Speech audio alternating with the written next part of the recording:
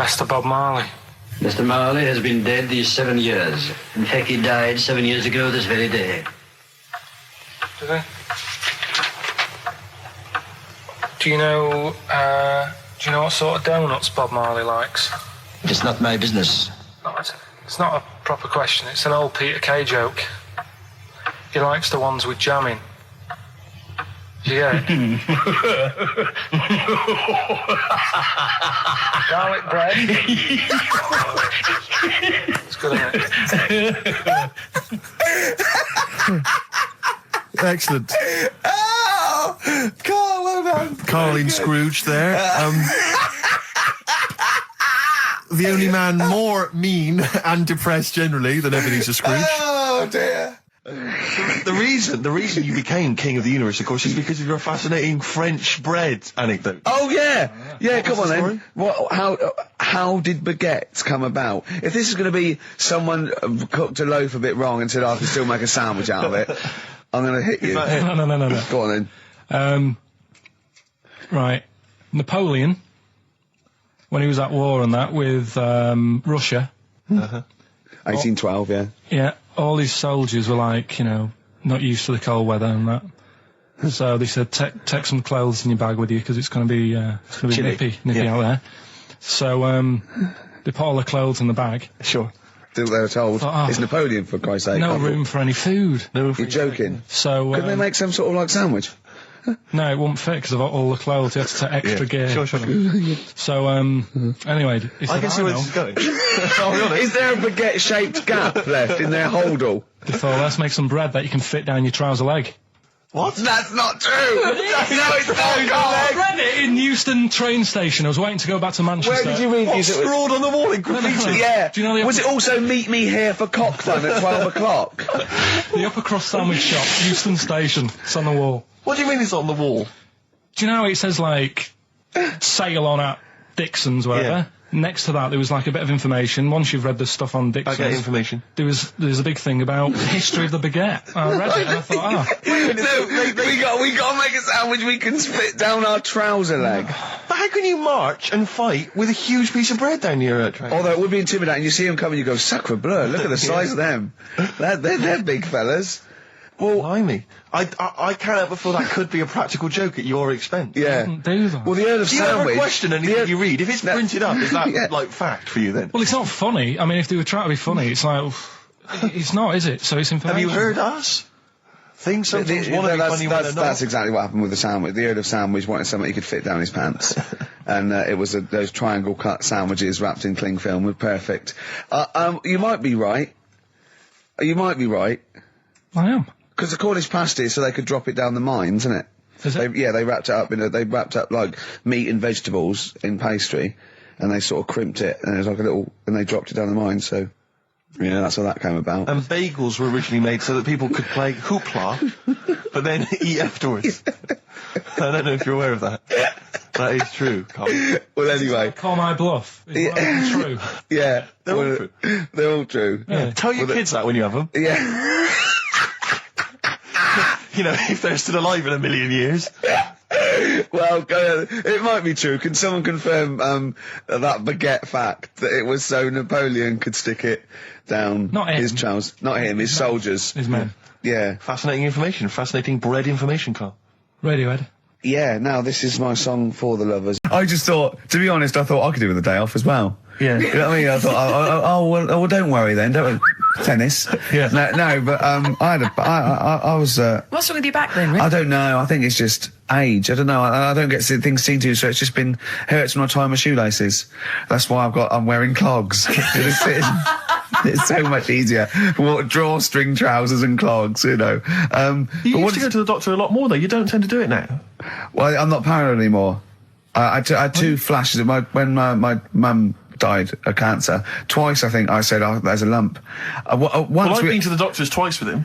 Yeah. Have you, seriously? I've seriously sat in a waiting room with him twice. Well, I just went for Your the dear mum. I thought, oh God, I felt them. didn't need to do it then, did I? I naturally just touched my... But we should point out that Ricky's mother didn't die of testicular cancer. That it just No, but I had I thought, oh God, well I've got it now. And I think I went along once with testicular cancer, didn't I? Yeah, you had the testy problem once, I remember, because I remember sitting in the waiting room looking through an old Argos catalogue with you for some reason. I think that was the only thing to read. Then I thought I had throat cancer, didn't I? Yeah, because I think you had a bit of a sore throat, didn't you? But then I think I got over that. I was just like, sent me a bit. So, it's just Why were you fiddling around down below? Because I mean, it wasn't like I called on you to do some work and you said I've got to rush to the doctors. I think it was like lunchtime. Yeah. So you'd obviously be meddling around down there. Well, I know I tested a few times, but I'm never sure. What, during the day? Though? I mean, can't you do that when you first get, maybe before you go to bed? Not in a restaurant when we're eating dinner. Yeah, but he likes to, he has a certainly not spaghetti and kumquats. Exactly. That confused me. I don't know where the hands were. You put were. it right off my meatballs. Oh dear. But Ricky, just to clear it, you are okay, aren't you? Yeah, of course. Back. Just a bad back. Yeah, let's have a record, shall we? A bit of Bruce Springsteen, be lovely.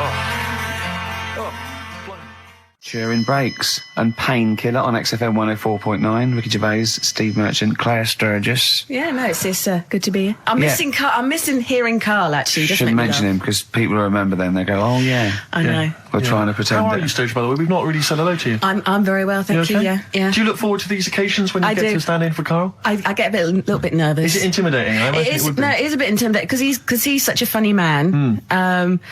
But, once I'm here, I'm okay. No, he is. It's not like he's doing it on purpose. It's you know what I mean? So he's a natural. At least you know what you're saying. That's a good point, yeah. It's not all downhill, is it? No, exactly, yeah. I mean, it'll be fine. It's only an hour and a half to go. We'll be okay. Can we talk about the BAFTAs? I don't want to sort of go on about, with the awards and everything. I don't like to talk about it. Want to talk about Yeah. Claire, I mean, what do you want to know? What do you want to know? What do you want to know? How many you won? Well, of course we won. Well, I know how many you won. We're all watching, obviously. Not everyone does, though, Claire. I mean, how many did you win, Steve? You might want to remind What, in all, or what? What are you talking about? Do you mean this year and last? Two now, 2 last year, 4 in all. So it's 4 in all. 2 of those are Ricky's, specifically his. No, Steve, what I really want to talk about was Ricky's white suit. Oh, yeah. Okay, well, listen. Well, let me explain. Never mind all that. One, it's actually, I bought it for a photo shoot because I'm doing this thing. I've got a DVD coming out in October, and I'm doing a spoof of the front cover of Thriller. So I bought a white suit, and I got it right. And I thought, well, I might as well wear that then now and get it dry clean. I thought you blagged it. And I thought when I put it on, I looked a bit like Sean Connery as James Bond. Apparently, I looked like Tattoo from Fantasy Island.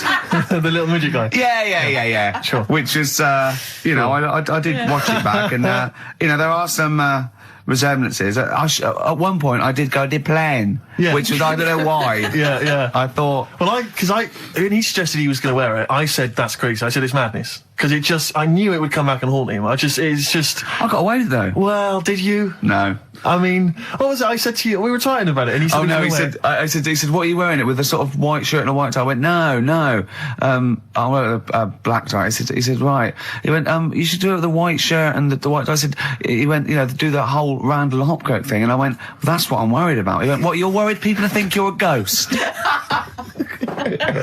I mean, pathetic. I didn't think it was a good idea. I just love the way that if you're a celebrity, somehow you're allowed to wear nonsense, outrageous clothes because it's kind of expected of you because you're. But it wasn't mental. It wasn't like Graham Norton going in curtains or Jonathan Ross dressing up as Lawrence Bowen. It was just a white suit. But it's just that thing of I am. It's cheeky Ricky Gervais. You look what I'm wearing. I was worried there was going to be chocolate mousse though, or Johnny Vegas was going to greet me and throw up immediately. Yeah. It was sort of I had to keep away from people. And what you're sitting on. But I tell you what, I think it worked with Anne Robinson, didn't it? Do you think she winked at you when you went. She liked you. She just can't stop that. She's made it into a catchphrase. He doesn't quite sing, does he? He's sort of talking. It's like pulling your punch. My spoon of my way from the thing. Yeah. Do you know what I mean? He can't actually. He's not actually singing. It's talking. It's kind of talking the words. Yeah. But he knew Buddy apparently, and he toured with him. So. I am an antichrist. I'm an antichrist. He never quite finished. It's lovely. No, he's great. He's got no breath. But it's the adverts in between. He is 73 though. He's amazing for it. Doing well, isn't he? Yeah. No, yeah. I mean, he's a good. Sorry, who's 73? Des O'Connor. Is he seriously? Yeah, I think so. Amazing. Yeah, he's doing well. Yeah, good luck to him. A toast to Des O'Connor. Yeah. Raise your glasses, and all you listening at home. So I'd love to see him interview Louise Woodward. Yeah, indeed. Do you want to hear some Louise Woodward? I have had some calls. But I don't know if they're true or not, though, do you? What did you hear? Well, I think one of the... we mustn't. Law. No, we mustn't say that shop that she works in. No, wouldn't say that. But in case I'm sure I read the same thing, Steve. Someone said they read that she was studying law, and I think I read that because she knows so much about it. Yeah. Now she decided never through the system. Yeah. You never know when it comes in useful. But she has been spotted in various parts of the country selling all manner of things. Okay, brilliant. And, so who knows? Door to door. Yeah, exactly. Hello, I'm from Mother Care. We've got to stop this now. It's not fair. That's that. It's all water under the bridge. Anyway, let's play a record. Let's play a record. No, I'll talk about it later. We're scared now. Yeah, we've just got ourselves in trouble. I think we just need to go and consult our lawyers. Would you like some Peter Gabriel? Oh, this is a beautiful track. And it was actually in Vanilla Sky, so a bit of resurgence. This is Salisbury Hill. Brilliant. Peter Gabriel, what a lovely track that is. Salisbury Hill on XFM 104.9. Ricky Gervais, Steve Merchant, Claire Sturgis. You know, if Karl was here, do you know what he'd want now? Probably ads, no. Some adverts. Yeah. Do you want some now? Oh, it's what Karl would have wanted. Okay, for Karl then some ads. Placebo and Bitter End. XFM 104.9, Ricky Gervais, Steve Merchant. Claire Sturgis in for Karl Pilkington. Doing a good who's job. in Madeira. Indeed. Is that where the cake's from? Yeah, it's his named after, I think, yeah. Excellent, yeah. excellent. It's nice, lovely. It's sort of... I don't know where Madeira is. It's sort of off Africa. Okay. But it's, I think... There are a lot of Portuguese. old people go there. There are a lot of old people there. There are a lot of old people Karl there. is essentially a He's 50-year-old man in the body of a 30-year-old. Yeah. I know, yeah. I think it... Whereas Ricky Gervais... Whoa! Party by the pool, it was. It was actually really good. I'd much prefer that than we went to Greece once, and we wandered in this place by mistake going through this, and it was just full of people in Everton shirts and Liverpool shirts and just drinking lager. Oh, where's the fun in that? And just I can't. The idea of Butlins, millions of families screaming around would drive me mental. Butlins is the most extraordinary place I've ever been to. I went there with a bunch of friends. We can't slag it off, but I mean, not Butlins specifically, just anything. No, I'm not slagging Butlins off. No. It's just But it was an I've never been to an Butlins. extraordinary place. The bars themed. One bar themed in the Wild West style. Brilliant. But a tribute band to Status Quo playing. Really? It was extraordinary. So you walk in the swing doors, and there's Status Quo playing, and everyone else is all the staff dressed in cowboy outfits. And cowgirl outfits, serving drinks. I've told you this before, but I sneaked into Butlins. We sneaked in one night, and we didn't know what was on, and they were serving lager and chips, and there's just loads of families and lots of northern men in short sleeve shirts and kids running around and stuff. And so they just arranged the chairs in this sort of dance hall, and they went, and now, ladies and gentlemen, the entertainment for this evening is David Copperfield, not the magician. And it was the bloke from Three of a Kind. Of course. He came out, he did it all, he did all the jokes, he did all the, hello, how are you? Oh, you're nice. You know, to people in the audience. And then his finale was he stood on a chair because there wasn't a stage, and he did Classical Gas, seriously, on guitar. And then they went out, right, and he went, thanks for it. He went off, and they stopped clapping, and he came back on to get his jacket. Oh dear! Oh no! Yeah, it was great. There was also a girl-boy duo in blue satin called Joint Effort, which I was loving. And at the end, right, it was on. I think it was on a Saturday night, so people were leaving. Sort of the next day, or Friday night, they're leaving the next day, and the kids and that were sort of like going to the Redcoats, and they were crying. Right, and all the Redcoats and Joint Effort, and they did We Are the World. Oh, wow. Amazing. Get off my roof. I got really excited in Really? Selfridges. Does he look like a wombat up close? No, he's really good looking. Shut up. No, seriously. I saw him in the hat section at Selfridges because he's a personal shopper telling them they look gorgeous. Jane went there specifically to meet Sandy. No, just did for like, she? yeah. I got really What, is excited. he working there? Yeah, he's a he always personal was. shopper. Yeah. Really? Yeah. Does he sign autographs and stuff? I'm sure No, he he calls himself Alex now. What? Eh? Yeah, he's not allowed to call him Sandy at Selfridges. Wouldn't. What should we say and get him sacked? Get him voted out of the Selfridges household. Oh, What, is he a personal shopper? Yeah. That's just to me the epitome of indulgence. If you've got money to spend on a personal shopper, that. Oh, I'd love to do that. Man alive! No, is that someone who pushes your trolley? No, is that how it works? you just say. Can I get one of those in Waitrose? No. It's like asking an assistant. You go, I need some black trousers and some brown shoes and this range, and they go, okay, and they go and get you a range, so you don't have to go. It's not like. Yeah, but I still love it.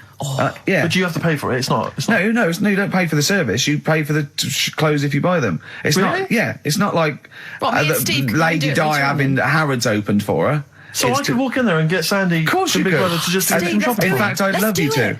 But could I get him, like, once he's finished in Selfridges, could he pop to the Co-op for me? No, like he can't do that. No, he can't do that. What? No. Seriously? So there'd be people queuing up, wouldn't there? Well, why? Selfridges, you can't. People don't go and shop in Selfridges for the sake of it to meet Sandy, do they? No, but to get a personal shopper, why wouldn't everyone have one? I don't understand why everyone wouldn't do it if they're not charging you for it. Oh, Steve, you and me later on. I'll tell you this, I don't think people realise that, Rick. He's going to be inundated now. You know when you go to Selfridges, you will not be able to buy that suit you got for £97. It's a lot more expensive than that. What? You can't you can't get shoes for £29 in there. I'm not bothering. No, exactly. You see, that's where you're going to come unstuck. It's not worth I'd it. love a great record now, Claire. Okay. I'm going back to Bristol this weekend. Oh, yeah? I am going to be. I've got £100 to spend, so I'm looking to get a 3-piece suite. Yeah. Dinner suit. Yeah. Who knows? A wife. Well. Possibly. I think my sister's back. Neil Young, Man Needs a Maid. What a great track that is. Well, we got some ads again, so don't worry about that. Oh, great. No, after that, though, the brand new single from Radiohead. Okay. I'm excited. Yeah. Love Radiohead. I've not heard it yet. I'm sure it's wonderful. I haven't heard it yet, but wow. Imagine how disappointed I've been. It's not. You put your neck on the line. Yeah. So. And we got tickets to give away to a new Spike Lee film, which we've both seen, 25th Hour. That's good. Which is great. So, look forward to that. Yeah. That's all coming. Plus, I would imagine a bit more chit-chat. A little chat and some other great records. Some laughs. Yeah. Happy end. The new single from Radiohead. What do you make of it? I love Radiohead, so I'm prejudiced, and I like just about everything they do. I still play the Bends regularly.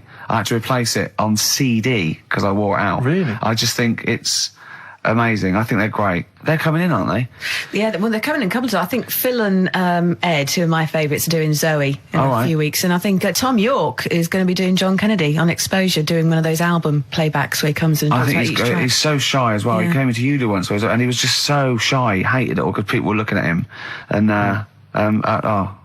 he's great. He's brilliant. A toast. Funny little fella. Radiohead. Happy Easter, Tom, and all that. Don't eat too many eggs, boys. Oh, calm down, you crazy guys. No, we were talking earlier about the fact, because I've been ill this week, and so I've just been lying on the sofa, dosed up. I was a bit feverish as well in the week, and I at one point I had a real kind of movie. If I'm ill, I like to be like you're ill in the movies, and I was tossing and turning in bed. I had the fever. I was waking up. I was sweating, all sorts, and I keep waking up really early, and I'm sort of watching daytime TV for hours, and the adverts that you see in the daytime, I mean, because we do actually work. A lot of people think we just doss around all day, but we do actually work, and so I don't get to see TV in the day much. And the adverts, it's not adverts you see at night during. I know. They're incredible, and it's like. Was it for surgical stockings? Well, a lot of them are either aimed at people who basically are waiting to die. Right. It would seem. Or I love that advert. Waiting to die. Well, they are a bit like that. I mean, there's a couple. There's one with Christopher Timothy. He sat in a pub on his own, just having a pint in the afternoon. I think this was before he. Became a doctor. He's having a pint on his own, looking through the job ads. He's had a good career, any vet, doctor. I think he's always wanted to play a lawyer. Yeah. And he basically says in so many words, I can't remember it verbatim, but he basically says, you're probably getting on a bit. You're not going to be around forever. You could drop dead tomorrow. Have you made provisions for your children and your family and your wife? And I think you at home were supposed to go, oh Christ, I haven't. Oh. And I was feeling my testicles earlier. They are a bit lumpy. Yeah. Oh no.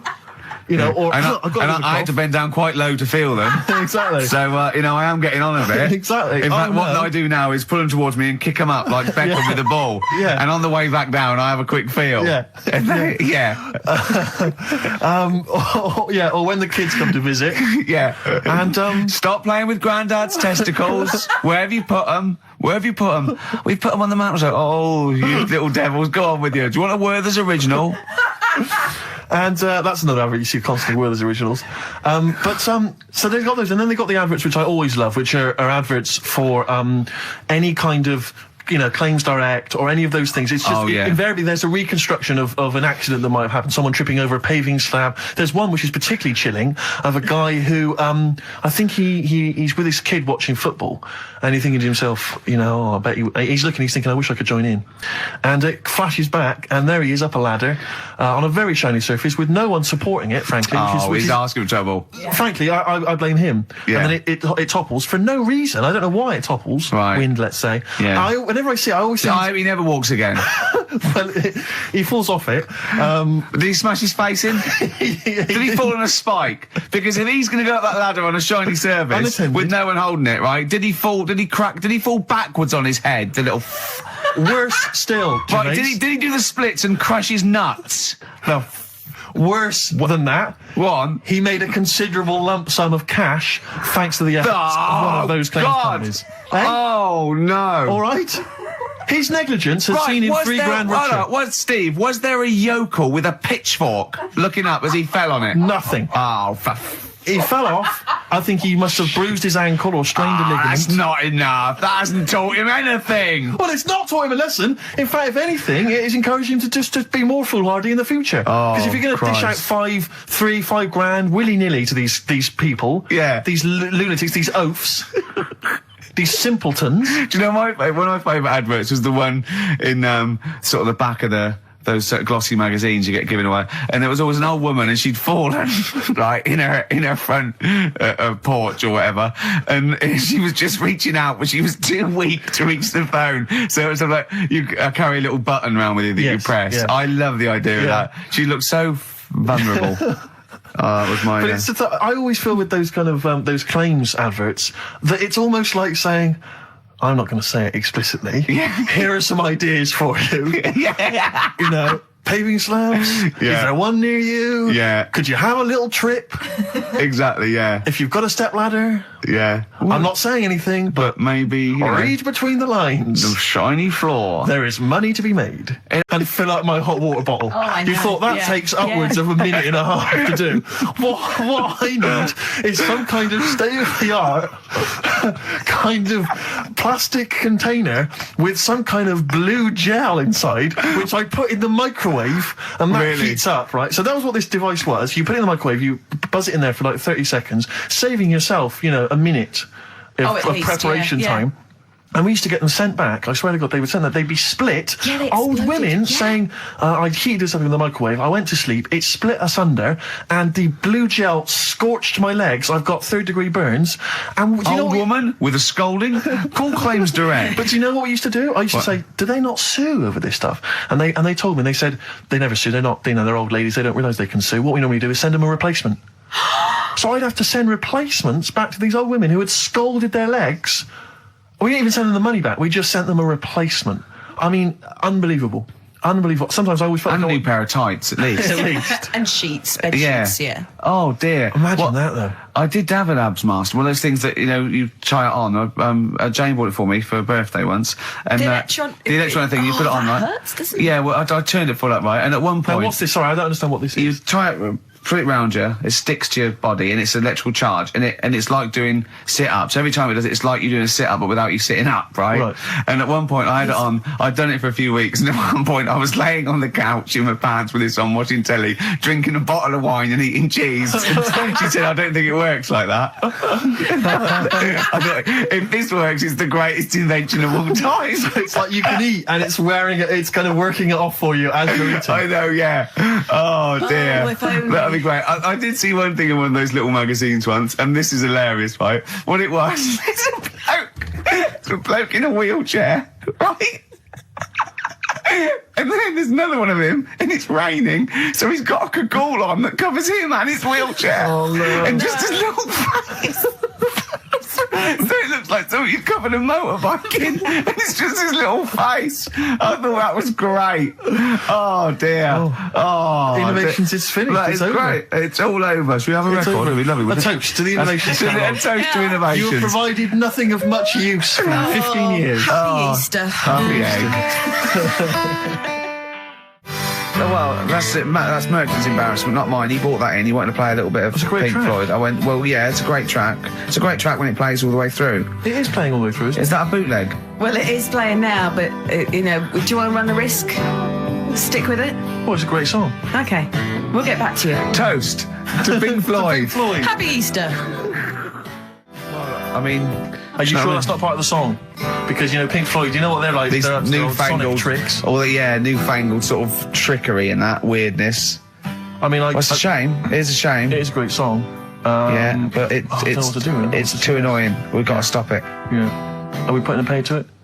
Oh. It's gone. Yeah. Oh, switch it off, Claire. Yeah. I don't know, because that always plays fine on my home system, so I don't know if it's something that Sergis has done. You haven't got your big greasy thumbprints over it, have you? What were you eating earlier? Because I saw you eating a huge hog roast as I came in. And throwing the bones behind exactly, her. like Henry Yeah, VIII. Okay. Nothing changes, Ricky. Oh dear, never mind. Well, See, the problem that's is... ruined the whole show for me. It was going so well. What worries me, Rick, is because this show is so carefully planned, Yeah, that's left a minute and a half That gap. can throw us all out. Timings. Adverts.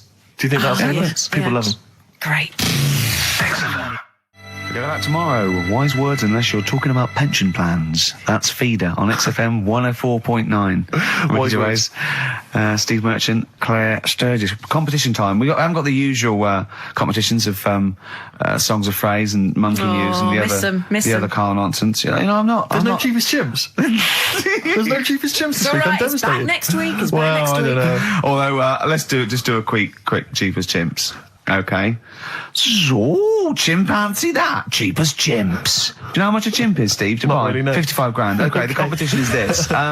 We've got 5 tickets. No, five we've got pairs 5 of pairs tickets, of tickets, to give yeah. away to the new Spike Lee film, 25th Hour. And I've seen this, and it's really great. It's got Ed Norton in it and Philip Seymour Hoffman. Really, really, really good. It's an 18 certificate, so you can only call up and get into this free if you are over 18. Or unless you look 18. Yeah, let's face it. As long as you look exactly. 18. Yeah. I don't think they're going to ask for ID on the door. Yeah. But if you look like 14, then there's no chance. And you probably get some fags and beer as well on the way. exactly. Yeah, But if you're 16, 17, you look old enough, you've got a Yeah. bit of facial hair, go for it. yeah. The White Van Man column in The Sun. Carl, seen it. Are you familiar with this? This is where every day in The Sun they interview a guy who drives a white van, just, in order to get the kind of voice of the man on the street in the paper. And he has to answer, or just give his opinions, really, on events that have made the news each week. There have been huge rises in street crime, especially muggings and carjackings. What's your view there? More youth clubs are needed, aren't there? You think more youth clubs? I like that. No? Okay. I like that because it's so 1950s. Yeah, it's sort of like you want a bobby on the beat that'll clip Yeah. you around the ear. So once they've come Is out of it- national service... Yeah. No, I love that. And if you find someone smoking a wood bomb, you make them smoke 50. Yeah, exactly. Oh, this is great. That is great. Did you used to go to youth clubs? Yeah. And they kept you out of trouble? You used to get into a fight afterwards when Sure. you came out. But for the sort of hour and a half you were Alright, there? You had a bit of pool and some boxing and Yeah. a bit of pop. Yeah.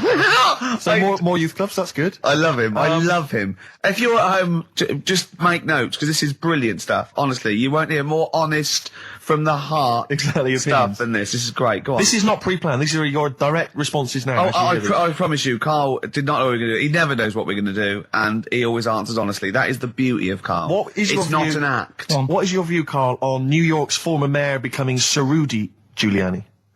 Sir Rudy Giuliani. Is he happy with it? He appears to be pleased with it. Let it go ahead. Fair enough. Okay. Go ahead. Oh, he's genius. Okay. Is he happy with it? He's like your nan. Yeah. What do you make of a cat that's been cloned in a secret 2.5 million research project? To find out what? If What, they to can clone clone it? cats. Yeah. Have they had to hurt it? Sorry? Have they had to sort of hurt it to do that? Have they had to hurt it? Yeah, or is it just scraping its tongue for some stuff? I think the cat's fine. The point is that they're cloning another creature, which is potentially very dangerous. Have you seen that film where they bring Hitler back? That cat. What if that cat turned out to be a world dictator? Exactly. What do you reckon of No. cloning generally, Carl? You concerned about it? When they're cloning for organs, I you don't know, think- they just grow them for the, you know. Do you know what cloning means? Yeah, it's when you like make something else that's the same, isn't it? Right. Yeah, I mean it's not going to do any harm. Okay. And Great. and finally, When you on the World Council. yeah. Finally, what do you make of some city workers who were caught bonking in the glass lifts of the Lloyd's building?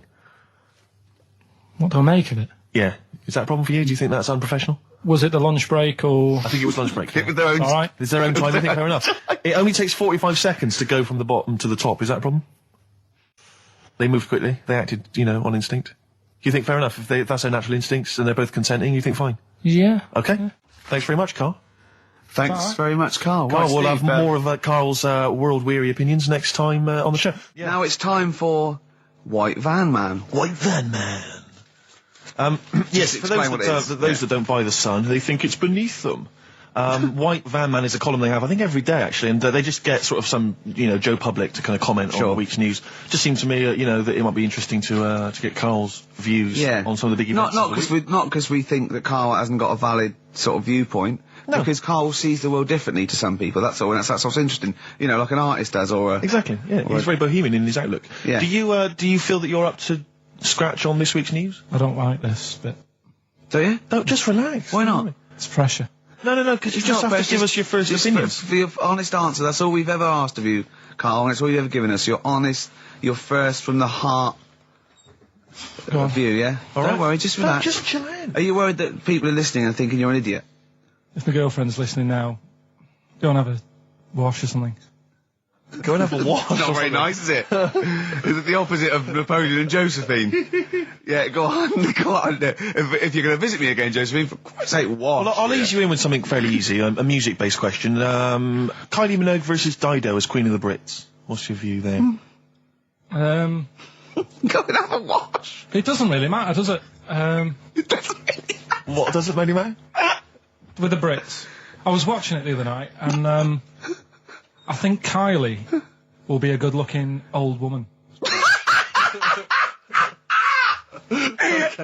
Do you ever do that? Sort of I want to, Steve, I want to celebrate with you. Every time he opens his mouth and says something like that, I want us to open a bottle of champagne. I know what you mean. Do you know what I mean? It's sort of like we did that. Yes. No, do you ever do that, though? Look at people, and another person who springs to mind, Jenny Powell. I don't think she's that good-looking now. Who's Jenny Powell? Is she that girl that used to be the assistant on Wheel of Fortune? Yeah, I think she's a bit over the top for a young woman. But when she gets older, I think she'll look... Be a bit of a stunner. Okay. So, for you, Kylie, whereas you don't feel that about Dido, is that right? She's alright, she's normal. I prefer Kylie's sister to Kylie. She looks, I could imagine her being hard work to live with. And who, Kylie? Not being washing up and that. Right, sure. Being a bit fussy. Okay. And what do you make of taxes rising in the next budget to pay for NHS improvements? Well, my dad went to hospital to have an operation once. Yeah. So I feel like it's worth paying it, because I've got something. Because people might have to go to hospital. Yeah. Yeah. Well, it makes a change when it's someone in your family, doesn't it? Yeah. Because you sort of realise... Yeah, a change is as good as a rest. And the weird thing is, if it weren't for my dad, I wouldn't be here doing this show, because when he was in hospital... Well, no, I'll stop you there. Yeah. To be honest, that's all you need to know. You wouldn't be here, true, but no. But well, no, because this was after I was born. So I would be here. But for his more direct involvement was what? Yeah, because when my mum was seeing my dad in the hospital, I got a bit bored, went for a wander, found the hospital radio station, and got a gig. Really? So in a real sense, if it wasn't for Carl's dad, Carl wouldn't be here. And did your dad, while he was listening to you, did he, sort of tap the nurse and go, can you get that 12 for you? Who's put him in that? Yeah. Come on. Okay, what do you make of the real-life Mowgli who's surviving in a Transylvanian countryside? Apparently, I don't know much about this story. I don't know. You know Mowgli, he's the guy from the Jungle Book. Yeah. The little kid that grew up with bears and animals and stuff. Apparently there's a real-life one in Transylvania. What were the things in Gremlins? What were the what? In Gremlins they were... Wait. Okay, this is an example. This is what your girlfriend said. Think. What were the things in Gremlins called? I can't remember. Really... Something like that, isn't it? No, wait. Just really think now, Carl. Just with everything you've ever... With all the brain power you've ever used, think what the things in Gremlins were called. It's not there. There's a clue here. Oh, no. Yeah.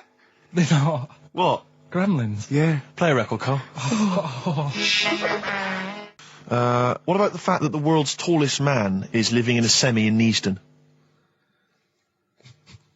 It's alright, isn't it? Something that someone told me in the week is that, do you know all these tall people like this guy? Yeah. Which is a bit weird, they've only just found him, considering he's the tallest man. that's a bit weird. Yeah. Someone genius. told me that.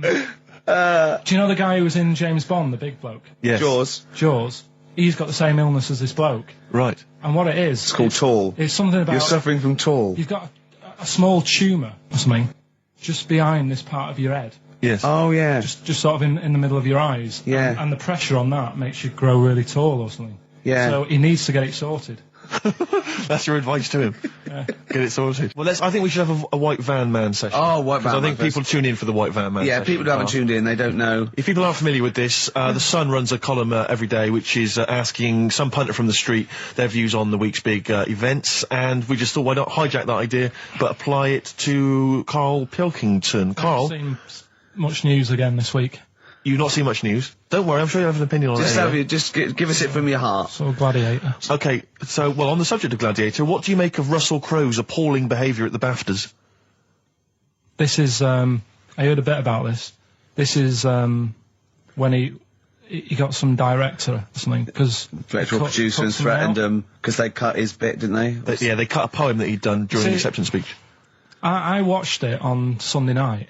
I didn't realise it wasn't live, to be honest. Yeah. But I quite liked the way it was to the point and didn't mess about. He went up, he said thanks. So you're saying that he shouldn't have beaten up the director?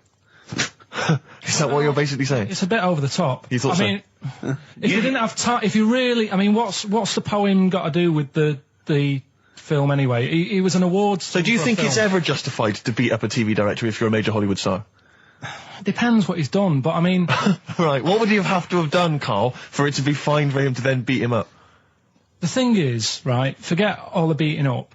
At the end of the day, it was a awards thing for a film. The poem had nothing to do with the film. Yeah. So go up, collect your award for that thing. And if he really, really wanted people to hear about this poem, he could have photocopied it and left it at the entrance and said, on your way out, this is a really nice poem, pick one up. No, but the thing is, he knew it was televised, so he knew by saying that poem once, he was reaching 5 billion people. That's a lot of photocopies. Do you see what I'm saying?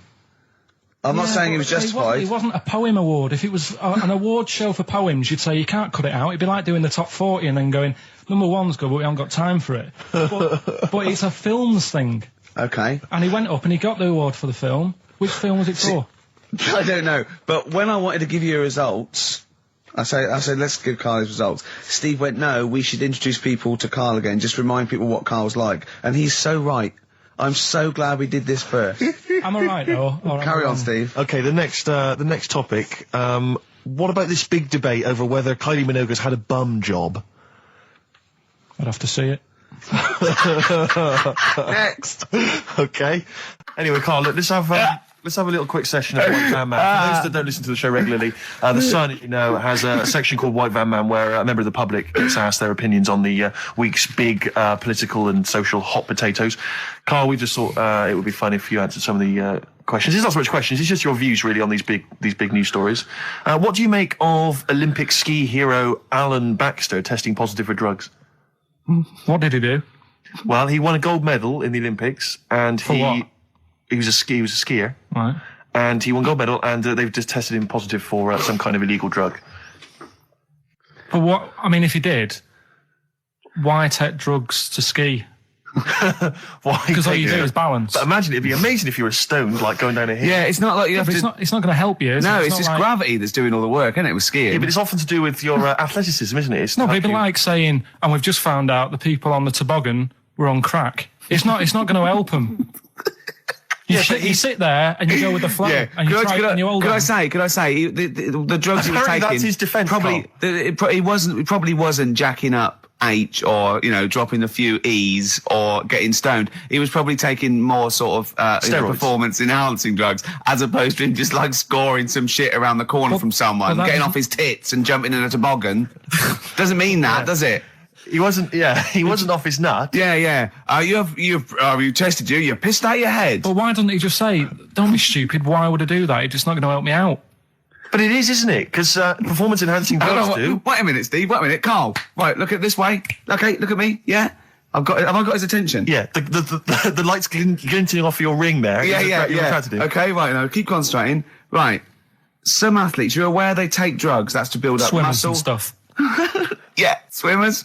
For example, runners, yeah. Not only do they help build muscle, right, but they can actually, give them a boost performance-wise. They're sort of like steroids and all this sort of stuff, right? So that's the sort of thing we're talking about, okay? Right. So again, he wasn't on a bong before. What? Why would that help you when all you've got to do is balance on skis? Not when you're at the Olympic level. Yeah. There's a lot to do with, your body and your legs. It's practice, isn't it? It's like, if you've skied for years, then you've got good balance after a bit. Oh, do you know what, Carl? Do you know what? You've made a mockery of drug taking. Well done. Yeah. Right, next one, Steve. I hate this. Okay, what about the fact that the pension crisis is going to force Britons to work into their 70s, Carl? You might have to carry on working into your 70s before you can claim a pension. I think it's a good thing. Because you see a lot of old people who look bored.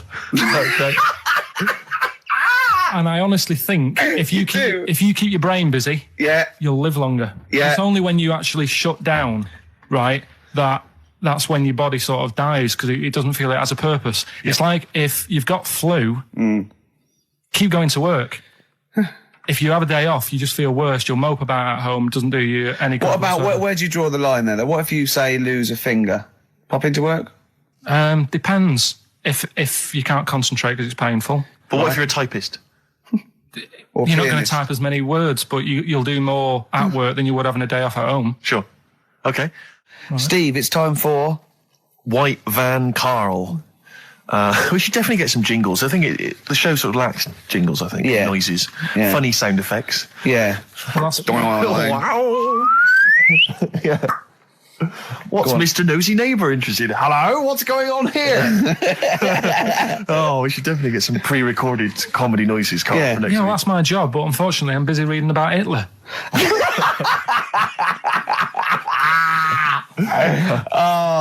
For those that don't know and aren't familiar with this feature, basically The Sun runs a White Van Man column where it asks just people who, every men and women, their views on news stories from the week, and we decided we'd just ask Carl his opinion on some of the same issues. This week... Not like us to rip off another idea and just use it for our own... No, but this time... The White Van Man in The Sun this week is Herbie Crossman from Harrow in Middlesex. Herbie. And he's asked his opinion, Carl, and what's yours, on pop idol Will Young admitting he is gay. Come on, Carl. I don't understand what the big deal is, to be honest. Okay. Talking to different people about it, and they've said, it could affect the sales, girls won't like him anymore, which I think is rubbish. Yeah, because it finished George Michael's career, didn't it? Oh, yeah, and I was thinking when I was growing up, right? And Freddie Mercury. I was into Kim Wilde, right? Sure. Now... And her kids. You're not going to tell me America. she's gay, are you? No, but if she was, if they said, she's a leather. Yeah. Right? I wouldn't say, right, that's it, I'm taking kids in America back to the shop, I'm disgusted. Sure. I liked her. Yeah. I don't think I'm ever going to, meet her and marry her and that, so what does it matter? Yeah. Will Young, he's a good voice, he's gay, a lot of gay people in the world. Georgie boy was gay, I guess. There you go. Nothing more and nothing less. The kindest guy I ever knew. So Do you Bowie? No big deal. That's one of your favourite songs, isn't it? Brilliant. Killing a Georgie Parts 1 and 2, isn't it? Yeah. Okay, what do you say to the fact that a judge has decided that we, the general public, have a right to know about stars' flings? Basically, this is an excuse. This is basically saying, should papers be allowed to print tittle-tattle about celebrities? Oh, this is... Providing it's proven true. Oh, this is something about, isn't it, a Division 1 football or something? It's definitely had Premiership football as an affair. And it is true, but he's trying to keep privacy. And the judge said, well, it's not for us to censor the press over things that are true. Right. It's up to the general public to either boycott or not, that publication. What do you think, Carl? What about all this, exposing, going through the, the bins of celebrities? It's not right, is it? But no. People are interested in it and buy the papers to read it. Do you know what I mean? Like I said to you the other week, everyone has a go at Beckham for not being that bright. But at the end of the day, it's a good footballer. It doesn't really matter what goes on off the pitch, does it? Do you know what I mean? Yeah. Express 2 featuring David Byrne, Lazy, XFM 104.9, 1:45. I'm Ricky Gervais. Steve's got The Sun. Yes, we're just going to be doing White Van Karl, where we ask Karl the questions the Sun asked some other bloke. That's right. Because we think Karl's got more to say than anyone on anything. Karl only tells the truth, by the way. Just remember that, listeners. Off you go. Yes, well, today's White Van Man in the Sun is John Slade. He owns his own door maintenance company. His answers are very informative, I have to say. But Karl, what do you make of the Channel 4 producer, aged 30, who duped a school into believing he was a teenager for a documentary? Are you familiar with this story? No, go on. Well, basically a 30-year-old guy kind of fooled the school into thinking he was a pupil for a secret documentary. The school's outraged. Do you think that that's, for you, should anything go when it comes to making TV? I think I've said to you before, there's loads of kids at my school. I remember being in the first year, and kids who, what year do schools go up to? I was in the first year. What is it? 11. 5? Oh, sorry, first year of infants and juniors. No, secondary school. 11. Right, year 11. Kids have beards and stuff. No, not year 11. They're 11 when they first go to secondary school. Right. Well, I'm 11. The kids at the older end. Well, there's a fifth form, and then there's leave when leave when you're 16. I think, can't you now? Right. Well, kids who were 16 looked old. They did have beards. I remember going there and thinking some of them were teachers. I think he's answered that. Next one. What's the next one? Tattoos and everything. I think they're kids in the earlier years even. What do you make of the fact that Mariah Carey's £38 million payoff has cost EMI staff their jobs, and we're talking 1,800 EMI staff who have lost their jobs? What do you think of that?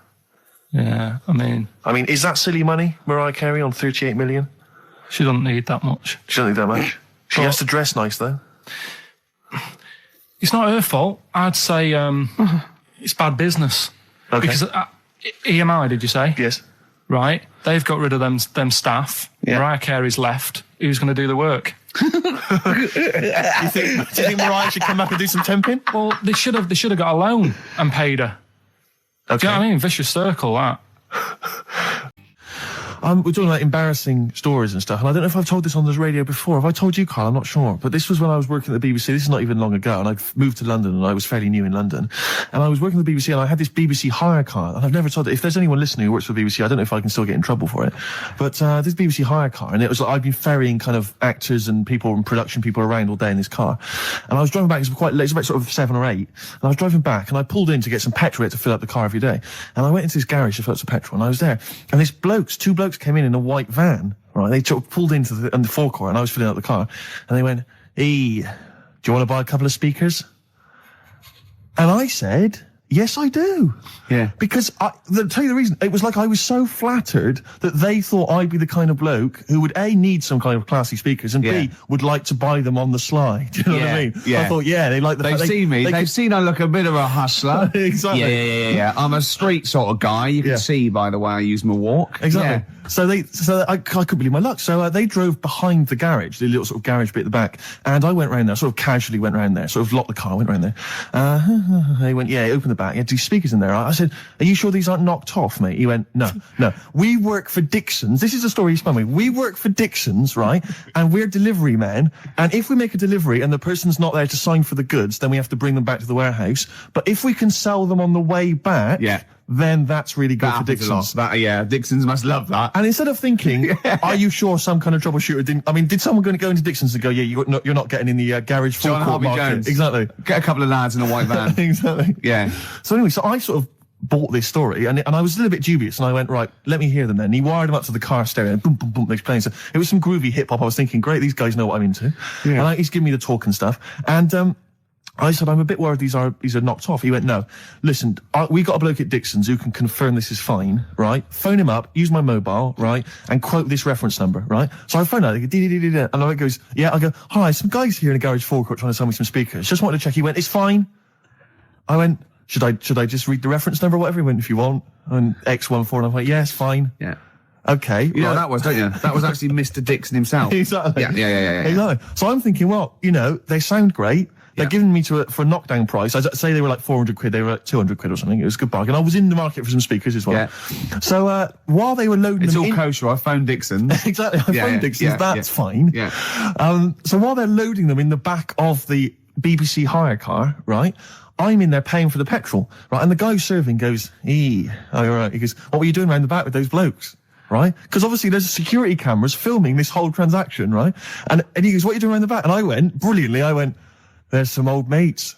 Some of my mates were just having a chat and that. He went, oh, right, okay, like, give me obviously the evil eye. So I went back to the van. So I'm in the car now, and I'm driving with one of the blokes who's in the van with me, because I didn't have the money on me, so I had to go to the cash point to get the cash, right? So I'm driving with him, and the other guy's, like, following me in the van, and he was like a northerner like you, and he was giving it all the, all right, yeah, you know. I tell him, my girlfriend's a DJ, she's got some of these speakers, they're fantastic, da-da-da, and he's giving me this. And then my mind starts working. Now that I've got a bit of time to think, I'm thinking, wait a minute, this all sounds a bit dodgy. Yeah. It dawned on me, Rick. You know, Paul, are you? You're streetwise. Exactly. You're streetwise, Steve. Not only that, I was thinking, how am I going to get them home? I've got to drop the car off at the BBC. How am I going to get these huge speakers back to where I live? And how can I pay for them? Because I've just spent £100 on Find the Lady with a couple of blokes in the square. It seemed like a fair game. Some of his friends were winning. But so I explained to him, I said, how I can't get them back to like Brixton where I was living at the time. He went, don't worry, give us an extra 20 quid, we'll take them home for you. Oh, that's good. Deliberate. They do a whole service, you see. And there's also a backup guarantee. Did they have the guarantee, the 3-month guarantee? They didn't. No. But so then, I said, I'm not sure about that. He went, well, why don't you put them in a cab, send them back, and your housemates can collect it. I was like, oh, no, there'd be no one in. And I was beginning to sort of get a bit conscious of, like, maybe this was a bit of a scam, after all. So I pulled into, like, a little side road. I said, I'm not sure I'm into this now, actually. He went, what are you talking about? It's 200 quid for a pair of speakers. It's a bargain. You never get a bargain like this, mate. I'm going, not too sure, actually. I don't think I want them. He went, 150 quid, 150 quid, mate, 150 quid. I went, no. He said, 100 quid now to you. And I'm thinking, wait a minute, this doesn't sound like the kind of work that Dixons would be doing. Dixons don't do that when I go in. This is it. Dixons never negotiate in that way. When I go, they'll look around and I leave. They go, where are you going? I go, no, we'll have anything then. Have anything for a So quid. I stopped the car and the white van pulled up behind me with his mates in. Sure. And I said, can you get them out? I'm not interested. And he went, 100 quid, mate. Oh, and he was just going, you tosser. You obviously want some speakers. And he was having a go at me. So I was carrying the speakers out and putting them back in the white van. And he was just shouting at me. He was going, 70 quid, 70 quid. I was like, 70 quid from 200. This is ludicrous. You realise that wasn't Dixon's policy then. Exactly. They don't usually shout you tosser as you leave the shop and walk down Camden High Street. They're not usually shouting you tosser. You should have took the offer of like the monthly payments they've got on at the moment. So I eventually put them in there, and I sort of knocked the deal on the head, and I got back in my car, and they were in theirs, and I just looked in the rearview mirror, and they were punching the dashboard, like with aggression and venom, like we let that deal slip through our fingers. And I've never been so terrified in my life. I just sat there, and I was just thinking, oh my God, all I was thinking now is, what if I go back to the BBC, and they go, we've had a call from the police, the man at the garage, he saw you doing a dodgy deal. I love it. Well, what you do is you put the hire car in a drain in your front garden, and then go in and out of the toilet, just pouring bleach down, or Ajax, and then never know. Yeah. Listen, let me just tell you briefly, this is another example of how people can just exploit you and make fun of you when you're tall. Yeah. I was quite tall. I've always been like about 6'7" for quite a while now. And when I was about 16, I went to a big New Year's celebration in Bristol, where I come from. And everyone kind of congregates in this big sort of part of town, and there's all people dancing around, like in Trafalgar Square. And I was there, and somehow I just picked up a balloon somewhere along the line, one of those kind of helium sort of balloons, and I was holding that, sort of dancing around. And these two girls came up to me, and I was thinking, yeah, okay, you know, it's New Year's Eve, brilliant, you know, that's my kind of party. Yeah. They came up, they went, hey. Once a year. And they said, you going to be here for long? And I went, well, maybe. And they said, it's just that we've arranged to meet back at you in about an hour. I went, what do you mean? I went, well, it's just because we can see you wherever you are. Don't worry, you can move around and stuff. We'll see you with the balloon. Just arranged to meet some friends. I love that. A landmark. So, pilots use that. Oh, we're just coming in. There's where we go. When we see Steve Merchant, we'll be descending to Bristol Temple Mead. What's really funny is New Year's Eve, Trafalgar Square, you got a huge column, but they use Steve as like the meeting point. Steve's got a huge column. Brilliant, Rick. Well done. Award-winning comedy from Ricky Gervais. So I went to a party, and I was quite excited because I had the car, I had the motor, and there was a chick heading down to the party that I was like, you know, I had my eye on. And I thought, you know, now I've got a car, and going to the party, it's going to be amazing, right? And various friends had said, like, can we get a lift? I thought, yeah, groovy. I'll pick up the chick as well, who's a friend of a friend. So cruising down to the party in the motor, you know, the Volvo estate, and there's nothing sexier than that. You know, slipping a little bit of Billy Joel on the stereo or whatever. Something classic. Exactly. And maybe it was Billy Ocean. I think maybe it was quite a Billy. Maybe it was Get Out of My Dreams, Get Into My Car. Ideally. Yeah. So I get to the party, and inevitably it was one of those house parties where the chick that I had my eye on, she kind of was chatting to other guys, and she wasn't really paying attention to me, and I was sort of... Found out to get, was she again? Same old story. Oh, they make me They laugh. know how to tease, don't they, the ladies? Who are they kidding? So I'd follow her like a dog, you know, from room to room. Yeah. And watch her Quite while... literally, sometimes he was barking. Yeah. And while, you know, just watch her while she talked to other blokes. And then, obviously because I was driving, I wasn't drinking, so I was not really enjoying myself. And then somebody said, should we go and pick up Vera? And I thought, right, okay. And they went, Steve's got a car, let's all leap in there. We'll go pick up Vera. And this girl was like up for it as well. So I thought, brilliant, I'll be back in the car with her, away from all these lads. Yeah. One guy she had her eye on, he came as well. I was a little bit annoyed. Yeah. But anyway, he was in the car. So I'm driving down these country lanes, just driving along, and they're directing me. They're saying, go left here, go right. And then suddenly we stop, and one of them goes, just drive into that field, this pitch black field, right? And I'm sort of, well, it is my parents' car. Just drive in the field, Steve. I'm thinking, well, I don't want to, not seem like I'm a hard, cool, crazy kind of guy, because the chick's in the car. So I drove the car into the field. They all leapt out, started running off into the darkness, shouting, Vera, Vera, Vera, where are you? So I'm just sort of sat there in the car waiting. Wasn't Vera Lynn, was it? Because she likes to hide in fields. Bizarrely, it wasn't. Right. It was just, I was just left in the car on my own with Billy Ocean, and suddenly, out of the darkness, they come back holding a Vietnamese pot-bellied pig that they had stole from a nearby farm, and they knew that the pig was called Vera because someone knew the farmer or something. Anyway, so they got this pig. So now they're going, I'll put the pig in the back of the car. We'll take it back to the party. It'll be hilarious. I'm thinking, well, I'm not sure I want a pig and all its piggy crap in the car, right, crammed in there. But they say, yeah. So obviously, I'm thinking again, I don't want to look like I'm a nerd. I'm terrified of that, Rick, ever happened. Yeah. So, So you go, hey, bring the pig into the car. Exactly. I'm no nerd. Exactly. Yeah, go on. So now we drive off again. I got this pig kind of screeching in the back of the car. And, they say, stop again. Let's do some cow tipping. And they do that old thing, about the fact because cows sleep standing up, don't they? So you can push a cow over and stuff. Yeah. So they're having a wild time, hilarious. So this time, now we get to a sort of dead end in the road. And, they say, well, turn around, let's go back to the party. And I'm thinking, fine. Try and do a 3-point turn in this very narrow country lane, right? Get the Volvo estate wedged horizontally across the road. Can't get it out. Just can't seem to sort it out. I don't know what. I'm panicking because there's a pig in the car, right? And, local disgruntled farmers, right? People drunk, partying, probably off their head on some kind of weed. Rick. Was it loads of blokes with pitchforks and flaming torches exactly. going, burn him. He's playing with our pig. Exactly that. And so that, I was so terrified that all I could think was they're going to have to send a helicopter to lower a magnet onto the top of the car to lift the car up and put it the right way around. You used to read a lot of comics, didn't you? Yeah. So, do you know what I started doing? What? Crying. Did you really? Yeah. Why? She started crying, just very slightly, started getting upset. And the other guy that the girl fancied, he had to get into the driving seat and sort it out for me by slowly edging forward and backwards. That's the worst bit of the whole story. Yeah, edging slowly back and forwards. He just sorted it out, just slowly worked the car back round, and then we were off. You were just gently weeping. Just gently weeping in the back. The bloke had just taken the bird that you saw from a distance. Exactly. That was basically your wife in your head by then. Oh, yeah. Was it? I can't believe We were it. happily married with a pig for a child. Don't joke, that could happen. I know. The pigs come, if you like. Sorry? What did you say? What did you say? What did you say? When you do what, Carl? What? What did you say? No, what did you say? Because I don't want to have to go to the radio authority again. What did you say then? Just remember. We are going out live, Carl. Yeah, remember Tom Binns, right? What did you say? What I'm saying is, why were they shouting Vera? Because pigs don't come to the name, do they? Hey? I don't know the ins and outs of pig, of how to lure a pig into your trap. Can I just tell you some very, very interesting things about pigs? Please do. Right. One, everyone knows they have a corkscrew-shaped penis, right? Yeah, a corkscrew-shaped penis. That's the tail, isn't it? Two, they can't look up. They can't put their head back and look up, right? Three, they can have a 30-minute orgasm. Yeah. Rick, is it only pigs that have got a corkscrew-shaped penis?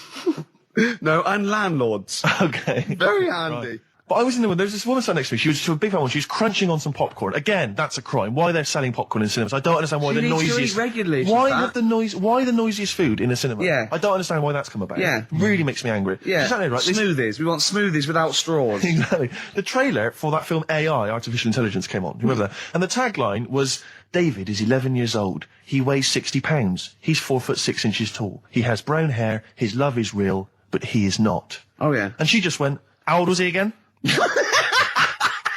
To her boyfriend. Right? Just ruined it. War film trailer comes on for some Pearl Harbor or something. She goes, yeah, I don't fancy that. Just announcing this, don't fancy that. Too many war films. So then the opening credit comes on for Crouching Tiger. Before that, that thing that comes up that says it's signed by the BBFC and it has the kind of certificate and everything, and that certificate to say what age you have to be to see it. That came up, and it said Crouching Tiger, Hidden Dragon, in brackets subtitles. She went, it's not subtitled, is it? I thought this was the most famous foreign film for years. It won Oscars. It was a huge film. Everyone knew it was foreign. She goes, it went, and so the credits begin. It says Crouching Tiger, Hidden Dragon. She went, stupid name for a film. What? She just She wanted paid it. to see it. She was with her boyfriend. So then it starts, right? And obviously it's in Japanese or Mandarin or something. She's like, yeah, and they're all talking in Japanese. Japanese or Mandarin. Whatever it is. So they're speaking in this, Japanese language, Oriental language. And she's going, don't they sound stupid? Don't they sound stupid? She was going, and then the subtitles come up, and it's quite a weird kind of strange language they're talking. And she was going, can't make the subtitles out either. It's both gobbledygook. Just wittering on every step of the film. I totally agree with you, but what I like in your telling of it, I know you start getting quite emotional. I'm genuinely livid. But she went Mandarin or Japanese, some Oriental language. And Well, I don't know what else. It's a strange language. It's a strange language. Well, anyway. Oh, dear. So then I moved. I climbed over several seats, made a big huff of, make a big show of moving. Yeah. Sat next to a guy on the phone, just chatting on the phone. Oh, I'd have gone mental at that. So now I hate that film. I didn't enjoy it. I don't like seeing it. I don't want to even think of it. It's subtitles, isn't it? Well, rubbish. That's why I get videos.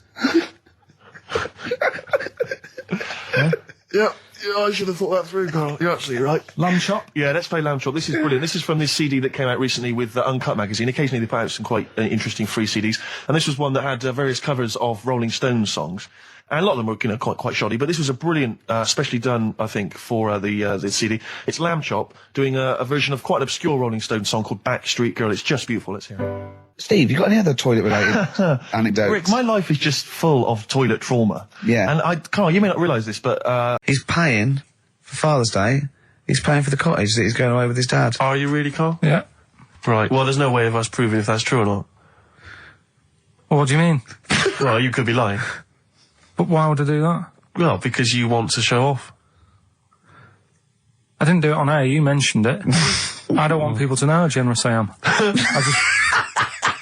Just do it, just get on with it. Sure. You know what I mean? Yeah. Like charity work and that. Yeah. Exactly.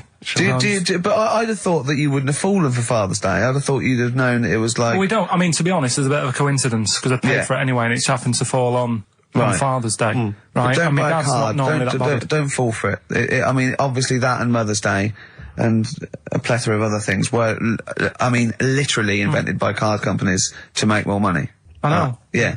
That's, I mean, my dad always says don't get him a card or anything. Because he hates it. With all these things that I'd rip-off times, really, just ripping people off. Yeah. So it sounds a bit stingy, that. Well, no, I mean, he's right. Yeah. He's right. It's just, because fellas aren't bothered about getting cards anyway, are they? But the other thing that he noticed, helping out the flower companies, the Princess Diana thing, when she... Oh, sorry. Yeah. Jesus. Carl. So when... Carl, what do you mean? What do you mean? That's what he said. He said, "Oh, I nearly swore then because I was. You surprise me all the time. No, I'm but just, that is incredible. Sorry, what? I don't understand. What are you talking about? All the flowers that were sort of sold that day. Right. Or for people to leave as a commemoration. Or yeah, they made a mint, didn't they? Who did? Flower companies. Right. So what are you saying? He was just saying, makes you wonder. What? About what? Whether it was Interflora behind the hit. Oh. So it's a conspiracy.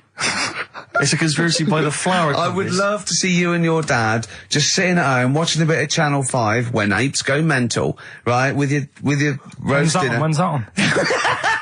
And then talk like, well, yeah, you know, kill Diana, don't you? Flower company's son. Right, quite right, Dad, you're not wrong. What are you talking about? No, I'm not, I'm just saying, it's like you were saying about the cards, on Father's Day and that. It's just a bit, too much of a weird. Too much of a coincidence. I'd be interested to see sort of, like the business graph. Sure. Yeah. On how the companies were doing, then suddenly. Yeah. Yeah. But then by the same token, Elton John, he had the biggest selling hit record, didn't he, off the back of that? Mm. I mean, so, is he incriminated as well? If you want, I mean... It's a conspiracy theory you've not kind of analysed terribly closely. You've put it out there, and if people maybe who are investigating want to kind of add that into their inquiries, then they can. Yeah. Sure. But, no, that's all I'm saying. I'm just, because it's always the same thing, isn't it? Like, I was out shopping the other day, You know, treating Suzanne like I do. You know, I like spending money and that. I was in WH Smith's. Yeah. Classy. Was it a big birthday? Was it? Was it a 30th? No, I was getting a. Was it 2 biros for the price of 1? I was getting a card for my dad for Father's Day anyway, because I'm seeing him. Yeah. Big Toblerone. Yeah. There was a giant Toblerone. Who is it who said Father's Day? They love a Toblerone. I've never understood Toblerone because the only time I see Toblerone is in airports, right, and minibars. That is what the small Toblerone is for the minibar in a hotel, 3-star upwards, and the big Toblerone. Well, the big Toblerone is a gift, isn't it? It can only be a gift. You wouldn't buy a big Toblerone for yourself. Yeah, a duty-free gift. The Toblerone. It's next to Chanel No. 5 Toblerone and a bear. But who specifically would you be buying that Toblerone for? I don't know. Someone who's clearly never had it before and would think it was interesting novelty. Yeah. Well, this gift's interesting. I'll tell you what, though, Toblerone is brilliant. I mean, if whoever makes that, if they want to send sort of, some Toblerones, I will eat Toblerone. Well, yeah. I think very much the same about, I think very much the same about fags. And of course. Just cigarettes. If you've got any boxes of cigarettes and, that you don't want, duty free or whatever, send them. I'd just like to say that, in no way do I endorse Carl's dad's theory that flower companies were behind the death of Diana. No. Maybe I could say that on air as well, just to save any complaints. I'll tell you what though, talking about fag packets and that. Oh, chimpanzee that! Monkey news, earlier than usual. I'll have to save this link now. Monkey news. We've done a lot of stuff, right, on monkeys. And most of it has been... Is bollocks. No, has been like happy stories. Oh, is this is this gonna be like our tune? Our monkey tune. Simon Bateson, welcome to our monkey tune. No, but do you know what I mean? We've done stuff about a monkey that robbed a bank. Yeah. Why is that happy? He had a great life after that. Right? What, in Marbella? Yeah. Right, we did, the one who saved someone's handbag in a railway station. We've had a lovely marriage, couple of marriages. Couple of monkey marriages. Yeah, There was the one who got a job in a railway station. Yeah, the hairdresser. The one who set up a business in Spain. I don't even remember that one. But, I'm willing to believe that happened. Go on then, Carl. But anyway, yeah. So today's isn't that happy really. It's about some monkey. I think it was a chimp. Who's an ape? Go on. He tried to. The story sets off at a sort of a weird thing. Yeah. It's something about he went to Russia to do some business. What are you talking about, Carl? It jumped past that bit though. It didn't start there. What are you... Do you know what I mean? It didn't tell you what he was doing. It just said, there's this monkey, went to Russia. To do some business. Do some stuff. I don't know. Bit of monkey business. And, anyway, didn't work out.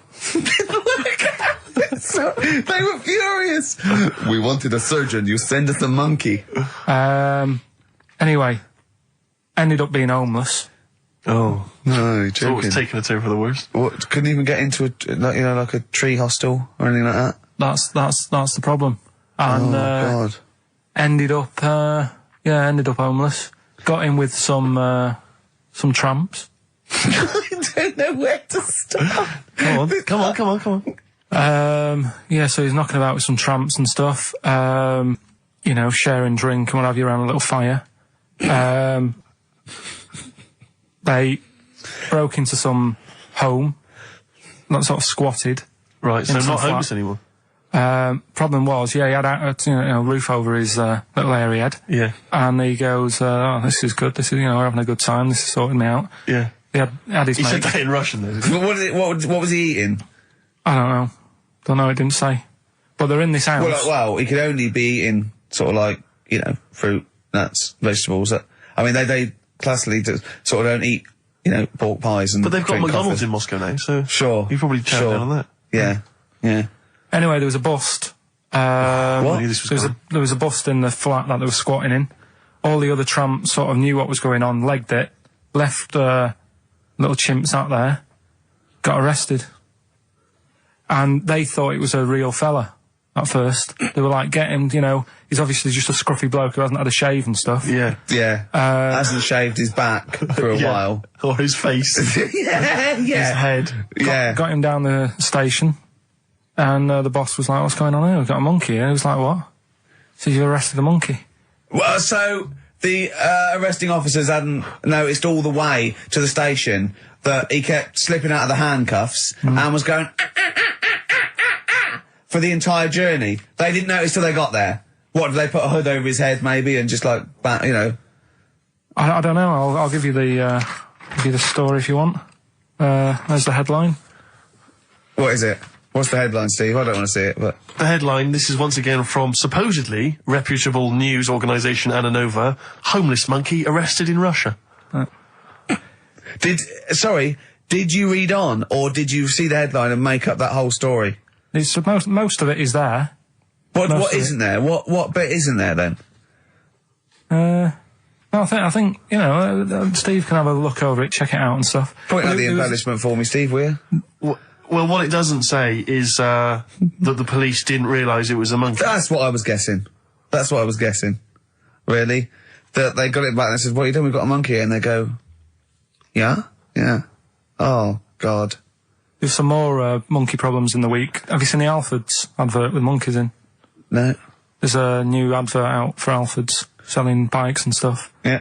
It's got some monkeys in it. It's caused an uproar. Why? People are saying it's, dressing them up in tracksuits and that is, taking the mickey out of Manchester. It's not nice for the animals and that. So there's been loads of complaints about it. Do they get a free bike or something, do they, I imagine?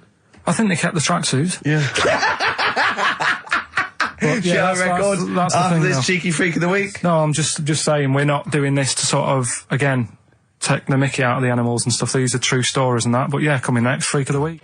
Lads, Thrills on XFM 104.9. I'm Ricky Gervais. With me, Steve Merchant and Karl Pilkington. Yeah. Little Carly Pilkington, little baldy mank, whinging little twat. How are you? Yeah, all right, yeah. What are you doing? Happy? Feeling a bit happier today? You look as full of spunk, as they say in America. Yeah, I'm all right. Just a bit of a miserable day, though, isn't it? Yeah. A bit miserable.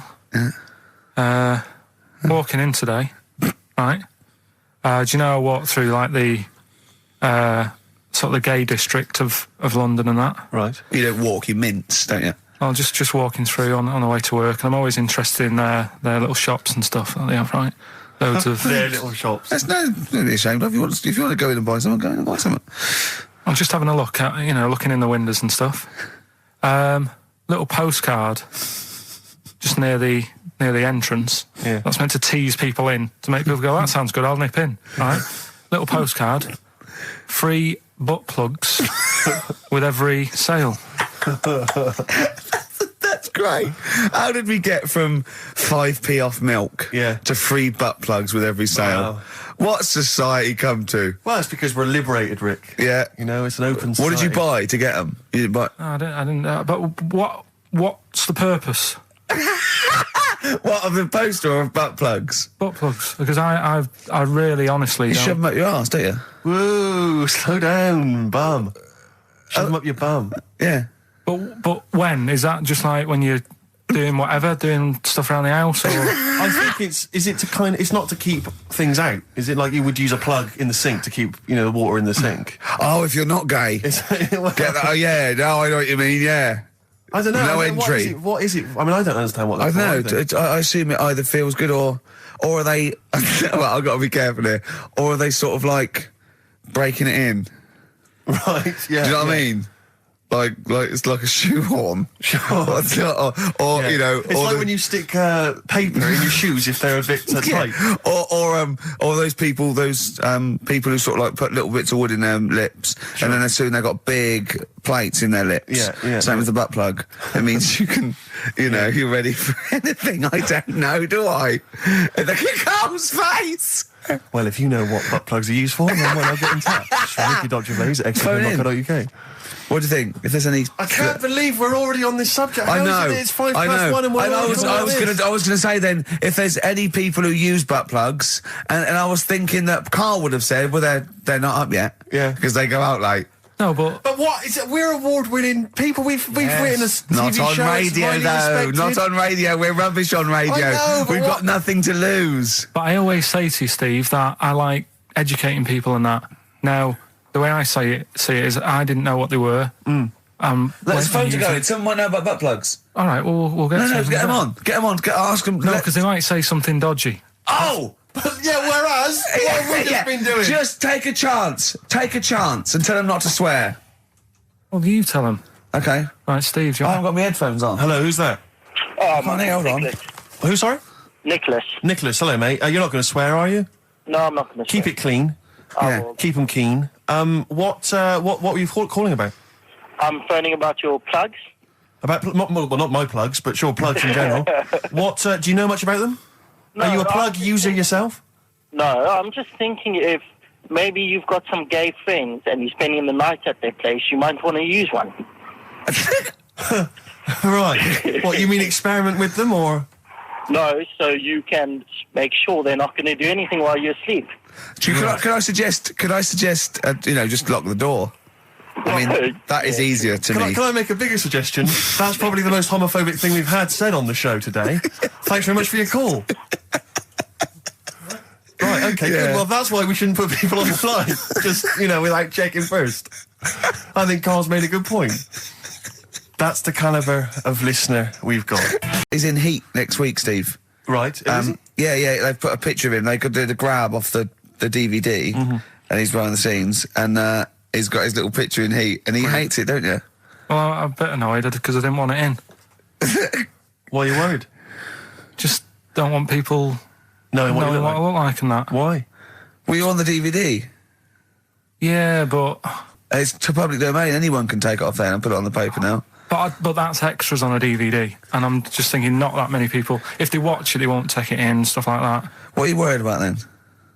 Just, there's like me brother and sister and stuff who I don't see anymore. If they know what I look like now, they might... What do you mean if they know what you look like now? They've just got to imagine little Karl Pilkington with no hair. No, I've changed quite a lot because I work hard, don't I? So I've aged quite badly.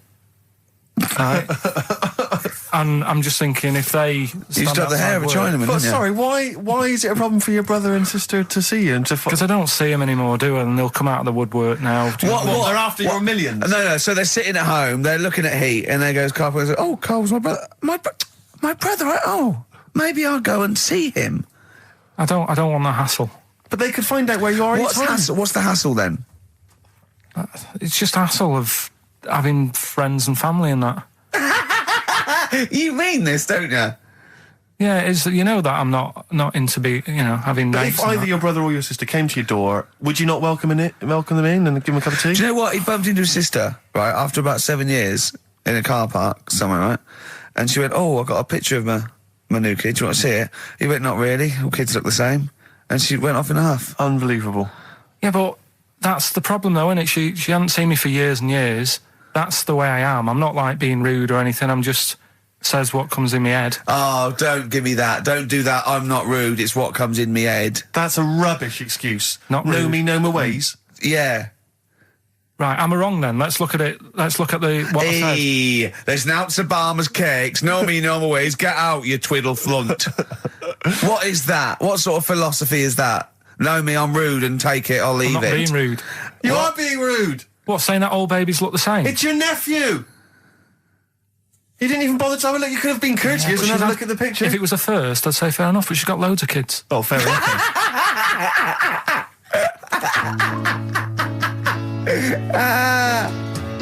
What kind of woman is she? David Bowie, Lady Stardust from Ziggy Stardust and the Spiders from Mars. I went to see him Tuesday. I know you went to see him Wednesday, Steve. I mean, obviously I'm a mental fan, but I think objectively that was one of the best shows I've ever seen. Yeah, it was brilliant. He's got the best band in the world. He played all the hits.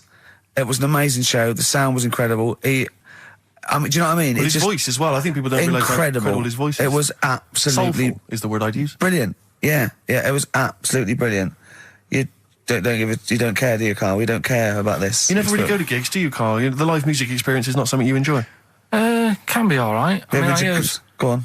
I heard that someone else who went to the Bowie thing said that he sort of messed with the songs a bit, which would annoy me.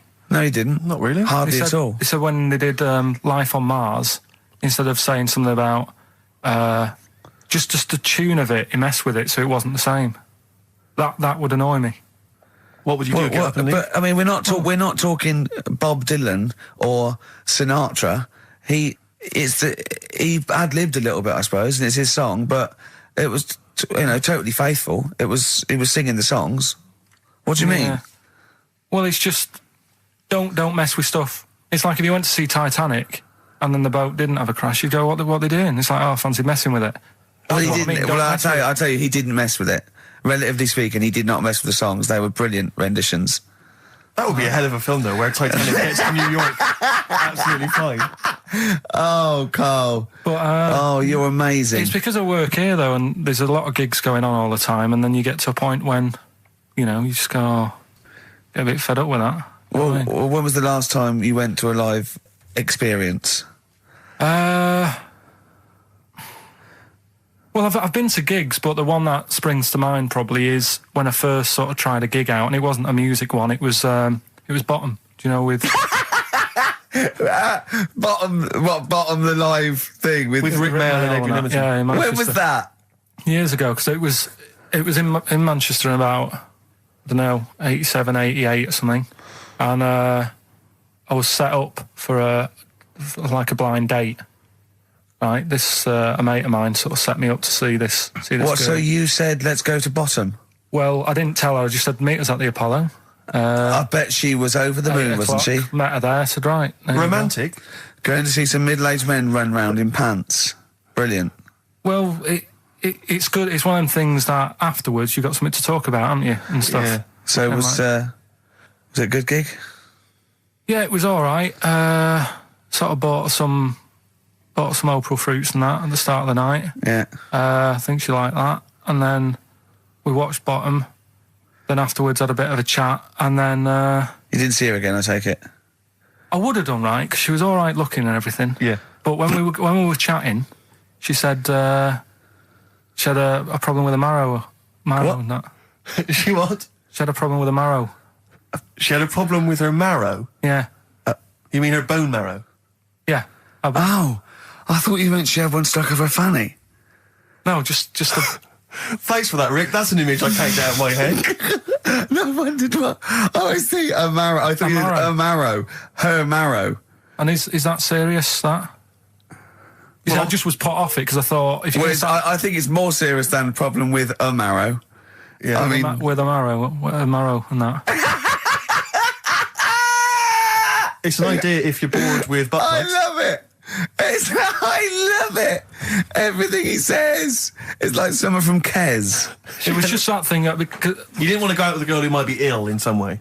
Well, yeah, I thought, what's the point in spending time with her, spending money on her and stuff, and then she's going to die on me? Oh! No, but seriously, God! No, but I'm just. See, this is what annoys me. Oh, you asked me to be honest, but I'm just saying, what's the point in me getting upset and stuff? No, but it's not the... It was the one thing he said, what's the point in spending money on her if she's going to die anyway?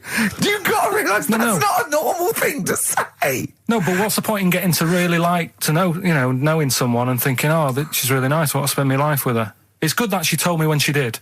Carl! What, during Bottom? This is the most amazing thing you've ever said. Steve, don't you understand what I'm saying? But no, because what? Well, firstly, it's the assumption that she's going to drop dead, and you're going to think, I just bought her some April fruits. I don't know what it means when you got a problem with a marrow and that, but she looked pretty serious when she was talking about it. So I was like, oh. Christ almighty! I don't understand what's so bad about it. Play a record! Speaking of headlines. Here we go. Okay, look. Imagine if Pilkington was on News at 10, okay? We should just explain, you cannot be bothered to read an entire news story. You get everything you need from a headline, don't you? Well, I think it's enough. I think if they did... Well, let's see if this is enough. Let's see if Trevor McDonald just read this on the News at 10, it'd be short, and you get back to the football, whatever. Yeah, here we go. And here is the News at 2:15 with Karl Pilkington.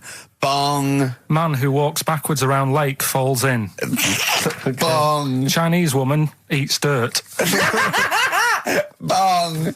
Man lives in rubbish dump for 10 years. Brilliant. Bong. Czech family says they've got a rabbit with 3 knobs. Right? Right. Done. Sorry, can you just read a little bit more of the Czech family with 3 knobs? Just about a family. Not read it to yourself. Read it out on air. Just about. He can't read it to himself. I tell him to read it to himself. We still hear it. No, he was, because I could see his lips moving. Go on. Just this fella who had 3 rabbits. Right, just think of this is Trevor McDonald. Yeah. Okay, carry on, Carl. Okay, well, here's the news. Right, good, brilliant. Go on. There's a fella. He's got 3 rabbits and that, and then he checks them out. Right. Yeah. 2 of the rabbits have got 2 knobs each. Right. And he goes, that's a bit weird, isn't it? Sure. And they're throwing them around, sort of chucking, showing them around the family and stuff, saying, look at that, that's weird. Picks up the 3rd one, it's got 3. Yeah. So they ate the 2 with 2, because they thought they best keep the 3rd one, because a little bit lucky in that. Yeah. It is lucky. 3 knobs there, yeah. Now here's the sports news, and that's how it would work. Yeah, okay, brilliant. Well, read about the Chinese woman who eats dirt. I'm interested in that. That's it. That is the story, isn't it? What more do you need to know? It's Well, just I want to saying, know a little bit more. Can you just embellish it? 78-year-old Chinese woman. She says she's 78. Makes you wonder. Yeah. With my theory. Carl's theory is that Chinese people don't age well, and so those Chinese people that are saying they're 112 are really only 33. That's why he doesn't want to be recognised, because he doesn't want to walk out from here into Chinatown. Yeah. It just says she's been eating soil for 70 years. She's ate about 10 tons of the stuff, and it's done her no harm. Kept her grounded. It's probably all right for you, isn't it? Because it passes through, doesn't it? Yeah. Well, they say, don't they, if you're having a kid, let it play in soil and that, because... Well, that's to get it immune, yeah, to get it, yeah. But lots of, like, things with sort of birds and reptiles sometimes swallow soil and stones, because it grinds up stuff, breaks down cellulose for them. Doesn't do any harm. All right, then. One more fact from this book for you, Carl. Apparently, officially, the Second World War is not over. It's not actually over because there's never been an official treaty signed between Germany and Russia. So it's still going on. Interesting or not? Not as good as the monkey one and the woman who eats dirt. And the Peter the Great and that. Sure. But, yeah, it is over, isn't it? Isn't it, though? That's what I mean about you annoying me with stuff that you go, oh, that's interesting. I don't think that is interesting. Okay. There was, what was it I learnt? What was it I learned? Think of that as a question. Well, we're all trying to figure that out. Yeah, go on. Leonardo... DiCaprio? The painter. Da Vinci. He could write with one hand, draw with the other at the same time. Right. Yeah, that's good. It's all right. That's interesting, isn't it? Yeah, it's all right. Well, if you have an interesting fact for Karl Pilkington that you think he might be intrigued by, email ricky.gervais@xfm.co.uk. What have we got coming up? What have we got coming up?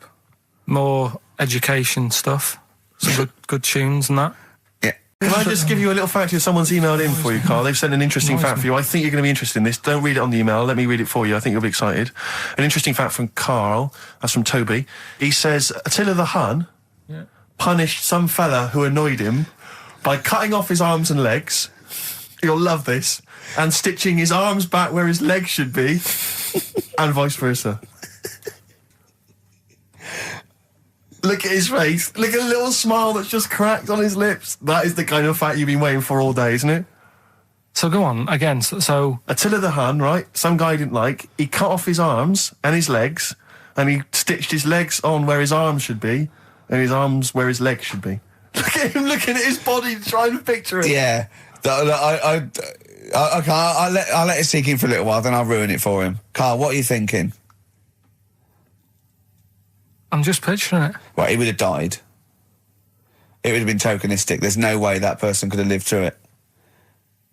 So it was just for Attila the Hun's fun. He probably put him on a stick outside his gate or something. There's no way in those days that he could have gone through complete limb amputation and... So would he have wore a jumper for pants? Who's the winner of the competition? From Walthamstow, it's Joe Ogden. Well done, Joe. You got the correct answer, which was what? The Fella with two heads at number 50. number 50. Is that it? Are we off? Yeah, that's it. Yeah. All right. Cheers.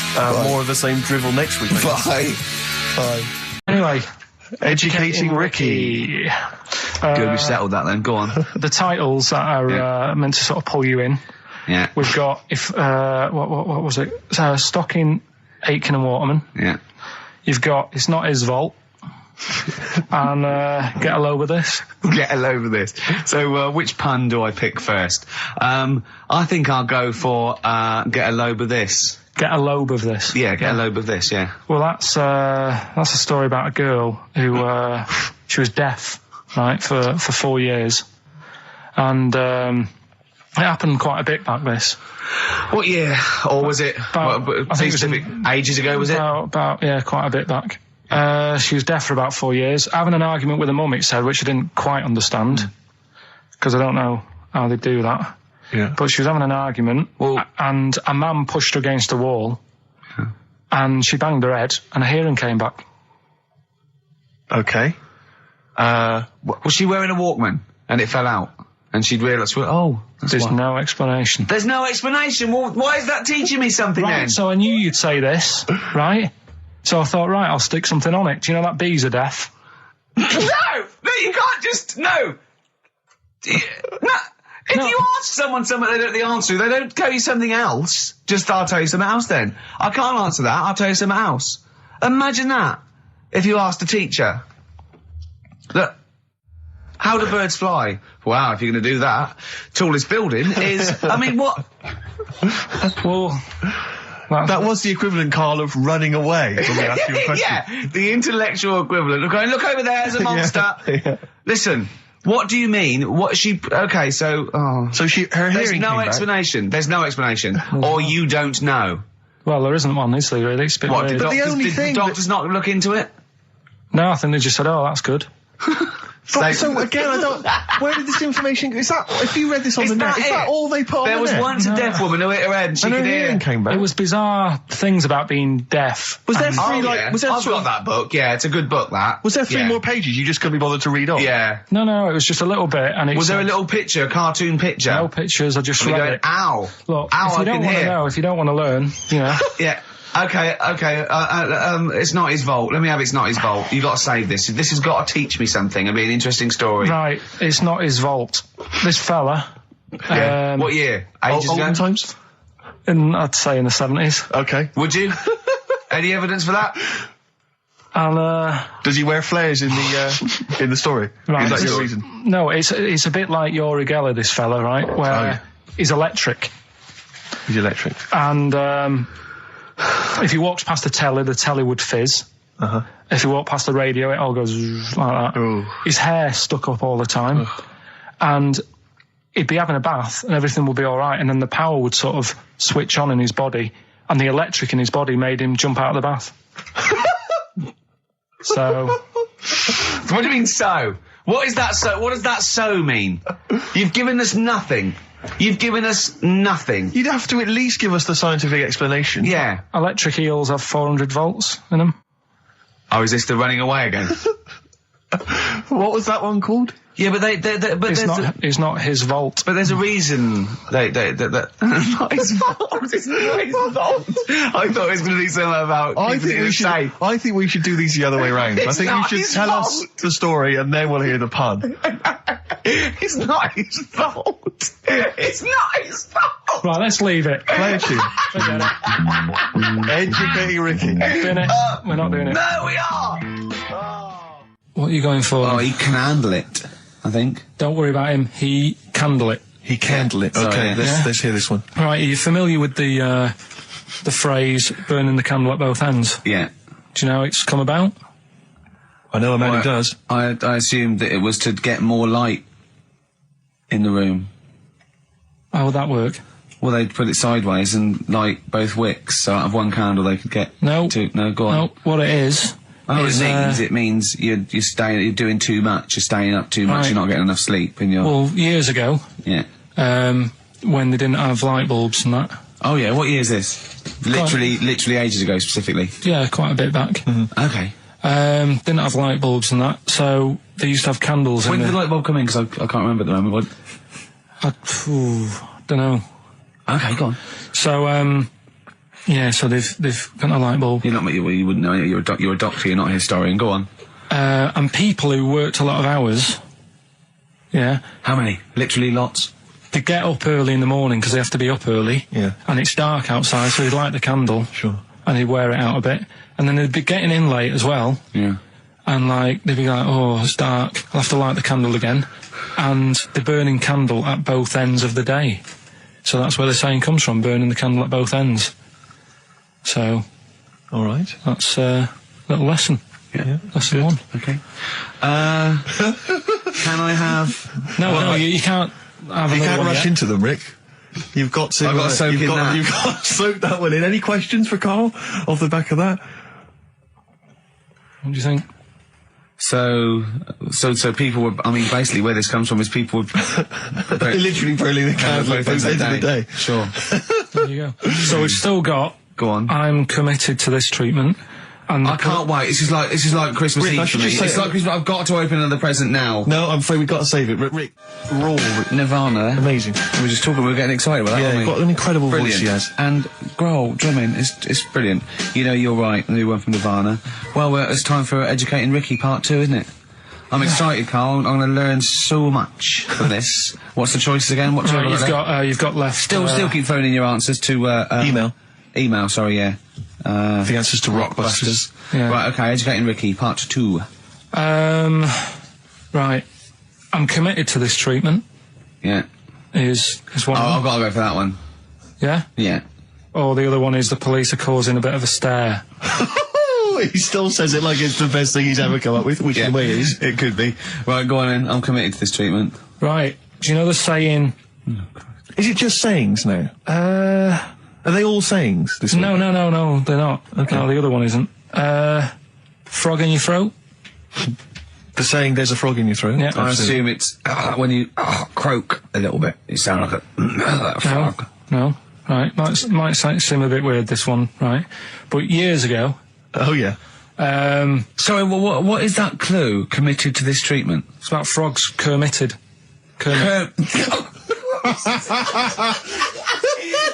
Probably works better with a K and an ER written down. Well, also, if you pronounced it Kermitted, yeah. but not committed. Committed to this treatment! Right, go on then. That's genius. So, yeah. Well, what? You go to the doctors and you go with throat hurting a bit. Right. And what they did ages ago. Ages ago? What year was this approximately? We are going back quite a bit with this one. Oh, okay, go on. And the doctor would say... did history. Imagine years ago. Go on. And the doctor would say, right, keep your mouth open and you just look at your tonsils. And the jaw would ache a bit because they weren't as quick back then because they didn't have the technology and stuff and they'd have to like stare at it and study it and stuff. And like they get an achy jaw, right? Keeping their mouth open. Yeah, like you get, Yeah. you eat a Mars bar or whatever. So they'd sat there and they used to always close their mouth and it used to annoy the doctor. Right? Oh. So what they did, they used to get a toad and put it in the mouth. Rubbish. Okay, keep talking. Keep talking. And that way they couldn't close the mouth because either they'd squash it. Right. Or apparently you're not allowed to lick a toad's back.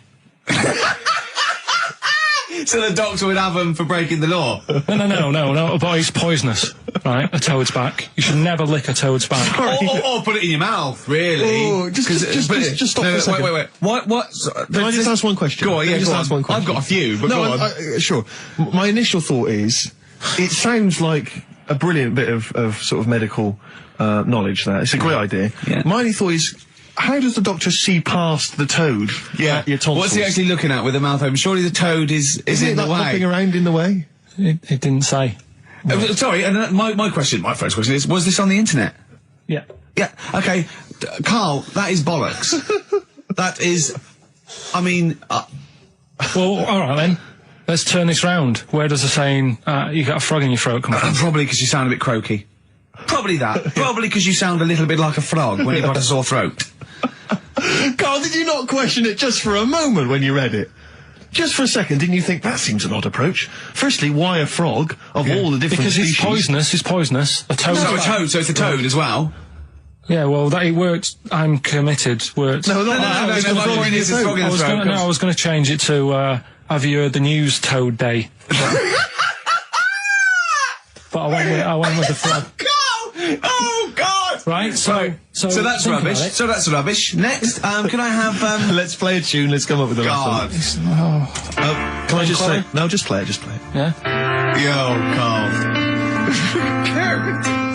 I have to thank my mate Dave, who sent me an incredible 4-disc compilation. That was one of the tunes on there. It looks professional. It's amazing. It's incredible. Yeah. Oh, he's gone to too much effort. Ben Queller. It's a track called "In Other Words" from his album Sha Sha. Open wide. Oh dear, that's interesting. Oh, here, Doctor. Look, you've actually got a frog in your throat. I didn't get there. I put it in there. That's the most ludicrous story I've ever heard, Carl. Why don't you think when you read these things? I think there's always going to be a bit of truth in all of these. I mean, that fella called up, didn't he, and said, I'm not sure about the, putting a frog in your throat if you've got, problems with your tonsils or whatever. But he said years ago, if someone had toothache, they'd get hold of a frog and strap it to the face.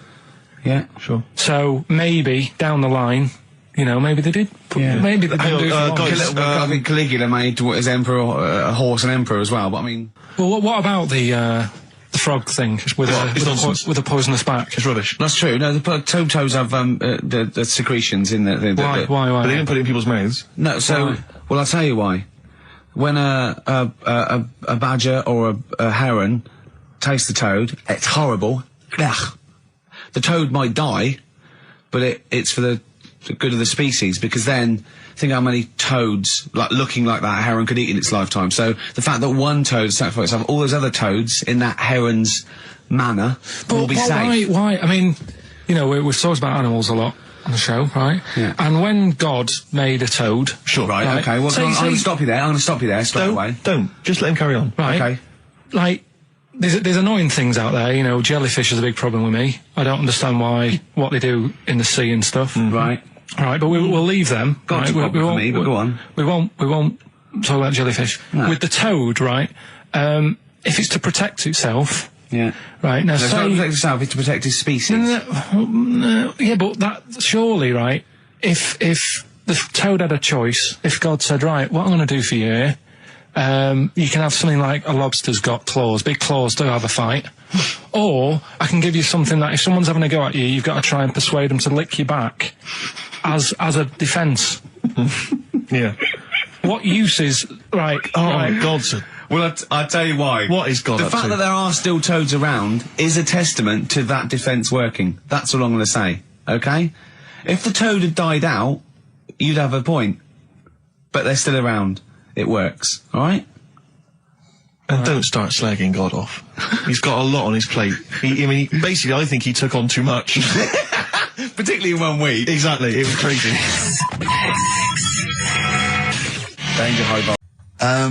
That's your favourite song, isn't it? That's weird, isn't it? Strange, isn't it? That's weird. I'd like to hear Rod Stewart singing about a lovely lady, please, Carl. As would I. You can picture whatever you want. Rod. Maggie May on XFM 104.9. On Ricky Gervais would be Steve Merchant and Karl Pilkington. Steve. Well, I've only just read about this, and I don't know anything about it. This naked rambler, Steve Goff. Yeah. Is he doing he's doing a walk from Land's End to John O'Groats? Is he completely nude? Yeah, he's been arrested 10 times on the way, apparently. Right. It says here that Nora Goff, his mum, she's in her 70s, she's begged her son not to walk naked from Land's End to John O'Groats. She said, I don't know where he gets this from. Certainly not me. I am and have always been quite conservative. He would never have been allowed to walk around the house without covering himself up. I wouldn't go as far as to say I'm ashamed of him, but I do not approve of what he is doing. Having said that, it's good to see him on the telly. yeah, it must be. It's not about anything. It's lovely. It's not embarrassing until they're famous with exactly. it. However embarrassing it is. But I can't believe my son's a serial killer. Nice to see him on the telly. He looks like one. He's not, obviously. Yeah. I mean, what is he doing? I don't understand. Steve wouldn't say he was, and he's not. He's just a rambler. But he's there, right? What's his motivation? He's just walking to, I don't know, it's just a nudist, I suppose. Right. And there's a picture in there, and Carl looked at it and he went, oh, what's the point of that? He went, well, look at him. He's got shoes and socks on. He's got a rucksack on. He's got a hat on. He's not nude. He's just got his knob out. Yeah. But he's got a full beard, thinking, oh, I want to hide some skin. Whereas this little chap needs the air. I'll pop him out all the time I can. They really annoy me. Because it's in the supplement today as well, with the Mirror, right? And they've done a bit about nudists and that. Yeah. Again. Same problems all the time. Go on. There's like an old fella sat there, just... How do you know he's old? Well... Why are you looking, Carl? Looking at his face, aren't you, presumably? Yeah, I'm just saying he's old and he's sat there smoking a pipe. Sure. With his sandals on. Yeah. They're quite normal, just with his knob out. But look, he always make the same mistake. He's got a little white deck chair. Yeah. If you're nudist, don't go for white. Why? Sitting on that, getting a bit clammy and stuff. White, don't go for white. Go for darker colours. I don't know what he's talking about. So do I, but I love it. I love the fact that he's just got loads of pictures of naked men. Yeah. Walking around with loads of pictures I'm of just saying, a dirty arse on that. I think we've discussed the news before. I don't understand the impulse at all. I do find it bizarre. I mean, there's a picture there of 3 men nude in a pub. Yeah.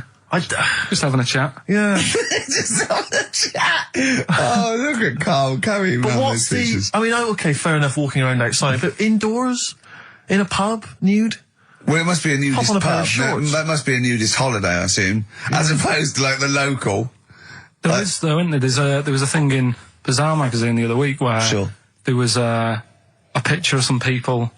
They've got an airline of their own now. What, nudists? Nudes. Nude airline? So you can get on there. And your holiday starts as soon as you get on. Sure. And, but what's the point? Well, I'd be worried just about banging against things. You know. So to speak. Yeah, my shoes and things. Or spilling when the waitress comes along. The aerostess and might she spill hot coffee? Yeah, that's a good point. Does she have to be nude? Do the stewardesses have to be nude? I don't know. But that bit as well, where they walk down the aisle and they have to check if you've buckled up. Yeah. She's like, excuse me, miss, can you just... And over 50s, so always over 50s. Right, yeah. So it'd be an old woman on the plane. Yeah, yeah. It'd be like, can you just lift your left hip up so I can see the belt? Yeah. Yeah. Oh, God! Yeah. Oh, dear. Imagine if you've got to go into the crash position. Oh, God, yeah. You know? The last thing you see is your John Thomas. John Thomas. As you go crashing into a mountain. Terrifying. And then what if you've got to abandon ship? I know. Well, how would they explain that? Yeah. Get onto an island. Exactly. All right. Or being picked up by, a passing ship. Yeah. Carl, you notice they also play volleyball a lot, don't they? Yeah, I mean, you've always mentioned that, but I thought you were joking, but they love it. Yeah. They said that's what they do. They get to this special holiday That camp. can only be... Either they got the idea from sort of like Carry On Camping or Benny Hill, or they actually like it jiggling around as much as possible. Yeah. But is that safe? Well, I assume so. You play volleyball with trousers on, don't you? I wouldn't have thought... Yeah, but there's a bit of support there. I mean, I was watching athletics, right, the other week. Yeah. Right? Yeah. And I was watching it because there's a lad who I went to school with. He's, winning gold medals and everything now in the Olympics and stuff, right? So I was looking out for him. Now, if you went to school with him, I'm assuming he's got 3 legs or something? No, he's normal. Just a regular guy? He used to push me on my go-kart, and so I feel like I was there from the start, training up a bit. Yeah. And watching the programme, and there was swimming in it, and I was watching that for a bit, getting a bit annoyed, because that butterfly stroke... Yeah. I don't know why they do that. No, nor do I. It's just hard work. It doesn't make you go any faster than, let's say, that stroke. The crawl. Yeah, don't do that. That stroke on radio doesn't work. The crawl, yeah. So I was watching that, thinking, that's annoying. Yeah. And then they got onto the running bit, and my mate's in this race. Yeah. Now, they do the side shot, don't they? So you can see who's in the lead. Sure.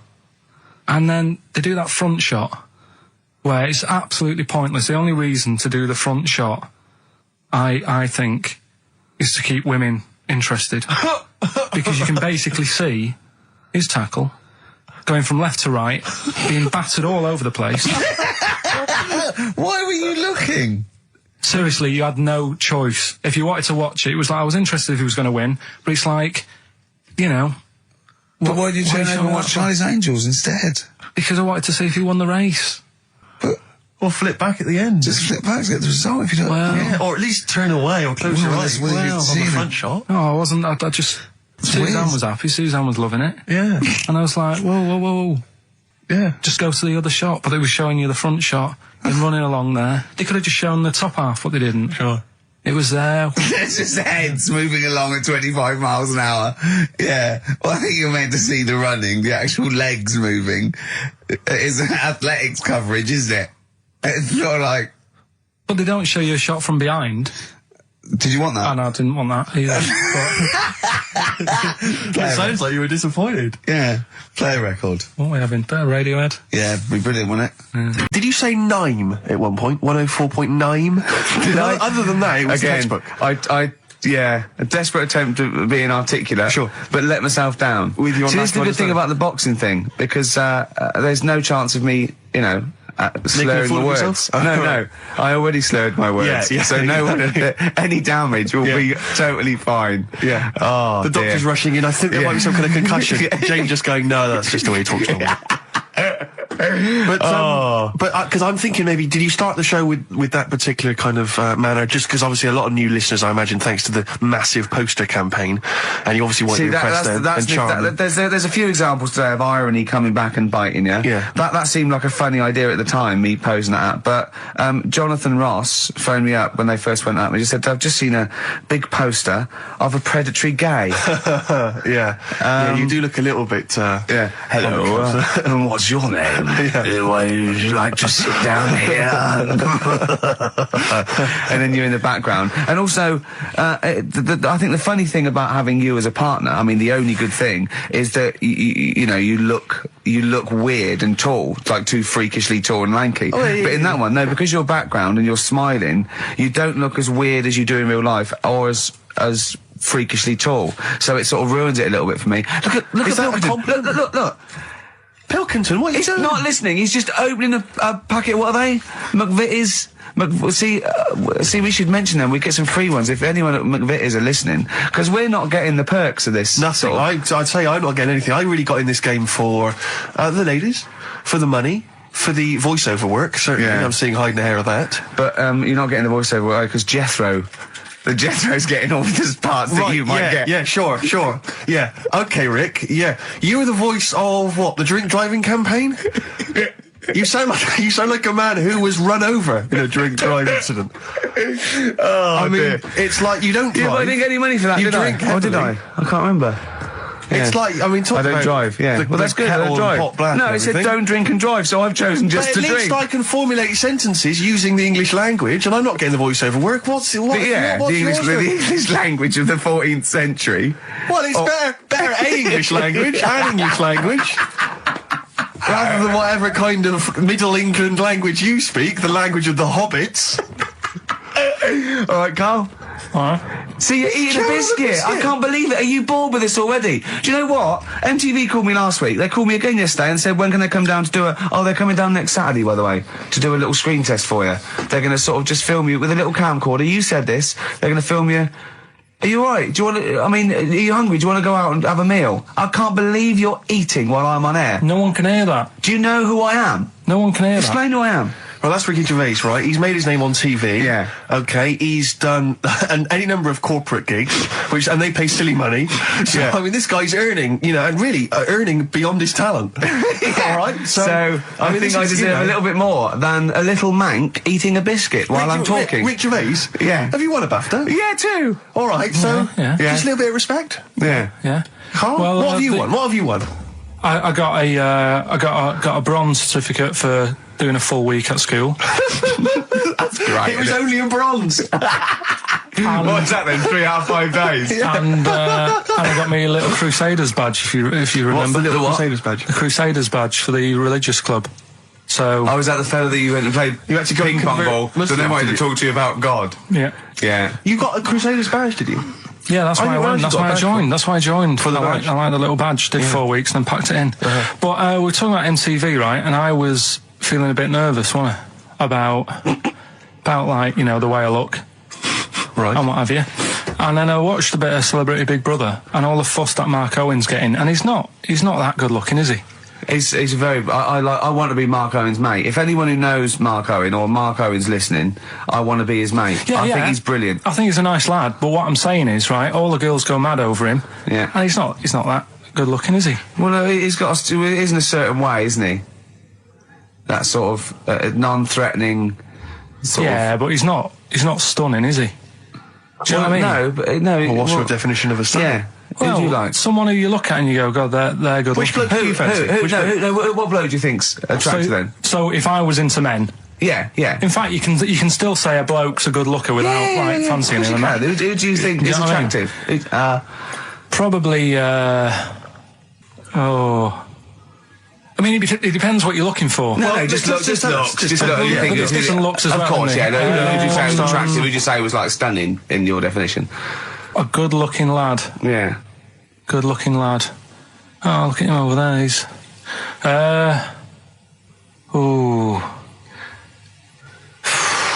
Do you find, Robbie Williams? Do you find him attractive? Boy Next Door. Look. No. Who do you? Carl, hurry up, because it's we've only got 2 hours. Probably. Do you know? I can't think of one offhand. Mark Owen is pretty good looking then, really. What? There's not. Just name one bloke that you think's an attractive guy. There must be one bloke that you've either met or that you've seen in a pub Who do you think on a is poster. attractive? Tell you what. Go on. Tell you what. Works here. Young Alex Zane. Alex! Well, we know Alex, maybe we can fix you up. Oh, I love you, Alex! You got so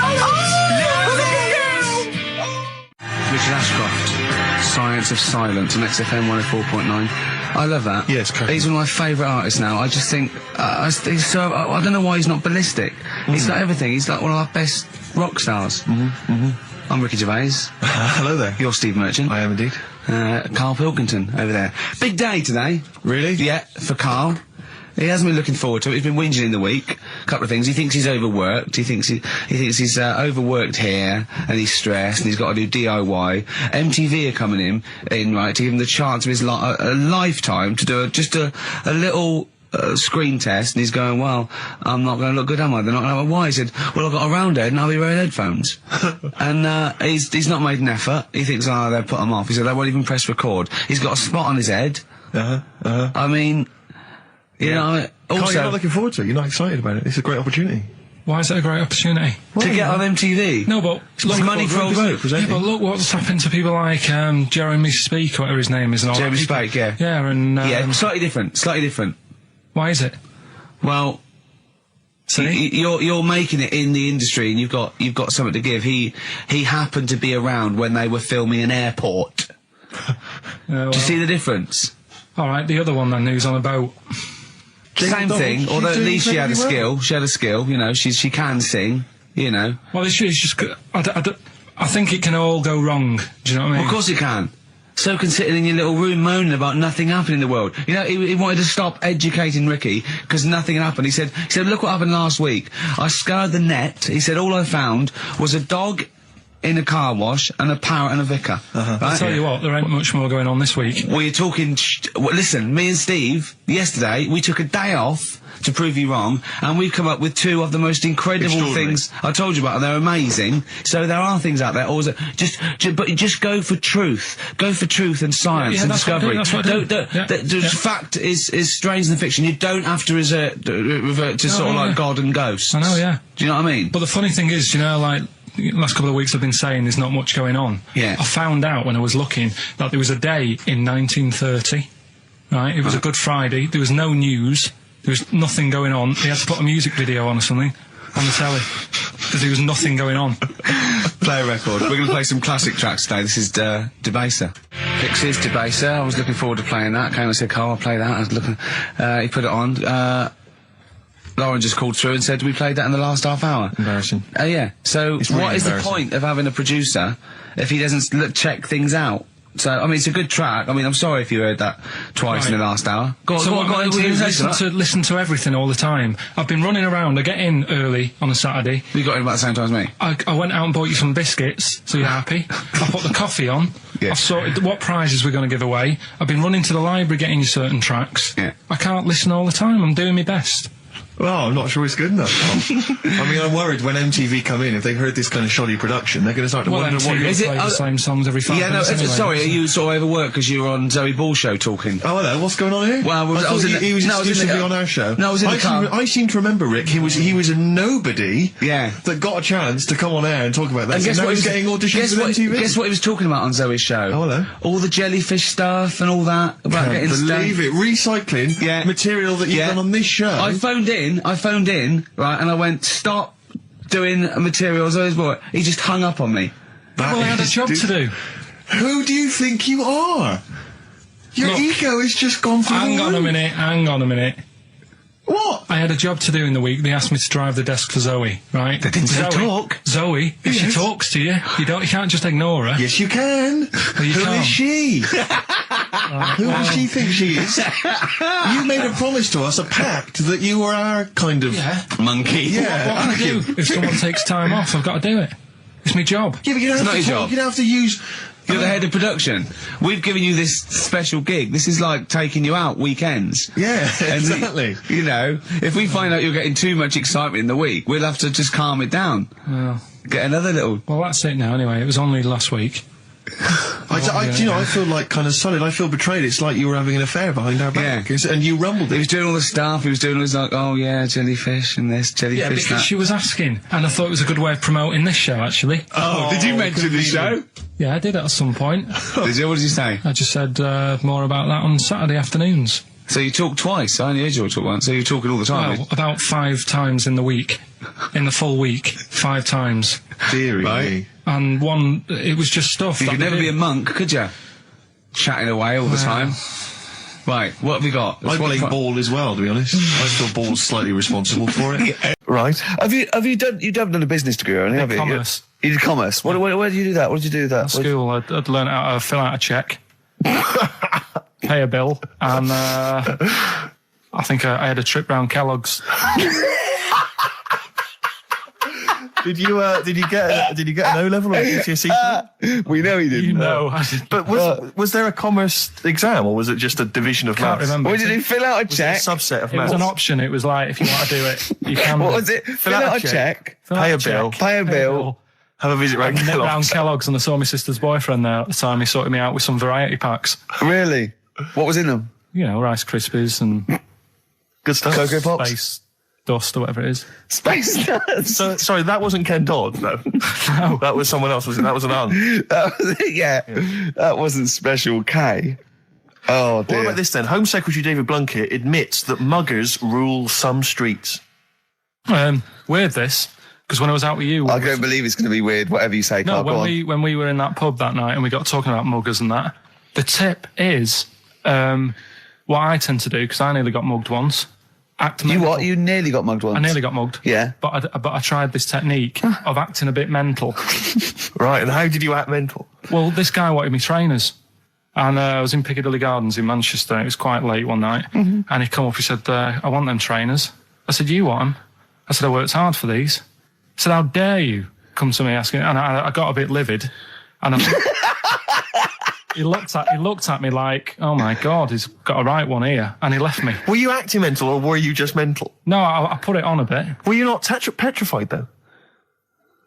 Well, you don't think about it, do you, when you're sort of in the eyes of danger? Well, not you, clearly, you're a brave man. So what did you say? I just went a bit mad. I just kind of, because he said he wanted the trainers and they were dear ones at the time. And I just, no, you're not having these. So I've crafted you. I said, I wanted these trainers. Yeah. And, went on to telling how I work at printers and I don't enjoy it. And, I put in all these hours and that and I have to cycle home for about 5 miles. And Did he give you his trainers? Yeah. Did he have a knife or I anything? just left. No, it didn't get that violent. Well, that's very brave of you, Carl. Yeah, it's That's good. good advice, though. Just act mental. See, what's actually tried it the other night. Oh, Liza Minnelli. Yeah. Well, she said, I've worked hard for these diamonds. Yeah. Not easy being the daughter of Judy Garland. You don't know what it's like. You know a lot about paying bills and writing out checks. Yeah. Tell us about Kellogg's.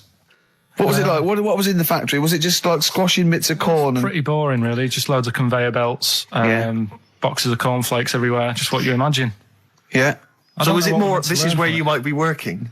This is where you're likely to work? Possibly. There was 2 trips. There was that and the trip to Manchester Evening News. Okay. And I left that early because I had a job in Cordon Bleu. In Kellogg's? Cordon Bleu, what's that? It's like a supermarket. Yeah? And I had to leave the trip early, and the teacher went mad saying they'd thought I'd got lost on in the building and stuff. What, you didn't tell anyone? No, because it was like day 2 of working in this supermarket, and I couldn't be late. I thought by the time I explain where I've got to go and everything, I'll be even later. Sure. So I just left, and then apparently they were searching the building and everything for me. Oh, where? Stuck in a printer. Don't know. Stuck in a printer? I don't know. What was the printer's name? You worked at a supermarket called Cordon Bleu. Yeah. Cordon Bleu. Brilliant. That's great, isn't it? It's rubbish. Oh. Got sacked. What did you get sacked for? Messing about in a back in the car park round the back. Yeah. Right, there was a grid, and all the concrete had gone funny. So when it rains, you got like a big lake. Oh yeah. Right. And I got in. Do you know those big metal trolleys you get to like put all the food in whilst? Oh yeah. And I got in one of them and pushed myself out into this lake of cement. No, water. Full of water because it'd been raining. Right. And I got stuck in the middle, right? And the boss was like, "Where's Karl? He's meant to be doing, facing up the beans." And I was like, "You were stranded in a lake." So someone said, "Oh, I saw him messing about out the back." He came out and saw me stuck in the middle of this lake in a trolley, and he said, "Get back in." I said, "Would you say no? I'm filming sharks." I said, "It's too deep. I can't get out. You'll have to pass me something." And he said, "I'm not passing you nothing." He said, "You can get out of there and walk through it." I said, "I'm not. I've got my trainers on, probably the same ones." Yeah, you've risked your life for them. Yeah. I said, "I'm not getting these wet." He said, "What are you going to do?" I said, "I'm going to wait for the water to go down the grid." He said, "The grid's blocked. Now get out or you're sacked." I said, "Well, I'm not getting out." He said, "Right." On XFM 104.9. I enjoyed that. Yeah. That was good. It rocks. I hope the audience was playing it loud like us. Yeah. Ricky Gervais, Steve Merchant, Karl Pilkington. Well, look at him yawning. How rude is that? Karl, what's wrong with you, man? Have you been up late? A little bit. Girlfriend was away, wasn't she, yesterday? Yeah, I always have a problem with that. I always have, because you don't go to bed, do you, early? Do you know what I mean? You sort of think, I just always find that thing that if, you're used to living with someone, one of you will go, "Let's go to bed," then you'll go, "All right." But when you're on your own, you go, You just forget to go to bed. I just stay up. Okay, stop eating now, Karl. You've ate all the food. That's just a plate. All right. Okay. Yeah. No, I stayed up and watched, there was a thing on about Dracula. Right. What, Dracula? And I found a flaw in it. Go on. Not the fact that he's the living dead and and drinks blood to stay alive and he doesn't reflect and he can in turn into a mirrors. bat. Well, and you can go on. The mirror thing, you can't look in mirrors, can he? Well, he can look in mirrors, but he can't see himself in a mirror. Yeah. Well, it still doesn't work. Go on. It doesn't work at all, Karl. It doesn't work. Go on. Well, centre parting's always really neat. His centre parting's always really How does he do it if he can't look in the mirror? Blood on the floor or something it was called. Rubbish. I love the flaw in the Dracula film is that his centre parting's too neat. How did he do it without a mirror? Oh. Was it a documentary about Dracula? No, there was the real Dracula. Yeah, the real Dracula. It's just a film. It had blood on the floor or something. It was called. Yeah. It's rubbish. We had a little lunch yesterday, didn't we? We did indeed. That was a nightmare. Yeah. I hate going out with you two. I was explaining to Karl, right? I like to excite Karl's imagination, right? And if it involves chimps or monkeys, all the better. Brains he likes, parts of the body, deformity. I know where to, what buttons to push. And I told him about this thing. I don't know if any of you out there know about this, but there's an experiment they did in the 50s, a clinical psychology experiment where there's your 2 hemispheres of the brain, okay? They're joined by a thing called the corpus callosum, right? Which is just a little flap of skin, like a little scarlet lead that joins your 2 hemispheres. And what they did, they cut that in half, and they thought it was a cure for schizophrenia, but what it turned out to be, or epilepsy, I think, I can't remember, was that your 2 sides of your brains didn't function together. You couldn't get information. I was telling Karl all this thing, and one of the things I told him was that they did it on a monkey, and it fought itself over a nut.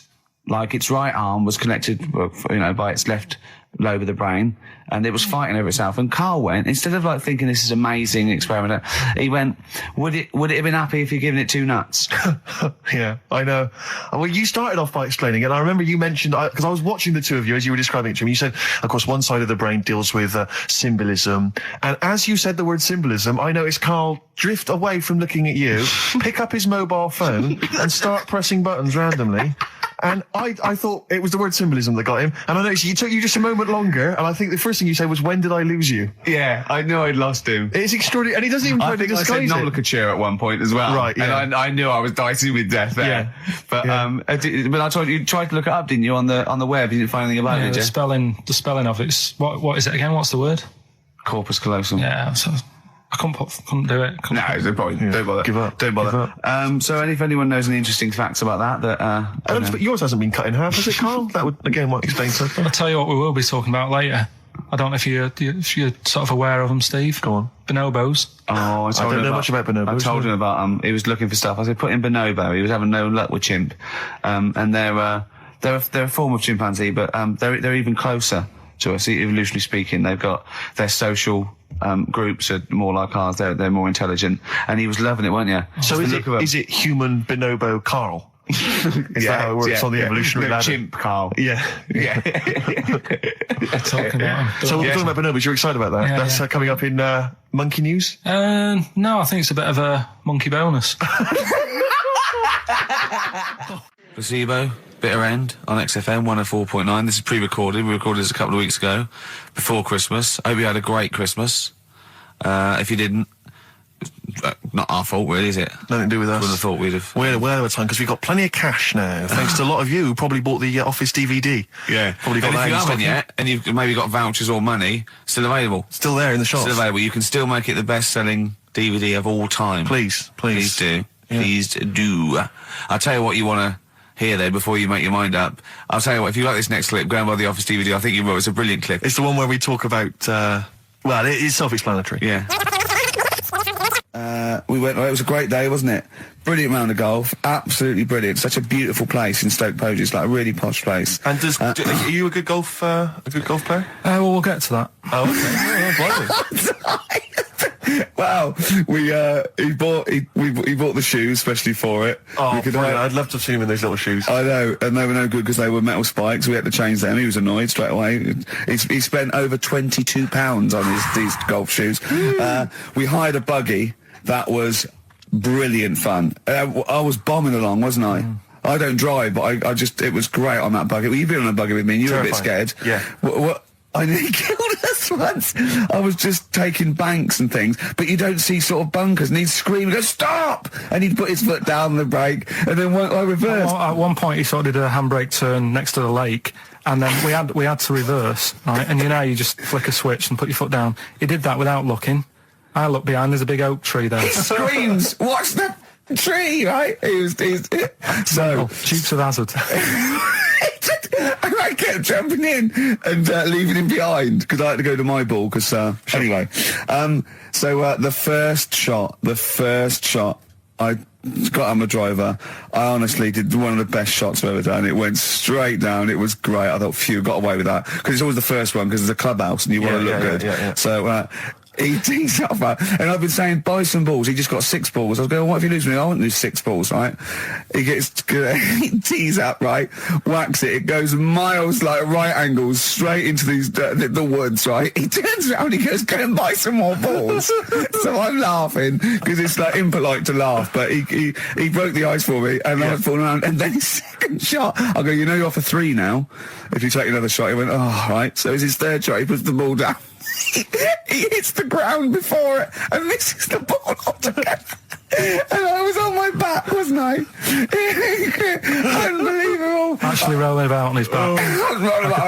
And we were terrible. I went round 107. He went round in like 119 or something. It was just rubbish. How long did it take? 5 hours. Of course. And there was no one around, luckily.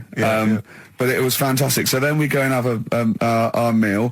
What annoys me, I said, right, I'll go for a run. He went, I'll have a bath. I said, I'll see you at 7:45. At 7:55, I have to call him. He's not ready, so he's let me down there. I can't stand lateness or laziness. Yeah, and he's let me down. Do you know his excuse? He fell asleep in the bath because there was no light bulb. There's no light bulb in the bathroom. So instantly he fell asleep, and he was late. No, do you know what I mean though, Steve? If you're sort of like nice and warm and what have you, I was tired anyway. I've been stressed out for 4.5 hours, right? My life flashed in front of me a few times in that buggy. So it's all sort of wears you down a bit. I thought, right, I've got a headache. You're going for your run. I'm going to have a bath.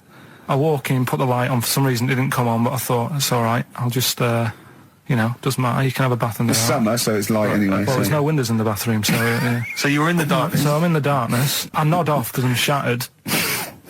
He calls up, hassling me. So I said, well, it doesn't normally take that long for me because... I haven't got, like, long hair. I've got a dryer and I can sort of one wipe. Yeah, he's already 10 minutes late, though, when I called. Well, 10 minutes. 10 wow, minutes. This is late, this. Next. Doesn't matter. Dinner wasn't until 7:15, so we had, like, another 20 minutes anyway, so it doesn't really matter. Yeah, but we said 7:45. So he's calling up, hurry up. So I said, yeah, all right. So I get out and dry and like my tackle and what have you. Calls back again 30 seconds later. No, I don't, I don't like that. Not gonna do that, no. Give it a wipe. 30 seconds later, come on. So I end up going downstairs to the meal area, naked, with a wet shirt on and wet socks. I've got headache as it is. Meant to be a relaxing weekend. But anyway, so we have our meal, which is really nice. And then we're sitting in the bar. I'm having a cigar by the fire. Yeah. Like, we're having a rather nice Pinot Grigio. Yeah. He's there going, I've got a headache. Is this 1955 that you live in? I know. Yeah. It's so right. And we are knackered because he's not used to work. I've seen him moaning, falling asleep. He's not used to it at all. And you've been on your feet for over half an hour. Yeah, right. So we didn't even walk around the golf course. We had a buggy. Yeah. It wasn't even exercise. And now it's Karl's bit. It's the re-education of Karl. He's like Liza Doolittle.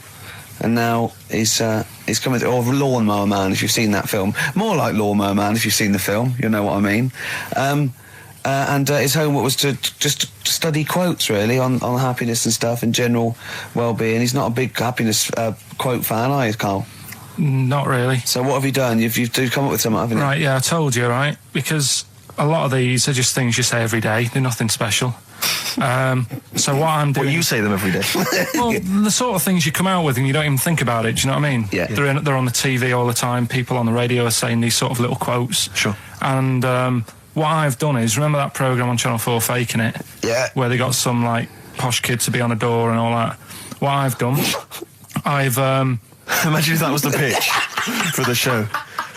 Dear Channel 4. You're just going to get a posh kid on a door or something? Yeah, Yours sincerely, Karl. Come in. Yeah. TV producer. Yeah, go on. So, what I've done, this little book of quotes, happiness quotes, I've picked 2 that are real. Okay. And I've made one up. Right. And we've got a guess. And you've got to guess. Okay, then, go on. Well, I'll tell you what, Rick, why don't we, when we've heard them, we won't confer. No. You'll write down yours, A, B, or C, and I'll write down mine, and we'll see how it works. Okay, Karl, off you go. Right, and just because I'm looking at this book, it doesn't mean I'm actually reading. No, I know. Don't worry, we're clever. No, we know, we can't see yet. Call my bluff. Yeah, go on then. Nothing is worth more than this day. Okay. Yeah. Yeah. All right.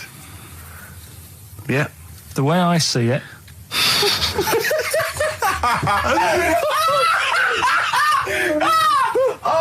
Oh God, my head's gonna burst. No, hang on. My head's gonna burst. No, hang on. this might not be Karl's. Oh, it might not be. How do you know I haven't tweaked them a little bit? Yeah, good point. Fair enough. Point. No, good point. The way I see it, if you want the rainbow, you got to put up with the rain.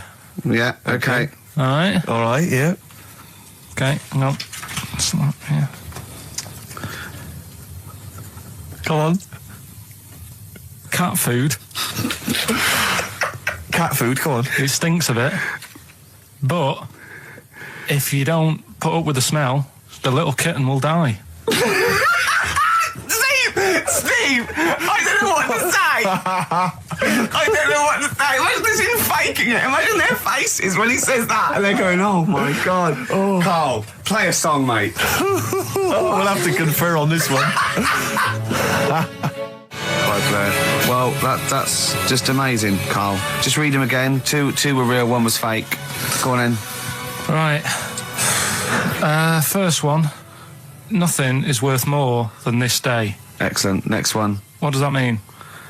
Well, cherish now, cherish your time. Okay. Because you can't get it back, and, you know... That's the way I saw it. On XFM 104.9, I'm Ricky Gervais, Steve Merchant. Karl Pilkington is in the middle of educating me. Then, educate me. Did I tell you the time when the doctor said I was going to die? All right, keep talking. Right, ages ago, must have been about 15, right? And at lunchtime there was this...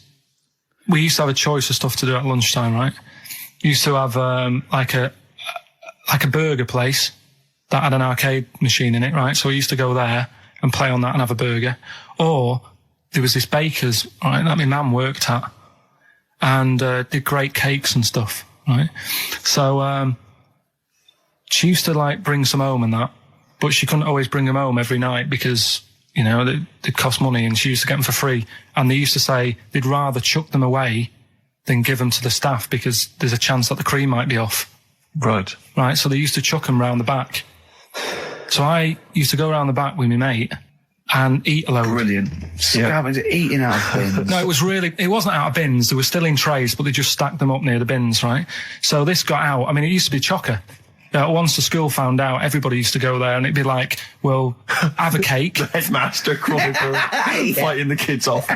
Right, so I'd have, like, you know, you just eat, I don't know, 6 jam donuts or something, and then you'd spend your dinner money on the arcade machine. Brilliant. Right? So it was a good afternoon, really, right?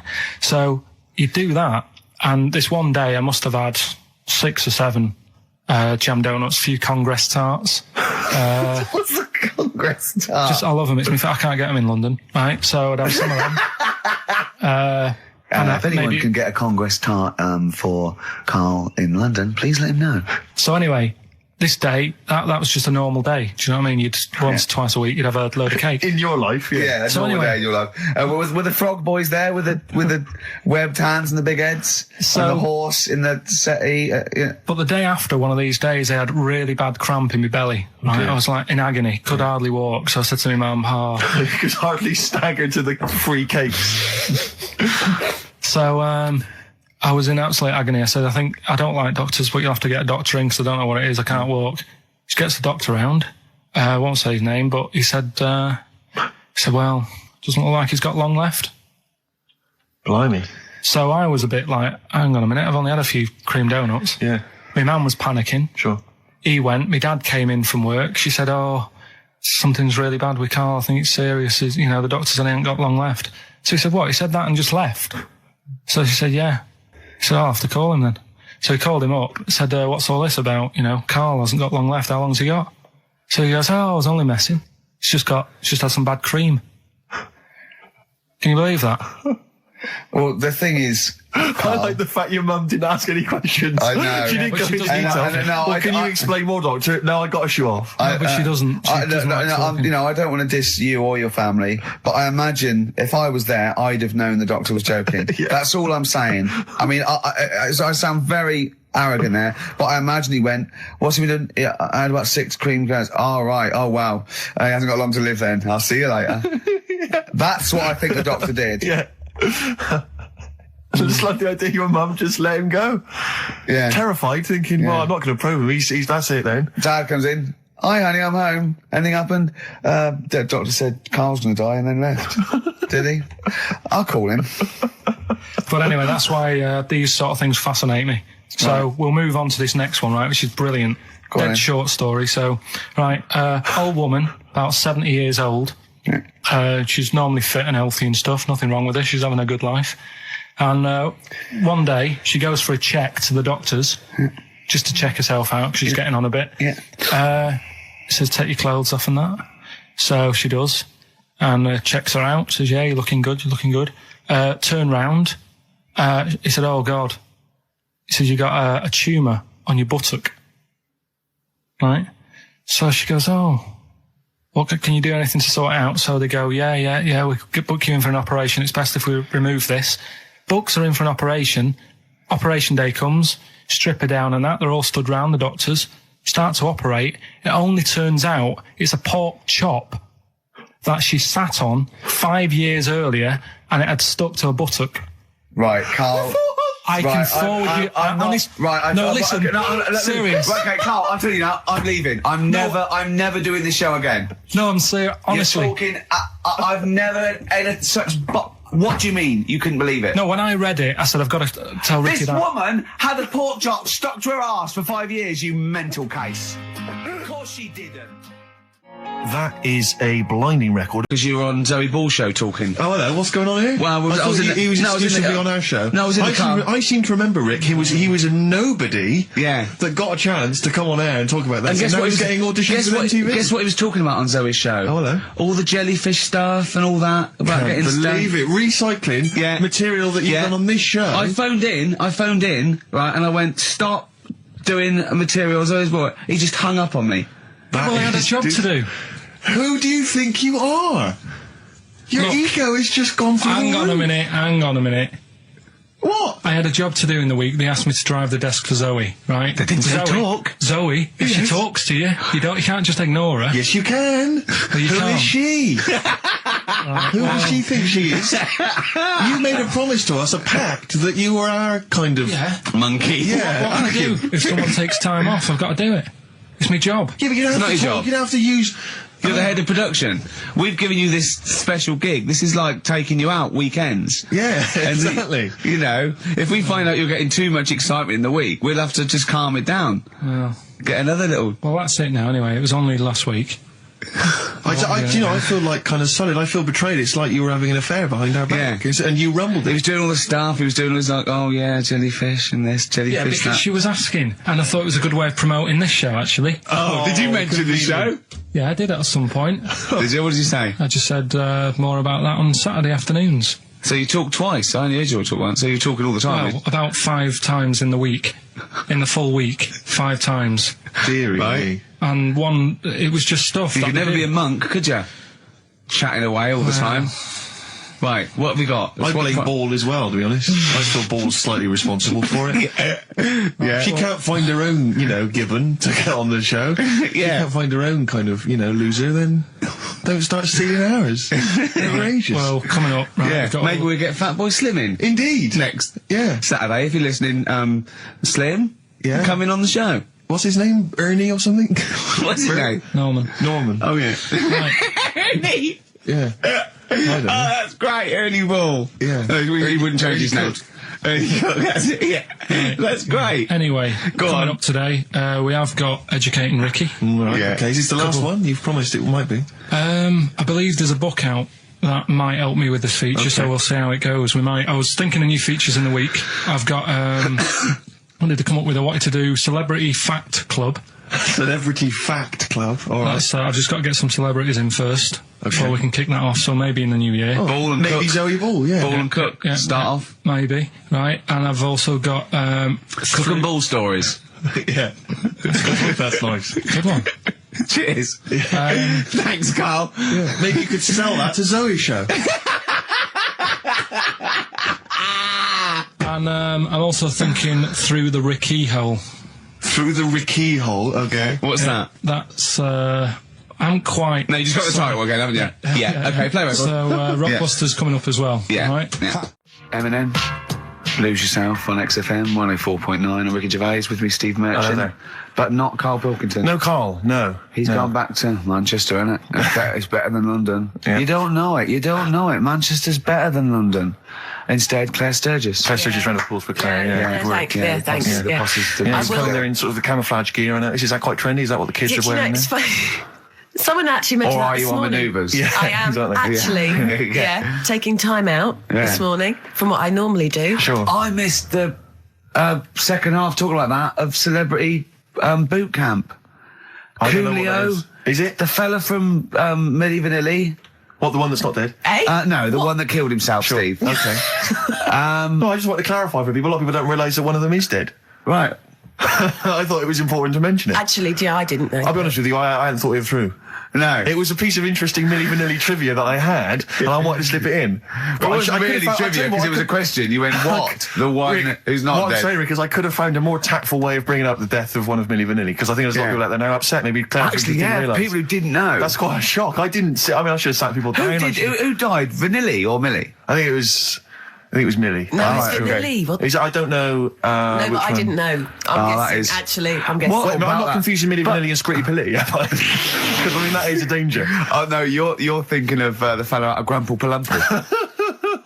He was amazing. He was amazing. It's a great shame that he topped himself. They're not around us. Anyway, cool. We've got some great tunes lined up. We're going to play today our favourite singles. It's favourite tunes, some of which didn't quite make it as singles maybe, but tunes of the year, because obviously Christmas very soon and we'll be away for a short time. I think next week we'll be doing our favourite Christmas songs of all time. Yeah, I'm worried we're not going to fill 2 hours with that. I mean, how many times can you play Shakin' Stevens before... Fairies Out of New York. Yeah, exactly. I mean, that's the only one, isn't it, really? That's the best one. That's the best Christmas song good, ever. But obviously there's Joni Mitchell's The River. That starts with a kind of Christmassy feel. Beautiful. I don't think if there's anything else. Not a great deal. The Waitresses, Christmas Wrapping.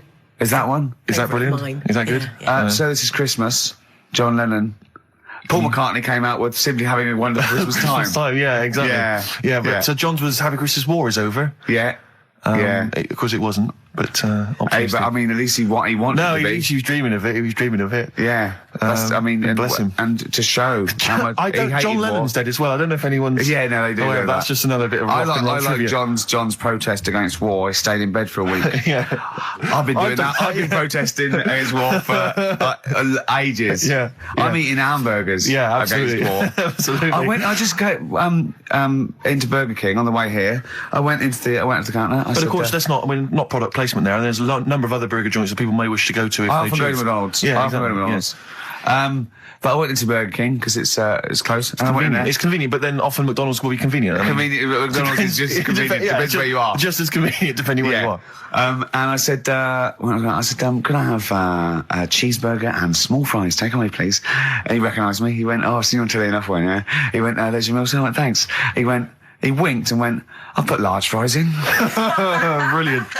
So that's so it's paying off. At last, true genius is being rewarded by the burger joints. Because I mean, there's been a couple of times where I've been with you and we've gone in a restaurant and someone's given you a free meal or whatever. And it's the way that it's like, you don't ask for it, it's just kind of offered. But I don't know what they're expecting in return. Nothing. I mean, do they think that you'll go away and you'll always think fondly of Chad who works in Burger King? I just think they think, I don't know, they make I'm going to give him a little treat. Yeah. I know, I don't like it, but then I'm always grateful, and I never... Yeah. But the thing is, I'm slightly embarrassed. Did anyone around you hear what had happened? No. Because I imagine the resentment, just the whole room No, they on didn't. you. I had to go around telling them. I said, excuse me, did you hear that? He goes, no, he just gave me the free thing because I'm on the telly. And I went, I don't recognise. I went, you don't recognise me? I'm terrified now that that someone could be listening at Burger King HQ. You know, I'm assuming this is an unorthodox procedure. And that little fella's got fired. But they know it's Leicester Square now because I just mentioned it. So they know which Burger King it is. Oh, my God. I don't know. What was his name? Ralph Littleton. He had a name badge. Number 342. Well, I just hope Littleton doesn't get in trouble. So, what are we going to play? That could be a sad Christmas for him. He's probably keeping his whole family afloat. But it's Springsteen. Well, tunes of the year. I mean, I know people dismiss Springsteen, but as I say, the gig I went to see earlier in the year, I made it. Sturgis couldn't believe we were going to play Springsteen. Brilliant. I just think, leave aside what you think is cool and trendy and the fact that he's older now or whatever else. Really? Just leave all that behind and just listen to the tunes because, he remains a great musician. Lonesome Day? Lonesome Day is the current single and it's the first track on the album. And, free chips. Absolutely. Well, there's the best band in Britain, in my opinion. Big words. The Darkness, Growing on Me, on XFM 104.9. I'm Ricky Gervais with me, Steve Merchant and Karl Pilkington. Have you got the album? And already, they've had an argument. Yes. Well, I mean, I don't know whether we need to cheapen the show by discussing it, but I asked for a particular track. Karl is the producer, and he failed to get it for me. He's failed to bring it up from the record library. Completely failed in his mission. He needed to get 2 records, and he failed to get one of them. A 50% error rate there.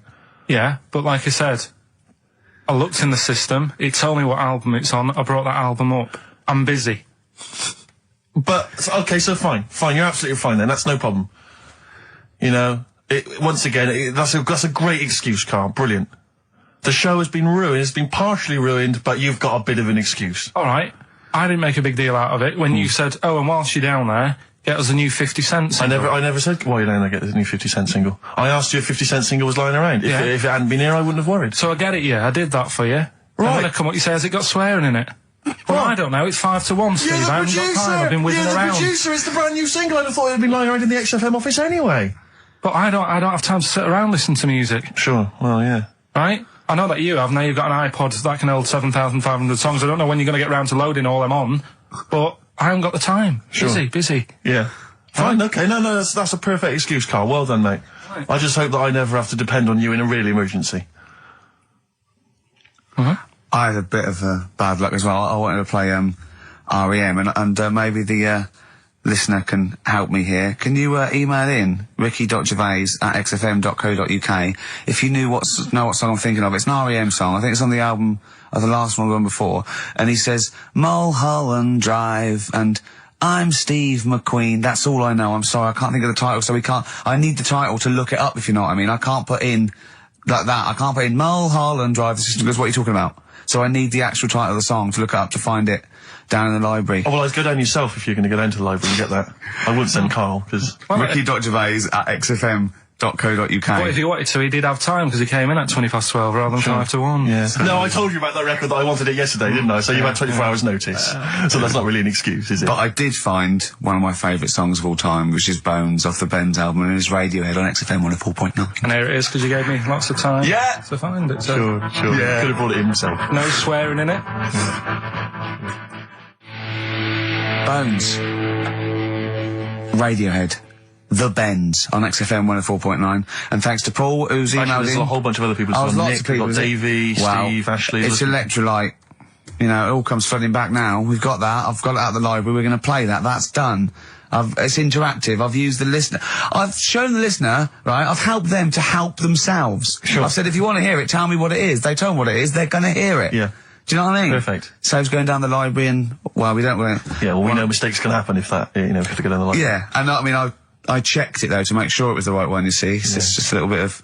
Well, it's a good rule, that, generally, if you pick something up, a CD, you know, we want to play on a radio show, a live radio show, you normally check at the back.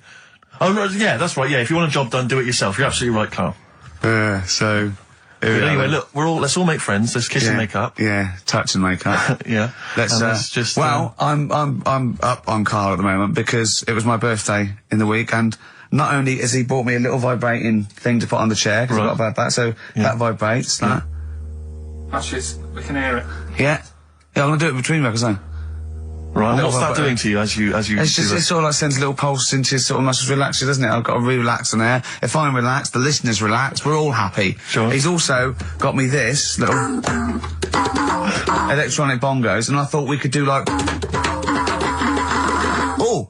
Chimpanzee that, monkey news, so it's like a jungle sort of thing. Sure, yeah. Brilliant. Well, that's supposed to be one of the great jingles that even has. So I've got the vibrating... Oh, chimpanzee that!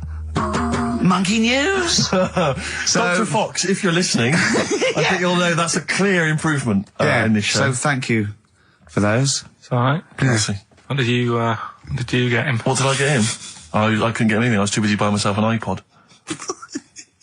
You're joking? Well, it's a little bit gay, isn't it, giving gifts to blokes? Yeah, it is, but for someone who's like major... Yeah. Play a record. Someone who's major? What do you mean, someone who's major? Well, because he's a major celebrity? No, made you. Oh, made you? Yeah. Right. That's Yeah. Crazy Beat. Blur. Alright? On XFM 104.9. Brilliant. Yeah, so, I also got, Jane got me a few nice presents, including my favourite of all of them, a real bow and arrow. A real bow and arrow? Yeah. Right. And what, you know, you're going to rob from the rich, and give to the poor? Yeah! 3 months in it, she's taken over for. Is she getting paid the same as us? I don't know. We'll find out. I bet it's a hell of a lot more. I'll go mental. I bet it's good money. It's good work. I'll go mental. A kid used to take a horse into the house. Sorry. Whoa, Neddy. What do you mean a kid used to take a horse into the house? Where did he get a horse? Must have nicked it from somewhere. Mustard on. You've seen horse in it? No. What, is that from outside the saloon round the corner? Yeah, was it just tied up with a bit of lettuce? Right? And, oh, that's great. Did Big Jake come looking for it? I'd been out. Oh. So let me get this. This was before the lynching stopped or after? Where did he get a horse from? What do you mean he must have nicked it? His mum said, where'd you get that from? I bought it. All right, then. But keep it out the kitchen. I don't want you going Catlin rustling. Where did he get a horse from, Carl? And how long did he have it for? Was he leading it or riding it? Mum, open the door, I can't stop. I can't stop it. Open the patio door as well. Looks like we got us a runaway. What do you mean? I've sort of... Don't think you can ever be boring. No, but what I've done, I've took like different ones. So I've took a good one that I think, that's a good quote. That was worth putting in a book. I've put one that isn't really a quote, so I don't understand it. Oh, yeah. One that isn't clever. and a funny one.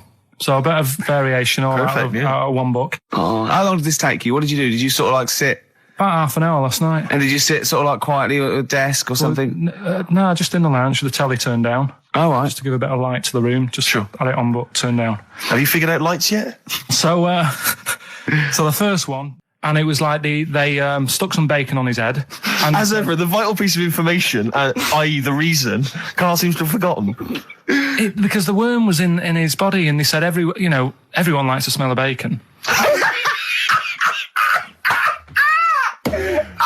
Including worms. Even a Vietnamese lake worm. They love bacon. Remember last week when I said about the little fella with the bone with no brain, and you were proved wrong? No. We were saying it wasn't a little fella. We were saying it was a stillborn child. It wasn't a little fella. You're changing it now. You weren't having any of it last week. Right, hang on a minute. I'm getting confused. There was a Vietnamese snake that went inside of a soldier. A little like maggot or some sort that you have to get out of your body because it causes problems. Yes, and so in order to get it out of the body, they strapped bacon to his head. Yeah. That is great. This doctor. And did that work? I think so. They had a picture of him smiling.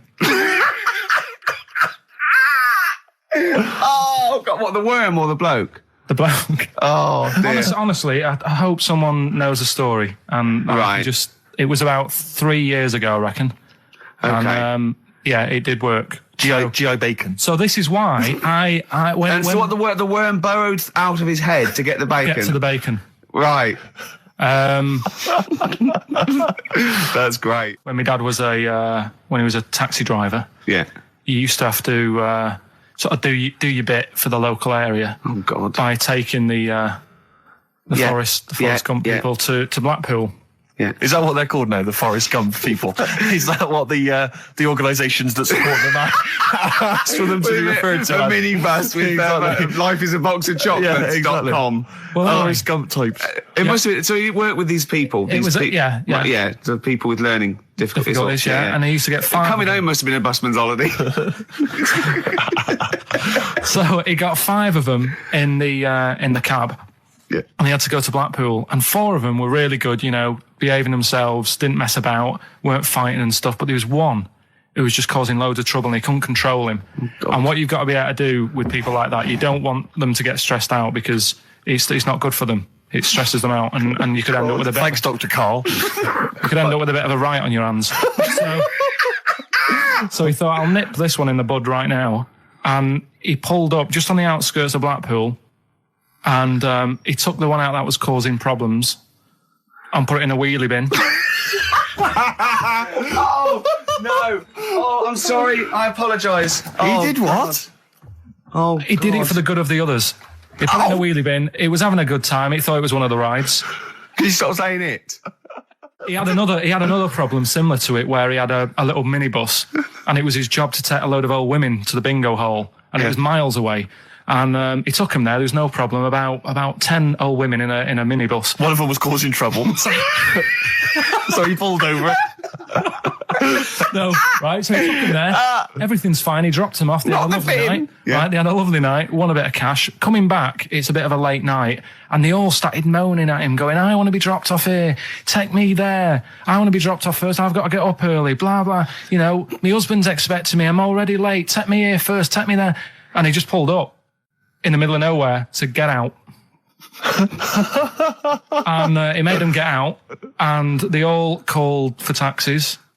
They charged that company who was meant to be taking them home in the minibus, and he got the sack. My mate, Anthony, his mum called up my mum and said, I've got to meet up with you. I've got to have a word with you.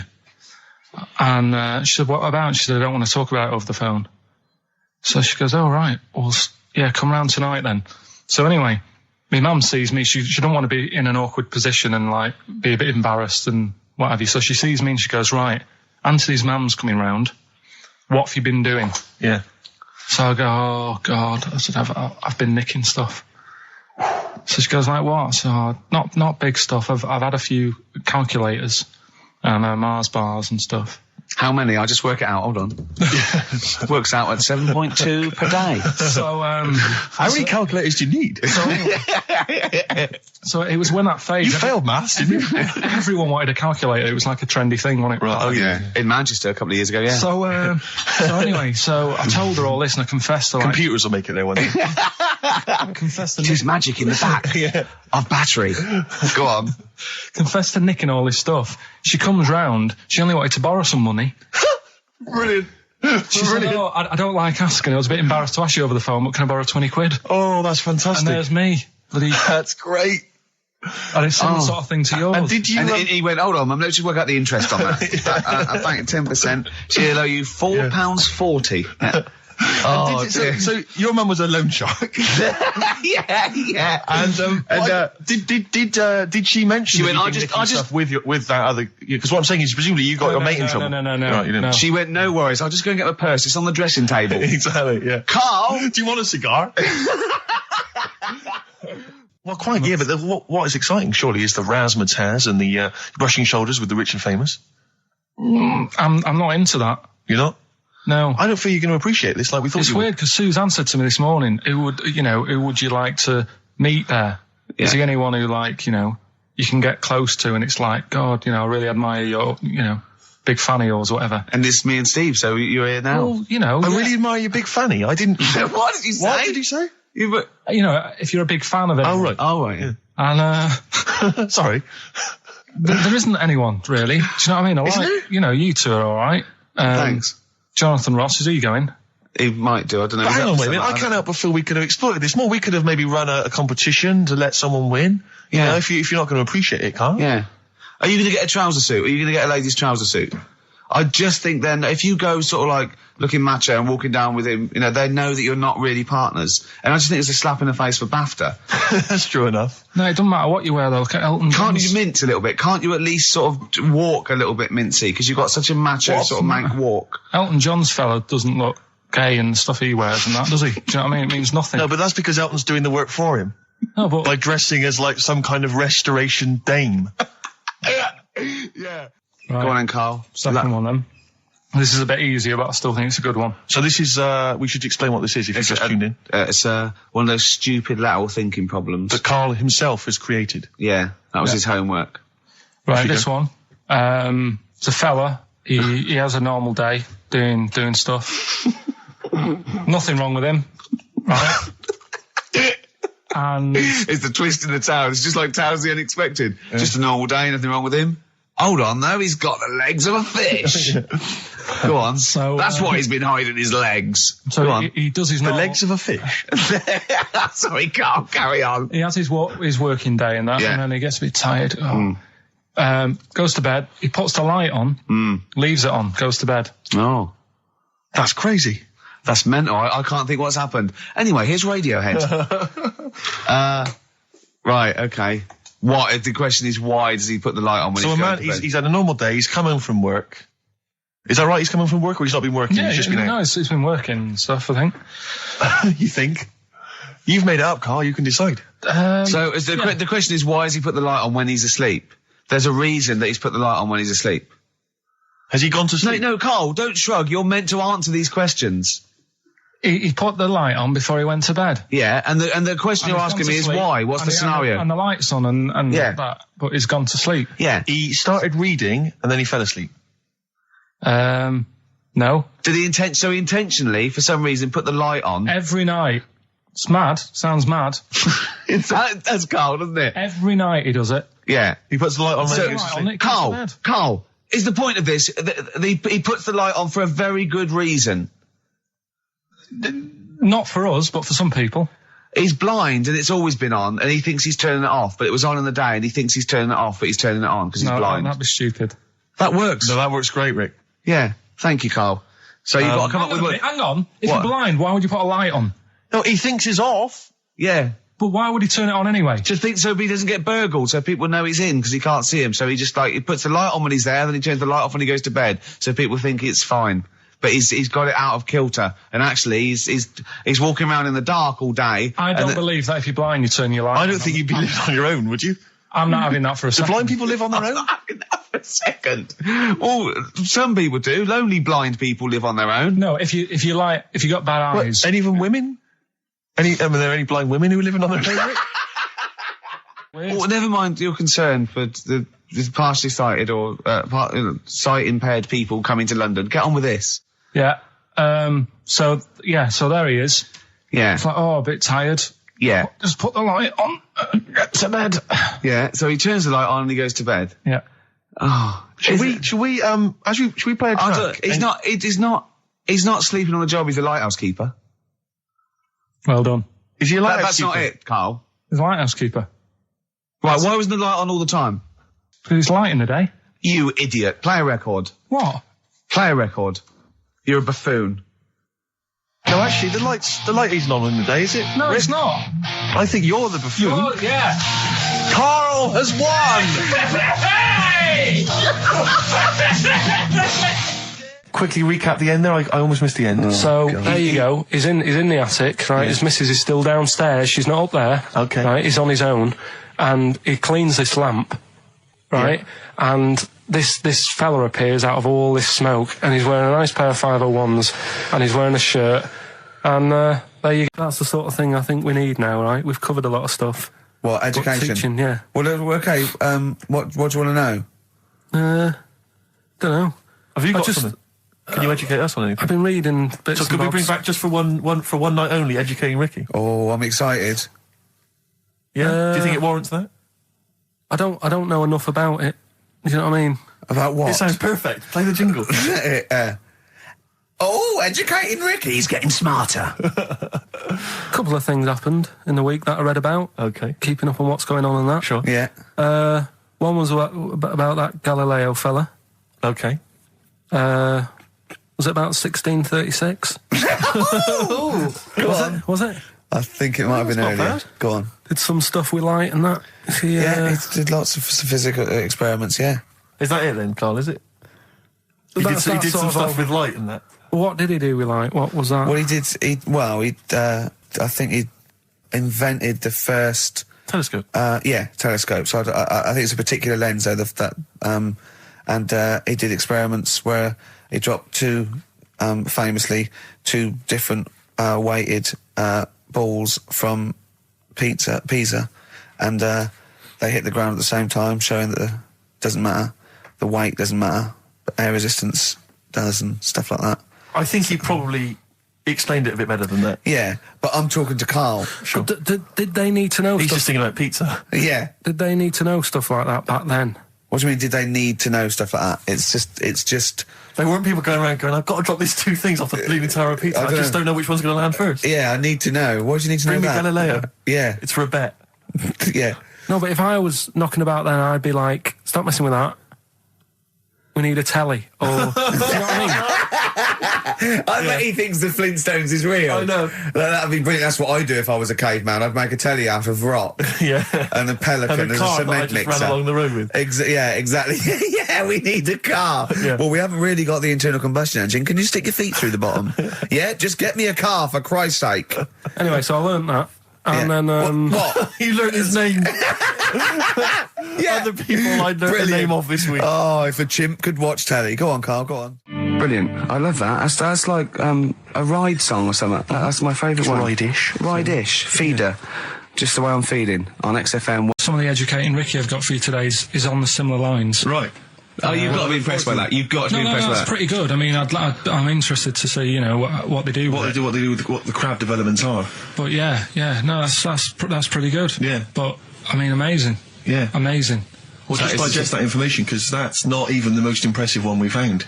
I think it is. I suppose it's pretty impressive, but the next one's maybe more shocking. Okay, right. But let's play a tune, and Ricky's got another extraordinary fact. Have you actually punched anyone yet? Have you actually? No, I haven't punched. I've punched pads, and I've punched the bag, and I've sort of sparred and that. I know you're going to get a chance to punch Well, someone. as I suspected, my punching power was alright, but my fitness is, I felt like I was smoking. Yeah. But there's, bits of lung that haven't had oxygen in them for 20 years. Yeah. And it's ridiculous. And also because it's not only it's being filmed, but there's other fighters there that are ridiculous. They're like machines, right? And it's that thing I can go, right, I can come out on top, but die now of a heart attack, but never give up. Or I can sit down and go, I'm sorry, I feel ill. And I chose that one, and of course they took the mick. Well, of course. But I mean, soon, as I said, I haven't got the respect yet of the boxing fraternity, but... And how long have you got then before... 4 weeks. Okay, so, and do they think that they can turn you around health-wise in that time? No, they're going to be coming out on a Zimmer frame. No, they're going to teach me the basics and see how it goes, Right. But I mean, and each round is 4 seconds, is that right? Yeah, 2 4-second rounds. With a 2-hour break in between each one. Sit-down meal. So, give the number. I want serious suggestions of my fighting name. Nothing insulting, so what we can actually use. Well, let's give out the email. That's always the easiest. Ricky.Gervais at xfm.co.uk. What's the number, Carl? 08700 800 1234. And it doesn't have to be in the middle, it could be at the beginning, like... The Rage. Okay. Ricky the Rage. Ricky the Tits. Sure. Ricky the Man Play a record.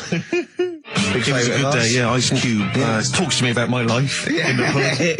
A couple of emails are already coming in, they're flooding in, Rick, inevitably, as boxing name suggestions for you. This is one from Matt, I think. He's given a couple, actually. Ricky the Pudding Gervais. Ricky Big Mac Gervais. There's a theme here, Ricky Pasty Gervais. The pasty. I quite like the pasty. Here comes the pasty. As Carl said, he said the thing is, if you have a really good nickname, it's embarrassing when you lose, whereas if you just call yourself, it's not so embarrassing when you lose. Carl, this is doing so good for my ego. Do you know what I mean? If you have, like, Killer Gervais. Yeah, and then you end up, like, vomiting, choking on your own vomit, upside down, hanging out the ring. What happens if you win? Do you have to... Whereas there goes the pasty being stretchered off in the first 2 minutes. Yeah. It's not such a problem. There he is, being lightly basted.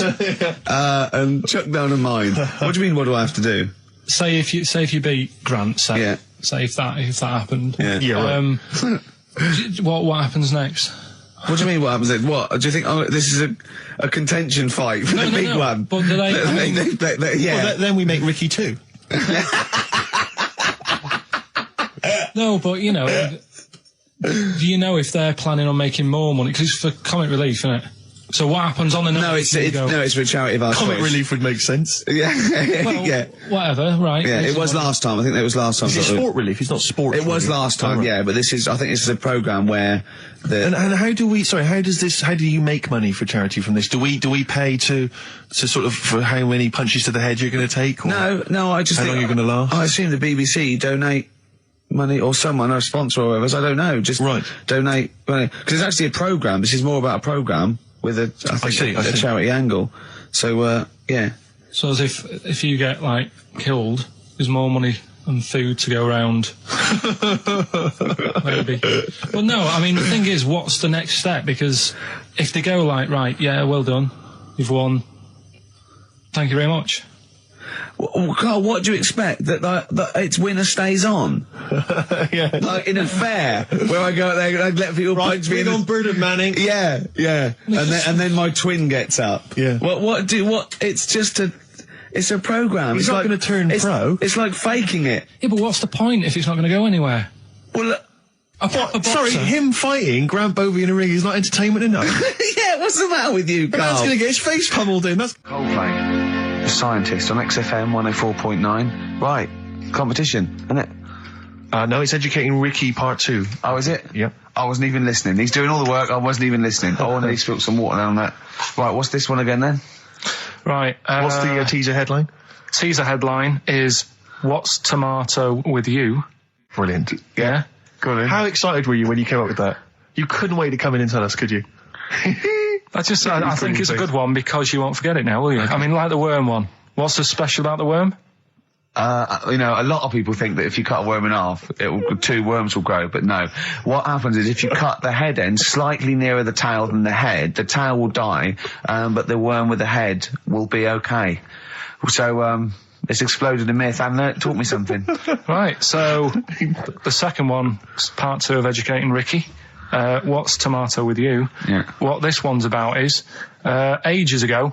It's scientific. There's never a date. There's never a country, a location. Okay, settle down, children. This is A-level history. Right. Once upon a time. Yeah. When a mental place with swords was a king. Forget his name, but he was a loony. So, and it was literally ages ago. Yeah. So, good luck in the exam. Yeah. Right. So, like, you know, all right, many years ago. Oh, yeah. Yeah. Cleared that up. Go on. They thought tomatoes were poisonous. Right? Okay. Because what hold on, are they going to be proved wrong at the end of this story? Well, because I don't want to give away the ending, but is it something to do with are they poisonous tomatoes? No. Oh, you're having a laugh. I don't believe it. Go on. They could have been eating tomatoes all this time. Oh, Steve, what's tomato with you anyway? Okay, so hang on a minute. Let's just recap quickly. Many years ago, when people thought tomatoes were poisonous. Yeah. Go on, Well, they didn't know they were poisonous then because they were still eating them. But what was happening? Well, they're not. But they're not poisonous. But hang on a minute. All right, and it's not. I'm just going to listen. I'm not even going to talk. Okay, I'm not going to tackle it anymore. If you remember, years ago they didn't have like pottery plates. They had lead plates. Right? What are you talking? Just let him talk. Sorry, what year is this? Let him talk. Come on. Plates made out of lead, and what they'd end up doing, they'd say, right, do you want a tomato? And they'd go, yeah, all right. And they'd put the tomato on the lead plate and cut it. And because of the acid in the tomato, right, it would sort of make the lead runny, and the lead would go into the tomato, and they'd say, oh, it's lovely this, and they'd be eating it. They'd get food poisoning, lead poisoning, what have you, and they'd be really ill. So they thought tomatoes were poisonous, so they didn't eat them for many years. And when you say they, do you mean the people of Narnia? Yeah, this didn't happen. Where was this happening? Sort of in Britain and that. You put him on the spot there. Oh, I hope there's no uppity pupils at this school when they go, what do you mean, sir? Oh, if you're going to... Oh, I'm fed up with you. Do you understand?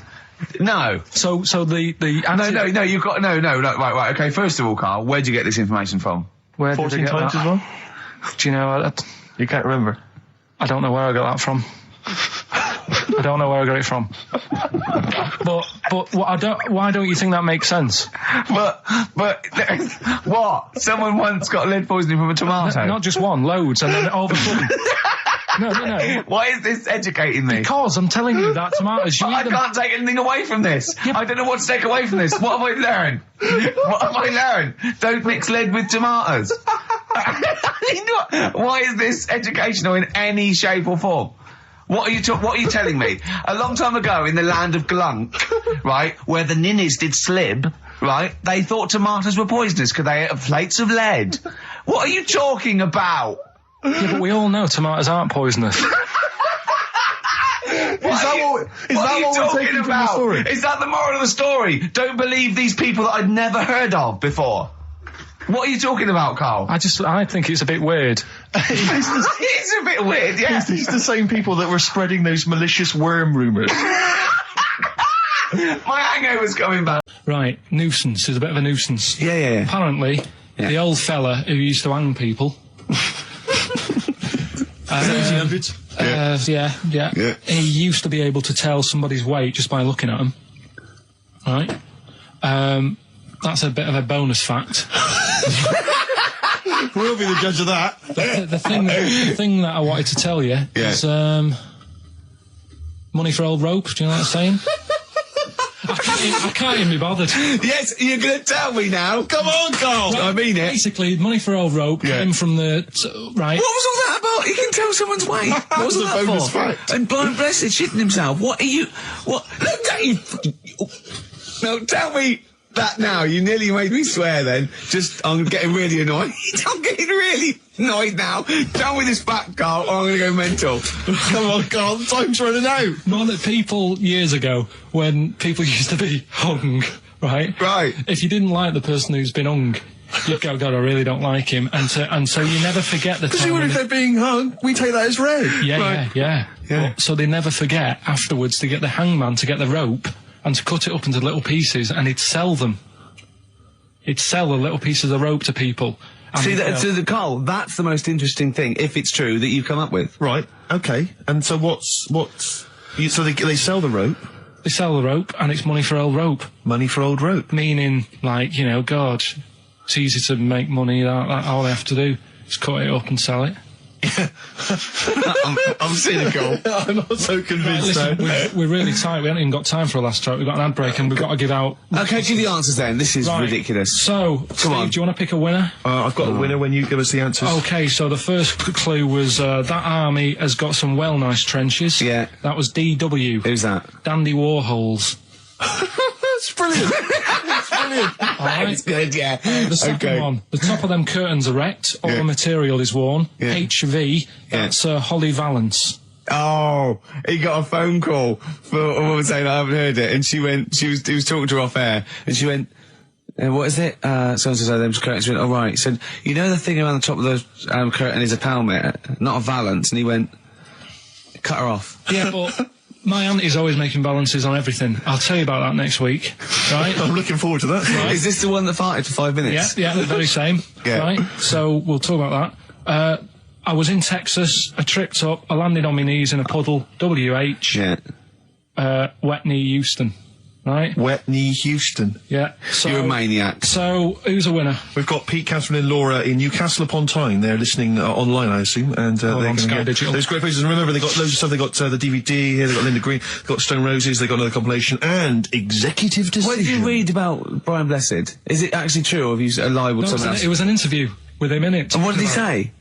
Oh, come on! What did he say? He said I climbed Everest and I played Havoc with me belly. Let's talk about it next week. We've really run out now. Oh, you're a fool. Have you got some educating, Ricky, for me? Got some education. I need some education, Carl. I desperately need some education. I want to learn about Chinese kids that are born hairier than average. I want to hear about deaf girls that can hear after their mum hits their head against a wall. These are the things I need to know. I mean, I don't wish to be disrespectful. He doesn't look like a genius. He doesn't look like a genius. But then I don't know what a genius looks like. Exactly. So, Steve. I don't want to be an look at Einstein. Yeah. His mum thought he was mental as a child. Where'd you get that information from? That was in the Einstein book. Well, it was in the Einstein book, then it's presumably true. Which Einstein book is that? His Theory of Relativity?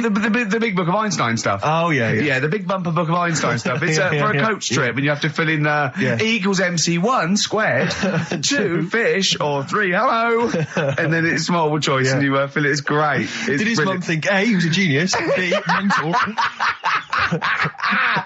Most people go for A, but it is in fact B. She thought he was mental at the age of 28. Oh, Carl, you never let me down. You never let me down.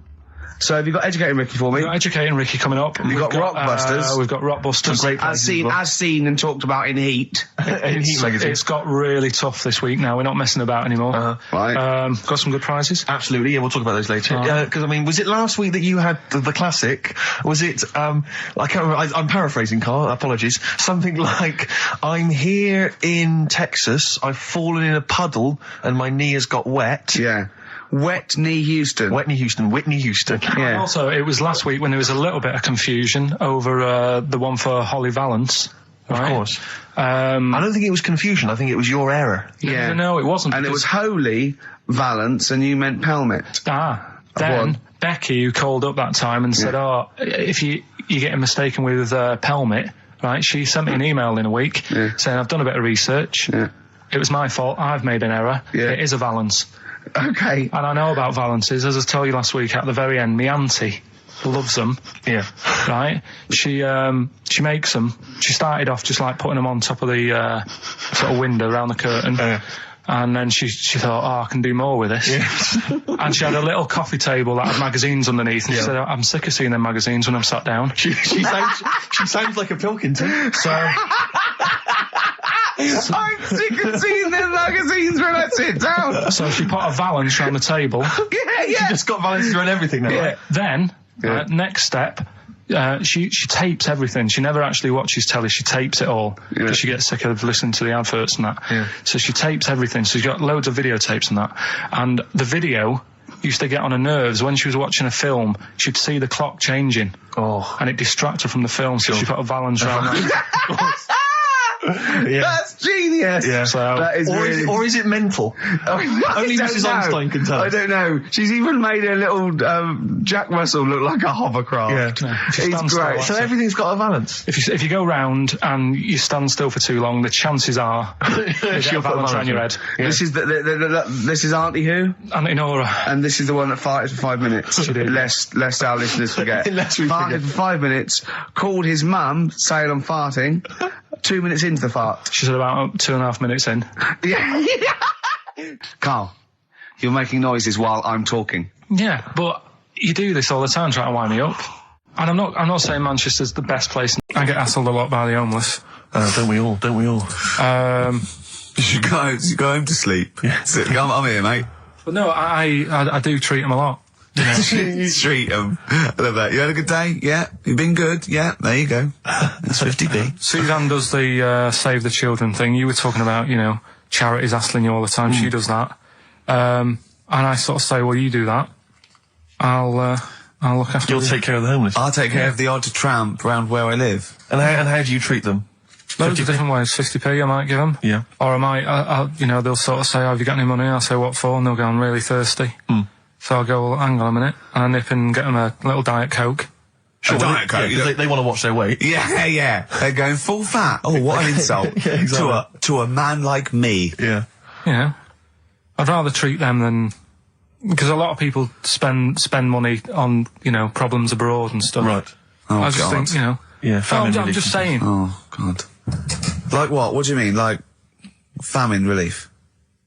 Well, you do get sick of it, don't you? You know what I mean? It's not... You get sick of it. No, I'm just saying. Wait. Go on. I'm just... I know, just let whatever you do now, Steve, don't interrupt, because I'm scared, but I just think it's worth it.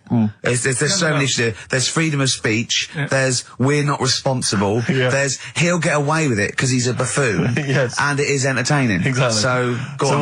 All I'm saying is you're saying, who do I give me money to? Is it little, sick kids or whatever, or is it old people or whatever? HMV. That's where he gives his money to. Chiefly, they get a lot of it, Yeah. And for me, I just get sick of, problems abroad. It's like, what do you do? What do you do with famine and that? What are you meant to do? How can you solve it? It's gone on for years. Yeah. And it just keeps going. We keep giving them money, they keep spending it.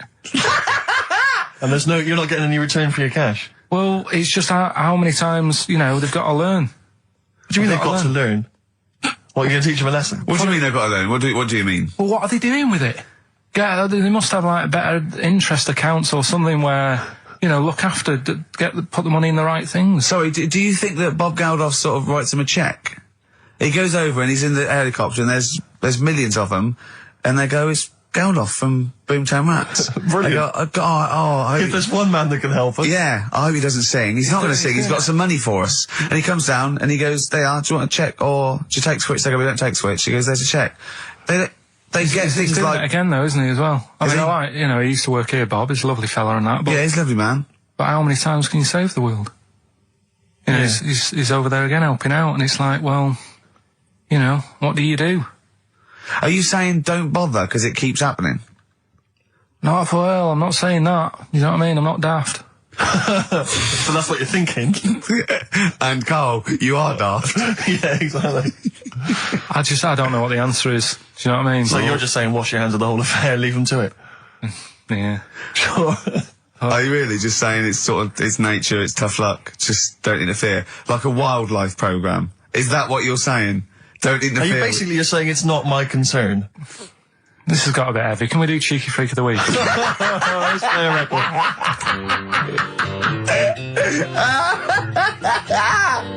Oh, God! My Hey Hey out of the blue from the album Rust Never Sleeps by Neil Young. Such a brilliant song. Oh, he's a great musician. He's amazing. Yeah. He's incredible. I think we're playing Neil Young track a week. Okay. From now until Christmas. Brilliant, okay. Alright? Excellent. On XFM 104.9 on Ricky Gervais with Steve Merchant and Karl Pilkington. We were talking about the homeless. I saw a homeless guy in the week as I was walking down Finchley Road, and he was peering in the window of one of the Dixons or something like that, just checking out the details on one of those cable TV packages. And I thought, one step at a time. I mean, firstly, I don't know, start eating your dinner off a plate. Yeah. And then work your way up to, a house, a home, a widescreen TV, a roof, digital television. But it's odd. Well, that might answer one of the questions, because I keep getting recognised by homeless people, and I never know what to say. I go, I think, well, either they're not really homeless, and they've got sort of digs or something, and they watch television, or the scariest one is that they've become homeless in the last few months since the office. I think, oh God, that's really scary. Or they are watching it in Dixon's. They're going, the office is on tonight. Yeah. What are you doing? Going down to Dixon's. Or they think you're one of them. Or that, well, I have. Because I mean, the way you dress. Well, no, some that are probably not quite, got their faculties, so maybe a little bit worse for wear, think they recognise me. And they whole scenarios where they're going, remember we were chatting, I was going, yeah, how are you? And it's just they recognise someone. Right, yeah. But that's a bit weird. But I mean, I think that's the worst thing. On a serious note, it is outside health. Well, we're talking about charity, and I don't know, I sort of, got this standards where I've been sort of caught in the street. But the ones that I'd choose, I'd always think, charity is what touches you. You can't change the world, but you can change your bit. So cancer, obviously, because I'm so I give to cancer. And I think outside health, the next one must be being homeless, because there's nothing you can do. It's got everything. You're scared, bewildered, you're cold. It's just everything. Even if you're healthy and homeless, eventually you're not going to be. Well, I do feel bad because, I always feel that I want to give to the health charities, like cancer, for instance, because there's that fear that I might get it. Well, yeah, it's not just that. It's just like, if you're not healthy, that's the first thing, isn't it? If your life's being threatened, there's nothing else you can really worry about. Yeah. But I don't know if that makes it wrong, though, that it's like I'm investing in a possible future. Yeah. Well, not really, because it's the same for everyone, isn't it? But, Yeah. I saw a homeless guy as well, looking through the bins, but he wasn't pulling out food and scraps, he was pulling out newspapers. Just having a read. Yeah. I always found that odd. I see that a lot, homeless guys. I don't know if they're just checking out the TV listings. Or when he finally gets his When's The Office cable. on? Yeah, The Office, they've moved it. They've moved it to Choice and UK Gold. I don't blame him, because, there is some cracking stuff on cable TV. There's some great stuff. I was flipping through the other day, and on digital TV, you can see what other shows are on while you're watching something. I was flipping through, and there was one, and it was called, now, when are you ever in the mood to watch a TV show called I Survived a 200-pound tumour? When was that on? Because it seems to me that if you've got a 200-pound tumour, you probably want to watch something else that'll take your mind off it, Big Brother or whatever. I'm not £200. Well, I can't imagine what this is. A £200 tumour? It must have been an error. £200 tumour? It must have been a £200 tuna. It was probably someone fell in the water. Yeah. And it came I survived a £200 tuna. Yeah, and it was just a spelling mistake. Sure. A £200 tumour? That's isn't that like kind of having That's Mr. another T person. That is another person. Maybe, oh my God, maybe it was all his life they told him it was a Siamese twin. But someone had just painted a little face on it when he was at school. Just drawn a little face exactly, on it. Yeah, and they go, it's not your twin brother. He goes, isn't it? Goes, no, it's a tumour. We better take it off. It's £200. £200? That can't be right. You sure it wasn't £20? I'm assuming that's what it probably would have been. But it was certainly £200 on the digital thing. Maybe that's a mistake. That's great, isn't it? They're trying to make it more interesting. Yeah. It's someone at Carl got there. £20 tumour. Let's make it 200. At least they're watch. Exactly. That's what I'd be like, though. I wouldn't want to go to the doctors. You know what I'm like? That was real. Play a record. Yeah, but it's mad. Every time you insult me from That's mad. Oh, is this the Cardigans? Great. Brilliant. I didn't even say anything. It makes me feel better. I can enjoy the rest of the show. Yeah. Before we carry on with anything, I should just tell you, we're on the subject of emails. There's one emailer we're always looking forward to hearing from. Dickers! Richie Anderson! Dicky Docky Doo! Richard Anderson, thanks for emailing. He's my biggest fan. He's now. one of the biggest fans. He absolutely loves me. But not afraid to offer some constructive criticism. Go on, That's the great thing about Dickie. And from Anders this week, he says, Ricky, I'm lazy, I talk nonsense, I'm badly organised, and I believe in ghosts. Can I have a job working on your show?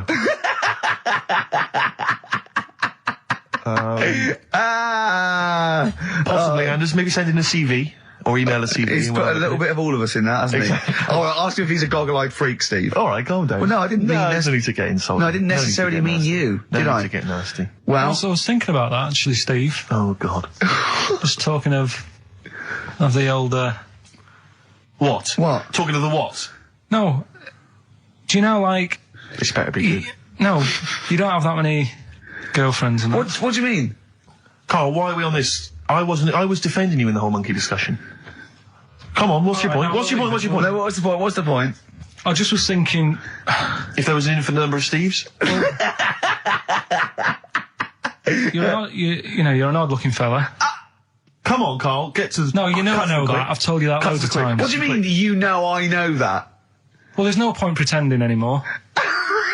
Steve, I'm flabbergasted. But also, you don't like spending money, right? He's mean and weird looking. Valentine's Day. Are you sort of, you know... You've got to love him now, haven't you? What are you happier with? The fact that no girls like you enough, right? This is really mental. Or are you happy because you don't have to spend any money on a card for someone? A little from column A, a little from column B.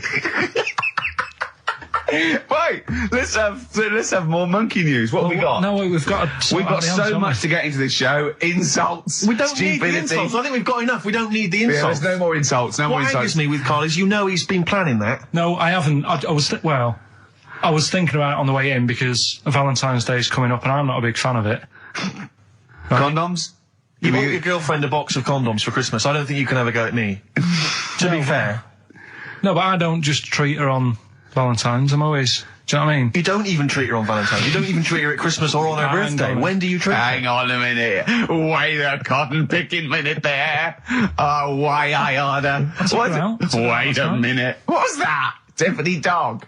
I treat your girlfriend better than you, and I've only met her twice. I took her out last night and she enjoyed herself. Where'd you go? Until she had to write the cheque. Where'd you go? To a chippy. A really... No. Play a record! It's a chippy? No, a quality one. Right. Oh, God! Under a fiver for two. Oh, nice wrapping. Not newspaper, greaseproof paper. And bread. That's Feeder, Just the Way I'm Feeling, on XFM 104.9. Ricky Gervais, Steve Merchant, Claire Sturgis. Well, he's defying me. He's not calling in. We're going to give out his number and he's not calling in. That's even more annoying. Who does he think he is? I don't know who he thinks he is. I'll tell you who he is. Yeah. He is a little bold Mancunian. Let's never let him forget that. I don't know who he thinks he is, but there's the fact. Just, Carl, call in, because you're annoying me and Steve. He's been slagging you off as well, Steve. Well... Go on, what's in the week, he was slagging you off. I mean, in the week, I was joining in and laughing along, but now I'm thinking but now I'm thinking that you're more on my side than he is. Thanks very much, Rick. I'm glad to see you've come round. He said, I was in the pub with him and, Johnny. Oh, right, so there's a little audience, good. And he went, have you seen Men in Black 2? I went, no. He said, have you, Johnny? He went, no. He went, there's a thing in it that looks just like Steve. And I went, what? He went, it's a thing, he's got really gangly arms and bulbous eyes, and it just works really fast in the Aliens registration thing. And I went, all right. I said, well, bring that up Saturday. Since he's not here, what do you think of that? Well, the reason is that I think the problem I have is this, that if I was to say things like that about Carl, I'd destroy him. He'd be a broken man after I'd finished with him.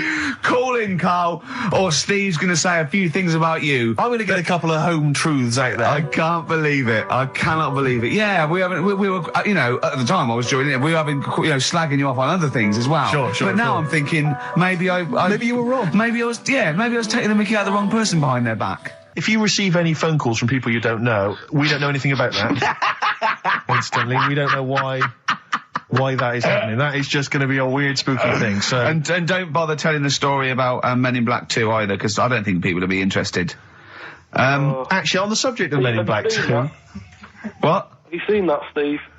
No, I haven't, Carl. Tell me about You it. should see it. Go on. Why? Because there's this thing in it.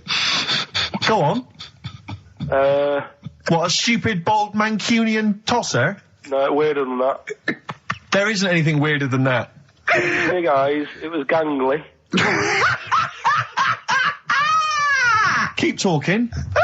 You've got to see it, because you wouldn't believe how the likeness and that. You've got to get the film out tonight. Right. It's not as weird, it had a normal voice, right? He's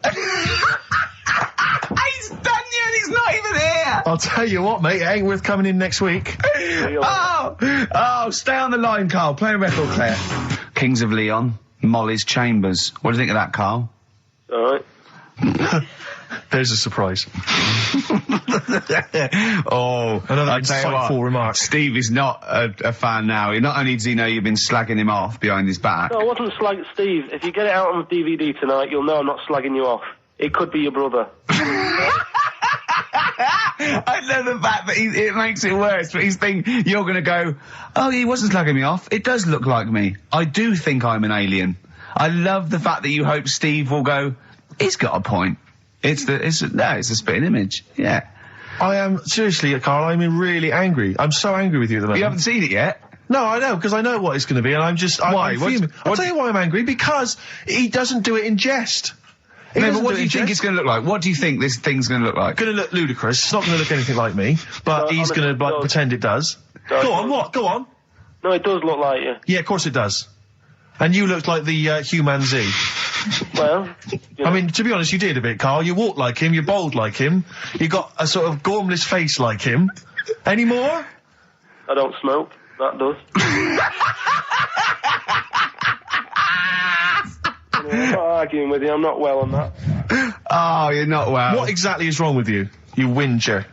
Well, it's just, do you know, like I always tell you about the restless leg syndrome I've got? It's like that, but all over.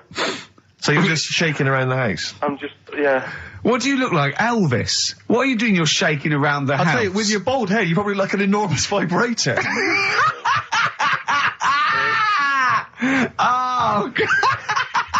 That's what you probably look like if you strip naked. Oh, you'll have the Scottish widow coming round. Oh, dear. That's, what's her name, by the way? I heard you talking about that. That's, Amanda Lamb. Amanda Lamb, who's in the Place in the Sun programme. Is she actually a widow? Is she a Scottish widow? Hoots, man, my husband's dead. Do you want any money and a bit of my clam? Brilliant. All right? That's the sort of quality you've missed out on today. Well, anyway, you're going to be back next week. We need you back next week. Yeah. Yeah. Well, how do you know? Also, how did you know you were going to be ill today? Because you phoned and arranged this yesterday. Convenient. And I spoke to you yesterday and you didn't sound very ill. I felt ropey yesterday. You've got a bit of a bunged up nose. Even though I have a bit of a bunged up even though I was nose. ill, I still sorted it out. Yeah? I'm a little bit sweaty. Even though I was Carl, ill, sorting it out does not mean you phone up Sturgis and send her down. That's not sorting it out. That's making things worse. Have you learnt nothing? Thanks, Claire. If you're not part of the solution, you're part of the problem. Mate. Yeah. My leg's a little bit achy. Oh, wearing wet jeans. Oh, I put wet jeans on again. My lasagna it was frozen. Can you hear the venom and hatred in our voices today? We genuinely are upset and angry with you. Yeah. Can't believe it. I cannot believe that Right, well, the thing is, we'll be back to normal next week, right? We've got Billy Elliot doing the film next week. Right. Any prizes? Got some good stuff. Have you got any films with Burt Reynolds in to give away on VHS? And I'll see you then. Great, we're looking forward to it already. I'll see you later. See you later. Hot heat, bandages, XFM, we're off, innit? That's it, it's all over. Yeah. Back next week. Yeah. Thanks, Claire. Bye. Total respect. Yeah, Yes. nice one. Keep it real. See ya. Carl, I need the phone number of your girlfriend. Let me explain why. I was lucky enough, once again, to be on your quiz team this week. Ricky still to beat me. He's still to beat me with his team. Yeah. Second I came. We the gang here and some friends. We sometimes go down to a pub quiz in the local area, and I was very nicely. I was invited by Karl to be on his team. Twice now I've been on that team. Ricky's always on another team, and what can I say, Karl? Do you mind me saying this now? Because I've analysed the team, and it's very much your team, and you've put the team together. You've recruited some excellent personnel. Your girlfriend's very, very good on the team, as is one of her work colleagues, and you normally bring in, someone like myself. I like to think I'm providing something with the entertainment section. I seem to remember last time I answered at least 6 or 7 questions that other people hadn't got, so I felt I provided something there. Karl, I rather like John Harvey Jones, who used to be called in to sort of troubleshoot companies. I see why you are not winning ever, and it's a rather pricey contest, isn't it? It costs a tenner to enter per person, and unless you get in the top 3, you're not going to get to see your money back. No. So I think you're going to maybe need to step down from the team, because Karl, I'm not sure. I am not sure. You consider yourself a kind of player manager, but frankly, I'm not sure you're providing enough. Right. See, this is funny, because as bad as I imagine you are, I don't think Steve would make it into my team, so he's getting a bit cocky here. I want to know what your opinion of him, because he's told me he's great on it. Well, you bang out of order, first of all. Okay. Do you have a good night when you're with us? I tell you what, I wish I'd lost a tenner every time I've come down. That would have improved it. You point out there about the football analogy. Mm-hmm. Alex Ferguson, when did he score a goal? Right. He doesn't. He tells the others how to do it. Right? That's my role. He doesn't take up one of the 11, though, does he? No, exactly. It's not like you can only field 10. Yeah. Because we only got 10 again. I want to be in the 11. Exactly. He's not running around in midfield, falling over. Yeah, shouting, "Oh, what have I told you?" Yeah. No. Right. I'll admit. And there's a limit of 5 players. We should explain that. That's the point. Yeah, there's only 5 players on the team. So. But it was pretty tricky on Tuesday, though, wasn't it? It was one of the tougher... Tell everyone the one question you got right. Something about... Well, tell us the answer. The 2 words you had to say to get the answer. Danny Minogue. Danny Minogue. That was what you provided, Danny Minogue. Is this valuable? Well, no, not really, because there was at least 2 of us who also knew the answer. Oh, well, we gave him. No, exactly. We gave it to Karl. We massaged his ego. But I just feel Karl. Do you know what? I feel a bit bad now, because I just he had a crushed face. Then. Can I just tell you right now? He just can't believe this. Can I just tell you right now? I think the problem is this. I think there's that precious 5th position that is not being filled at the moment, I think, consistently enough by a decent player, right? You've got a solid team. I'm thinking if you want to remain on the team, you are going to have to pull your finger out and find a 5th member that is going to provide, and I'll tell you where the weaknesses are. I can tell you right now, mate. The weaknesses are natural history and science. Something which Ricky Gervais is scoring on week in, week out on his team. There is a few. Now, if he was available for a transfer, we could be fine. But we've got to find someone to fill in that space. Otherwise, I'm either going to quit, or you're going to have to step down. Because I don't think I can be on a team where there is these obvious deficiencies. There are visible deficiencies. And, you know, the £10. That's £10. I'm not made of money. That's once a month. I've seen him depressed for 2 hours when he lost £20 at a casino after 5 hours playing. Don't bring that back. Don't bring up that again. Yeah. That story. He doesn't like wasting money, Karl. You know that. What do you think? What's the solution?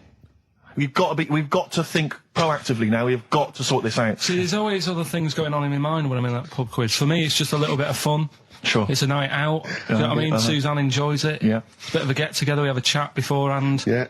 We have a bit of fun. Yeah. But there was other things on my mind. Karl, I can do that here. I don't have to lose a tenner. Wait, what were you thinking during the quiz then, when the questions were coming out? What were you thinking of? Well, what it was, right, just before the quiz started, I had to go to the toilet, right? Because the rule is, right, people who don't go to it, once it starts, phones off, no more toilet. They take it dead serious, don't they, right? Yeah. The Smiths on XFM 104.9. Well, we've done the first half hour, which is mainly genital related. Then we've kicked in with some racism. You have to guess what artist. It seems appropriate at this juncture just to mention something that's in the paper today. Dominic Mohan, I know you're a big fan, and as am I. He is just writing about the demise of Radio 1, or as he perceives it, and talking about the Radio 1 breakfast show, and apparently it's lost lots of listeners. And he says, talking of the BBC, it must act swiftly to replace Sarah Cox and look to exciting and inspirational figures like Jonathan Ross, Anne and Dec, Johnny Vaughan, or Ricky Gervais to try and save Radio 1. He's right. I mean, He's right. Has he ever heard this show? What is he talking about? All those other acts, they're dynamite. I can't genuinely.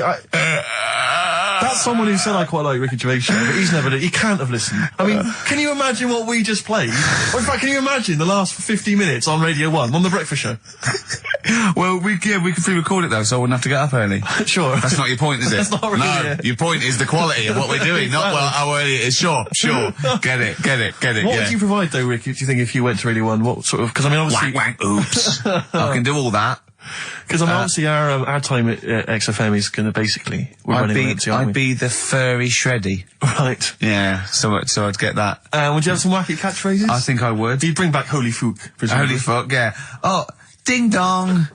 Oh, hello, it's my little Chinese neighbour. Hello, what's your name? My name is Holy Fuck. Hello. Look at Carl, he's just going, oh, I don't know why you didn't even do the Chinese accent that time. Well, that'd be racist. Okay, sure. I mean, yeah, sure. it's just his name's Holy Fuck, and there's nothing wrong or funny about that. So yeah, you'd have that. You'd have crazy comedy characters. You'd probably have some wacky quizzes. Yeah. Oh, look, it's Dirty Old Queer. Oh, no. No, I'm not. He's a new character to me. I'm quite excited. He sounds very modern and contemporary. Yeah. A new spin. Yeah. On an old idea. Yeah. Just tell us a little bit more. Oh, wow, he's an actor, isn't he? And, right. and he likes to, take it up. Alright, well, that's just, if anyone from Radio 1 is listening, and they've listened to Dominic Mohan in the paper, they thought, yes, you're right, we need some new blood at Radio 1. Ricky Gervais has got a myriad of comedy characters. Yeah. Whack, oops. I can do sound effects. You can do sound effects. So... You can probably do funny voices like Chris Moyles, couldn't you? Yeah. Wow. Not as good, but I can... What about comedy songs like Moyles? Again, not as good, but I mean... Do you remember when Moyles rather hilariously changed the words of This Is My Moment by Martin McCutcheon to This Is My Motor? We listened to it though, didn't we? Unbelievable. I remember when he was doing a competition, this was pathetic, wasn't it? We were listening to Radio 1 once on our site, and I don't know why, we just wanted to... I think it was research, wasn't it, for The Office? Yeah. And he was doing this... he had to phone in with... We were listening to idiots. And no, I'm not saying that. And he was doing this competition, you had to call in with some songs that are golf related, and people were phoning up going, drive the cars. He was going, drive the cars, good. And I was on that phone, I must have wasted about 40 quid, and I wanted to get through and go, hello, Chris, it's not Milesy, yeah. Derek here, I got one. Oh, go on then, Derek, what is it? Something like Spandau Ballet with golfy golf cart and that. And I just wanted to and I waited. And just, I thought the joke's on us. Yeah. I waited my phone bill just to say something stupid. Yeah. Oh, dear. Oh. This show's better than this. Yeah, anyway, if you've got any hilarious golf-related song titles that you'd like to email in. What's the number? Oh, I'd like them email in. ricky.gervais@xfm.co.uk. What would a song title be if perhaps we were doing something about, I don't know, air travel? Yeah. If you've got any crazy ideas, email in. We'd love to hear them. Yeah, brilliant. I've got a thought of another golf one. Okay. You know, Duran Duran? Something down the fairway or something, if they wrote that. Alright? Girls on the putting green? Yeah. Or something? Alright? Yep. Oh, hello. Have you introduced you? My name's Holy Fuck. I'm Dirty Old Queer. I could do all that. Ding dong, whack, oops. Elbow. Fallen Angel. See, they're the odd one out, you see, because of what they're like and who they are and how successful they are. I can imagine saying, will you please welcome to the stage, Elbow. Indeed. But I wouldn't have. On paper, I'd have thought that was a terrible band name. Yeah. Yeah. No, I know what you mean. There are exceptions to the rule. Yeah. Ladies and gentlemen, please welcome to the stage the Boomtown Rats. Yeah. Yeah. See, I'd have thought that was I mean, I think it is a bad name. It is a bad name. But you can't imagine it happening. Yeah. Yeah, so that's band name. So call in if you've got email addresses and let's call in with funny observations on life and shit. So, well, it's going well, isn't it? That's halfway through. Carl, what do you think? Yeah, it's been alright. It's been alright. Yeah. We've covered a lot of bases. We haven't taught them anything. Not taught them anything? No, I think we taught them to tune into a different station. Yeah. I think Heart 106.2 is probably picking up a few of our listeners as we speak. Yeah. Who's on at the moment? Don't know. Doesn't matter on there, does it? They just sort of... Don't slag them off. No, I'm not slagging them off. I'm just saying I don't think... You tune in because you want to hear Simply Red and that, don't you? Do you know what I mean? Well, they play other great stuff as well. Magic is the one that I love. There was this. This is what it's like about getting presents and stuff, right? With my mum and dad. Go on. My mate, Colin, right? He Colin Makin? No, Colin Bailey. Oh, right? yeah. He had a Little Sinclair Spectrum, right? Computer, which was like the thing to have at that time, right? You used to always go round to his house. The deal was... Not the one you had to play through the window because you weren't allowed. No, that's another lad. Oh, right? yeah. This is a different lad. And the deal was, he came to our house, and my mum gave him a pie. And then I'd go round to his, and I'd stay there for a few hours playing, Hungry Horace and stuff like that on it. Sure. Right? Now, my mum and dad knew that I really wanted one of these computers, right? So I waited about a year. Came round to Christmas Day. I thought, I reckon might have one. Turned out they bought me the wrong one. They bought me a ZX81 instead of a Spectrum, right? And Christmas Day, I'm there trying to load the games up. It's not working. I'm thinking, what's wrong, right? And the thing with me, when I was a kid, I used to get quite sort of agitated. This is the moment, right? I found out that it needed a RAM pack to make it work, right? Looking in the thing, and it's saying, and make sure you put your RAM pack in the back. And I was like, oh, where's the RAM pack? And my dad's going, I don't know, I've got you the main bit. That's it. So, I was that wound up, I just was sick, right? Just sick. I didn't feel sick or anything, I just was like, oh God. Went to the sink, just sick. Because I was that on edge about it. I said, come on, we've got to get one. And my dad's like, Tandy's shut, we're not gonna get anything today. Ruined again, Christmas Day. That was after the year when my train set got blown up by our kid. The following year, no RAM pack. And now you ask me, why don't I get good presents? He's scarred. He just I'm gonna die. Honestly, I'm gonna die. He's just screaming sick. Yeah. There's no RAM pack. Did you get to the bottom of it? Why wasn't there a RAM pack? You have to buy them separate. Oh, It's one of them cons. What do you mean I can't play Frogger? Oh no. So, wasn't there another incident when you threw up? Spontaneously threw up? Through sheer anxiety? I do get it. It's not so much now because I've relaxed a bit, but as a kid I used to be quite on edge all the time with certain things. Do you think that's what happened to your The cat wind. that kept being sick? That it didn't get the food it wanted? And it just threw up? Do you remember that? Yeah. God, so they shaved it. Down to the River by Bruce Springsteen on XFM 104.9. So, that little fella in the Times thought Karl was just a puppet. We created him, he's an actor. What's his actor's name? Brent Hogwell. We got him from Spotlight. Brent Hogwell. This stupid, dopey Mancunian accent, he just puts that on every week. Yeah, exactly, yeah. Yeah, he speaks rather like Hugh Grant. Yeah. And we just got this whole world around him. We set a whole... What do you think about that? He had his head shaved, especially. Exactly, yeah. So yeah, would he think that, maybe if he's looked online and seen me head, and he's noticed how round it is and that, does he think it's sort of been, morphed into that shape just for the show, just for 2 hours on a Saturday? Yeah. You spend 5 hours in prosthetic makeup like John Hurt in The Elephant Man. Everything about him was made up. Yeah. We created him, because I remember coming up with Auntie Nora. Oh, yeah. You said, Rick, we need another character. I said, what about giving him an Auntie Nora? Doesn't sound convincing, I said. Yeah, and you said, what is it about? I said, well, I don't know, she farted for 5 minutes and she's got a fanny like a split tennis ball. No one's going to believe that. Yeah. Oh, that brings us neatly. Well, let's put that to bed now. So, Chris Campling, honestly, we do not script this shambles of a show, and Karl Pilkington really is like this. If you want, you can meet him. I'd love to send Karl for a drink with Chris Campling. Can we do that? And then he'll eat his words. Chris, if you're listening, honestly, this isn't a stitch-up. As I say, I'm not having a go at you. It's a very well-written article. It's very, very fair. You're just complimenting on his grammar.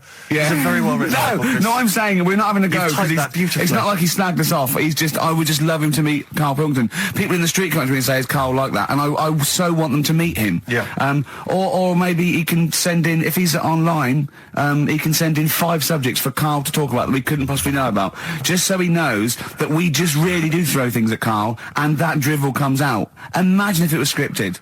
So wristbands work. I saw one in a shop window the other day which said stop child abuse, and I bought one obviously because a lot of people say, does it make a difference, but it was only £1 and I'd only spent it on kiddie porn.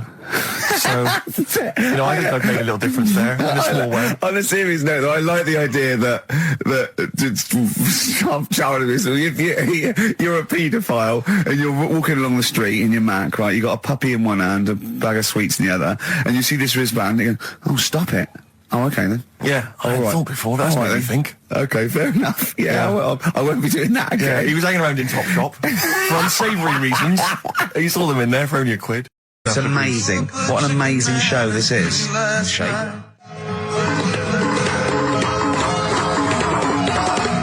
Oh, chimpanzee up, monkey news! Excellent. So, Monkey News time on XFM. Karl Pilkington, the man in the hot seat. Karl, what have you got for us? Okay, Monkey News this week. We've covered a lot of stuff. We have indeed. Now, do you know, like, there's places where you can go for, like, weekend rests and stuff, Sure. and you relax, you sit in a little spa, you might have a swim and stuff. Well, they've got a place done for monkeys. Of course they have. Right? They can go there, they relax, forget about all the stuff they've got going on in their head. They can have a manicure. Right. Got nice meals. It's not called a manicure though, it's called a chimpacure. Beauty treatments. Yeah. Right? They look good and stuff. Yeah, well, look good, feel good, yeah. Now, you might think, well, that's pretty normal. Well. The bit I haven't told you about is actually run by a couple of chimps.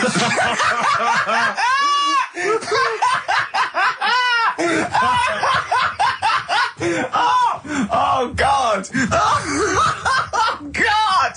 Oh God! You're a maniac! Right. Oh, for Christ! Oh. Let's just... That's like a couple of chimps. Of course it's not. No, it is, because think about it, right? No, not think about it. What do you mean? Yes, it is. Of course it's not run by a couple of chimps. What do they do? Get a loan? Right. If a chimp wants to have a rest, where would you go to? A place that's run by humans that don't know what chimps' needs are? No! My point is this, how did they get it together? How did the two chimps, Mr. and Mrs. Chimp, went for a loan and said, I'll tell you what we need, a spa. I think it started off quite simple, right? Just basic stuff. But they've expanded over time because it's become so popular. It's gone mental down there. Sure. They've all heard about it. Now, the thing is, the problem is this, right? That isn't even the top and bottom of it, right? Oh, Christ. The problem is, it's been going on and on and on, right? It's been earning a lot of money and stuff. The monkeys are happy. The monkeys that go there are loving it. They're telling friends and stuff. They're all coming to it. Now, the problem is, it's this little monkey, little man monkey and a little woman monkey, right? Yeah. Who were sort of girlfriend and boyfriend. Sort of. It's an open relationship. They can play around if they want. Well, the problem is they're not married, right? Now, trouble brewing. The lad monkey, fella monkey, he's getting quite old. Mm.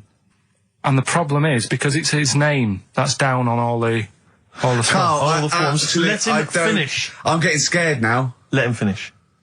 It's his name on the business, and the problem is his missus is kind of like, what's going to happen? Sure. Where are you getting this from?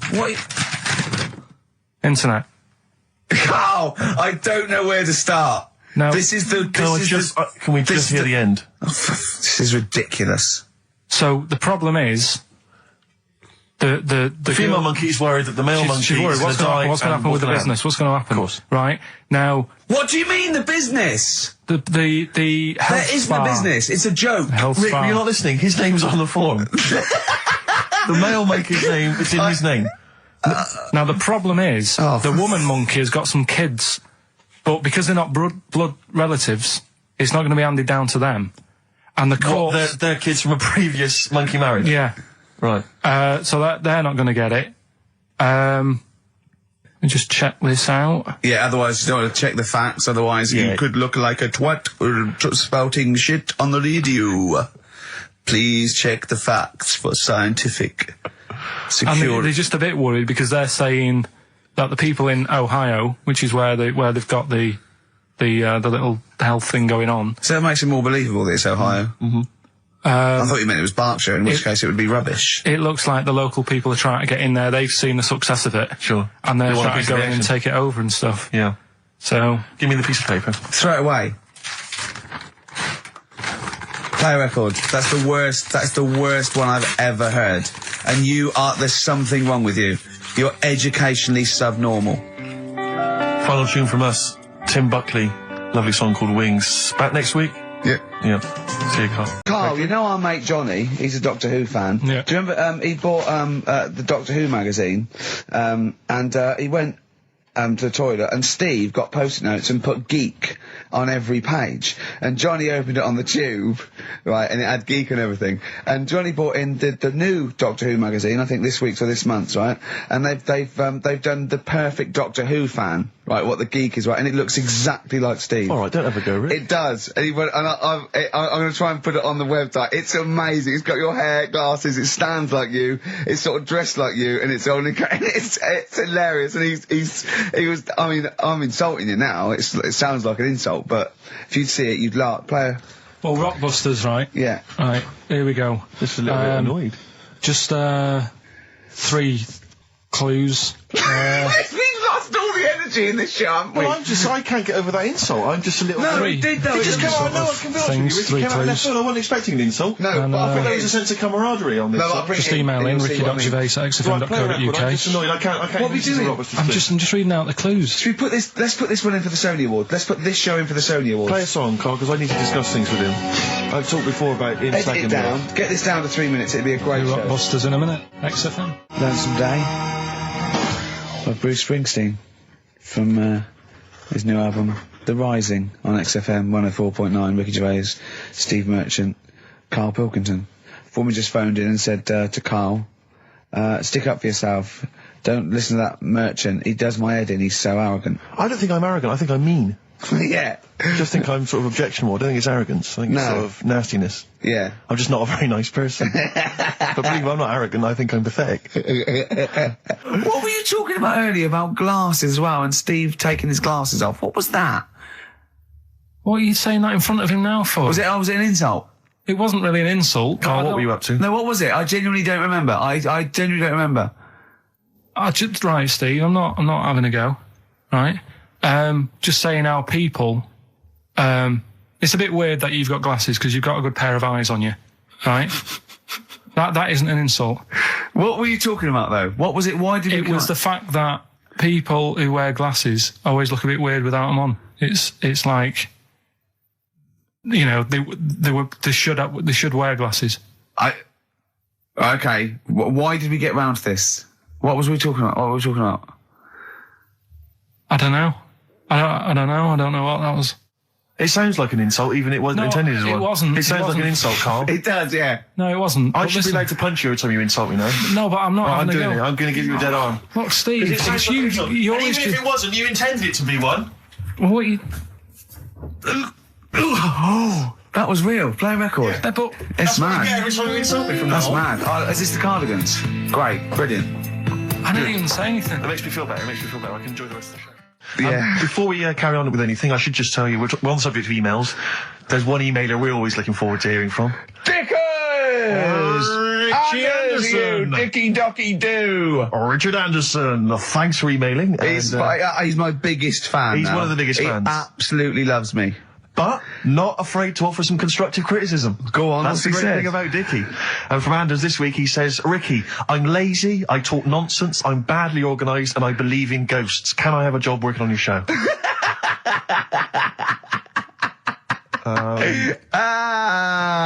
Possibly, Anders. Maybe send in a CV. Or email a CV. He's put a little bit of all of us in that, hasn't he? Oh, I'll ask you if he's a goggle-eyed freak, Steve. All right, calm down. Well, no, I didn't mean... No, no need to get insulted. No, I didn't necessarily mean you, did I? No need to get nasty. Well... I was thinking about that, actually, Steve. Oh, God. Just talking of the old... What? What? Talking of the what? No. Do you know, like... This better be good. No, you don't have that many girlfriends and that. What do you mean? Carl, why are we on this? I was defending you in the whole monkey discussion. Come on, what's your point? What's your point? No, what's the point? I just was thinking... If there was an infinite number of Steves? You're an odd-looking fella. Come on, Carl, get to... No, I know that. I've told you that loads of times. What do you mean, you know I know that? Well, there's no point pretending anymore. Steve, I'm flabbergasted. But also, you don't like spending money, right? He's mean and weird looking. Valentine's Day. Are you sort of... you know. You've got to love him now, haven't you? What are you happier with? The fact that no girls like you enough, right? This is really mental. Or are you happy because you don't have to spend any money on a card for someone? A little from column A, a little from column B. Wait, let's have more monkey news. What have we got? No, we've got so much to get into this show. Insults. We don't need stupidity. the insults. I think we've got enough. We don't need the insults. Yeah, there's no more insults. No more insults. What angers me with Carl is he's been planning that. No, I haven't. I was thinking about it on the way in because Valentine's Day is coming up and I'm not a big fan of it. Right. Condoms? You bought your girlfriend a box of condoms for Christmas. I don't think you can have a go at me. To be fair. No, but I don't just treat her on Valentine's. I'm always... Do you know what I mean? You don't even treat her on Valentine's. You don't even treat her at Christmas or on her birthday. When do you treat her? Hang on a minute. Wait a cotton picking minute there. Oh, why I order. Wait a minute. What's that? Tiffany Dog. I treat your girlfriend better than you, and I've only met her twice. I took her out last night and she enjoyed herself. Where'd you go? Until she had to write the check. Where'd you go? To a chippy. A really... Play a record! It's a chippy? No, a quality one. Right. Oh, God! Under a fiver for 2 Oh, nice lots. wrapping. Not newspaper, greaseproof paper. And bread. That's Feeder, Just the Way I'm Feeling, on XFM 104.9. Ricky Gervais, Steve Merchant, Claire Sturgis. Well, he's defying me. He's not calling in. We're going to give out his number and he's not calling in. That's even more annoying. Who does he think he is? I don't know who he thinks he is. I'll tell you what I'll tell you who he is. Yeah. He is a little bold Mancunian. Let's never That's let him who he forget that. is. I don't know who he thinks he is, but there's the fact. Just, Carl, call in, because you're annoying me and Steve. He's been slagging you off as well, Steve. Well, go on. What's in the week, you know, he was slagging you off. I mean, in the week, I was joining in and laughing along, but now I'm thinking but now I'm thinking that you're more on my side than he is. Thanks very much, Rick. I'm glad to see you've come round. He said he was. I was in the pub with him and Johnny. Oh right, so there's a little audience. Good. And he went, have you seen Men in Black 2? I went, no. He said, have you, Johnny? He went, no. He went, there's a thing in it that looks just like Steve. And I went, what? He went, it's a thing, he's got really gangly arms and bulbous eyes, and it just works really fast in the aliens registration thing. And I went, all right. I said, we'll bring that up Saturday. Since he's not here, you know, what do you think of that? Well, the reason is that I think the problem I have is this, that if I was to say things like that about Carl, I'd destroy him. He'd be a broken man after I'd finished with him. Call in, Carl, or Steve's going to say a few things about you. I'm going to get a couple of home truths out there. I can't believe it. I cannot believe it. Yeah, we were, you know, at the time I was joining it, we were having, you know, slagging you off on other things as well. Sure. But now I'm thinking, maybe you were wrong. Maybe I was taking the mickey out of the wrong person behind their back. If you receive any phone calls from people you don't know, we don't know anything about that. Instantly, we don't know why that is happening. That is just going to be a weird, spooky thing. So, Graham, and it was all a con, so Carl could get Mondays off. Poor Graham, the station's struggling enough as it is. Yeah. It's like running around like a headless chicken. Yeah. No one's listening. That's why I don't bother talking on a record then, because there's no loss to London. Sure. Right? It's pointless, this show. We don't do it for the money. We don't do it for the kudos. I don't know why we do it. No. Is there anything on telly at this time? I'm going to have to lie in. I know. But it's all a ruse to get Mondays. He's got Mondays off now because he has to do the show 2 hours, right? And he's still getting paid, and it's all a con because he knows that he's holding him over a barrel, and it's like, we've got to keep Carl happy. Right? I had Mondays and Tuesdays off before Duncan got involved. No, but you know what I mean, though. And it's like poor Graham, who's the MD that in charge of the thing, probably pulling his hair out, worrying about the station, right? You know, it's a sinking ship. And then Karl Pilkington, well, I'll do it, but I want Mondays off. He's probably sitting home now. His family, he's probably ridiculed by his wife. His kids almost certainly would have lost all respect for him. He's been fooled by Karl Pilkington. He calls his mates and goes, I'm busy, Graham. I just can't think. It's embarrassing. But do you know what I mean? And you think it's funny, and you think you've got one over him. He's going, Monday's off for 2 hours. Yeah, you do. You think, and now you're embarrassed. We've said it on air. But you're only conning yourself in the long run. Because, do you know what I mean? I hate that sort of, the world owes me a living, what can I get out of the world? What are you going to give back to the world, Carl? What are you doing now then? Are you going to prepare Mondays? What have you prepared for this show now? You've had 3 months to prepare. Yeah. What have you got? What have you got for us? Okay, what's happened in the last 3 months? What, in this place or just my life? Well, what have you got for us? With 3 months, we're cloning about. You get Mondays off, you're getting paid for it, you've got a cushy deal, you're having a laugh, you're taking the piss out of the management, right? So, what have you got for us? Give it to us. I've kind of, updated Rockbusters a bit. Right, brilliant. Yeah. Right, so... And you said don't mess with it. If something's good, don't mess with it. What do you mean it wasn't good? It was never good. It was never good. No, Of course it was we had never to good. fix it. It was fun to do. It was a laugh. I mean, much more. I imagine it was much more fun for me than the 450 listeners. I imagine, you know what I mean? I enjoyed it. I enjoyed squeezing your head and dressing you up. No, but that's just it. When I had a meeting with Graham, right, I said, look, I'm not being funny. I don't want to do it anymore. Yeah. I've had enough of it. Yeah. And he was like, oh, what's up with you? You sounds like you have a right good laugh. I said, yeah, but that's you know, that's all good acting and stuff. I said, it's hell in there. I said, like he's talking about Vietnam. Yeah. I said, having my head squoze, right? What? Squoze is still not a word. We've been away 3 months. It's still not a word. Right? Yeah. I said, he's putting a dustbin lid on my head. Yeah. You told this to the ND. He's hitting me with a tray. Yeah. He's chucking toilet paper at me. Yeah. And he said, yeah, but that's all over 2 years. I said, no, that was the same day. So, okay then, what has changed in 3 months? They're listening. They've been listening for 6 minutes now. Come on, give us something. bit of Nickelback.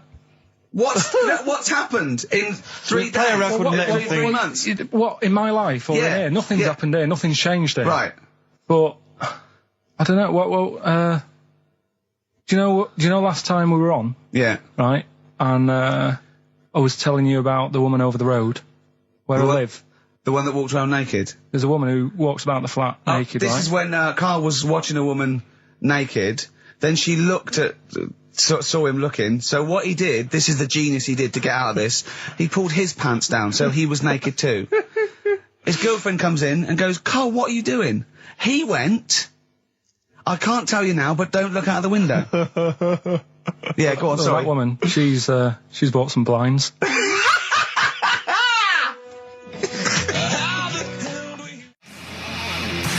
Yeah, Darkness. I believe in a thing called love on XFM 104.9. I'm Ricky Gervais. You're Steve Merchant. Sure. That's little Karl Pilkington over there. Where is he? There he is. There he is, yeah. All right. Yeah. Hey.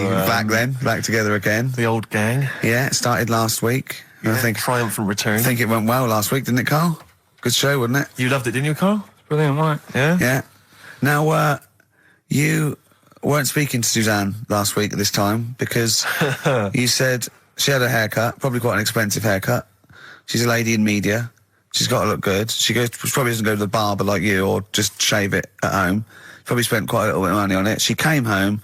She thought, well, my sweetheart, my lover, my sweetheart, you know what I mean? The man in my life is gonna love this. Well, he adores everything about me. He's gonna love my hair. She walked in. Hello, Carl. All right. You look like Dave Hill from Slade. Is what Hugh said to the poor woman. And then talked about it on air. She was furious about that. So what did you do? Carl? She did listen, yeah. She wasn't happy. And she heard you slagging her hair off? Yeah. She, well, what So this is probably annoying her now. Well, no, it doesn't matter. We can do a lot today because she's at work. So, and of course, no one's going to tell her. Let's have a chat about a fat arse, shall we? Hold on. Oh dear. You are in so much trouble. That's... Look, he's realised he is a little bit worried. Oh, didn't you go and buy her a coat or something? Took her out on Sunday and treated her to a new coat and that. Yeah. But I offered, I said as well, I said I'd pay to have it done again. Oh no! Carl, you have... Oh God! Oh my Christ! So she listened to the show. What did she say? You got home, she'd heard you slagging her hair off. Imagine that. He thinks that's a good thing. We've won the polls. Brilliant. What are we doing? Well, you can have facial surgery now, love. It's sort of like... It's just... Christ! You offered to have it done again. Unbelievable. Yeah. But I got home and she's like all being moody with me, right? Yeah. You thought something's wrong, so you must have listened to the show when I was slagging off her hair. Well, his first thought was she's probably looked at herself in the mirror. She agrees with me. Yeah, that barber's been round again. Yeah. And she just said, "Oh, that wasn't very nice of you, was it?"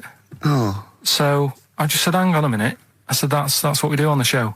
When I'm slagging off, Chinese people looking old or whatever," I said, "You never interfere." Sure. I love the fact. She's got to get her priorities right. I love the fact that she's in the same queue as a billion people you've never met. Yeah. That's fantastic. She's in the same queue. Well, you didn't complain when I was because slagging off. Karl, I don't think Karl has ever admitted he might be in the wrong, ever. Certainly not to you or I. So did you admit... That is so true. Isn't it? That is so true. He's never admitted that he might be in the wrong. So did you, in this instance, agree that maybe you'd overstepped the mark? No, I just said she took it badly. Do you know what I mean? It's only a haircut. Yeah. Yeah. Well, Steve, you haven't seen it, so you can't start interfering on this one. No, okay. No, I haven't seen it, but I very much doubt she looks like Dave Hill from Slade, who, if I'm unless I'm mistaken, used to cut his hair with garden shears blindfolded. Well. So, you know what I mean? And did her teeth stick out when she started speaking with a Brummie accent as well? I've got used to it now anyway. So. And so did you bought? So at some point you came crawling back and you said, "Do you want me to buy you a coat?" I just said, let's leave that. Let's go out and have a good weekend. Sure. But get your hat before we go. And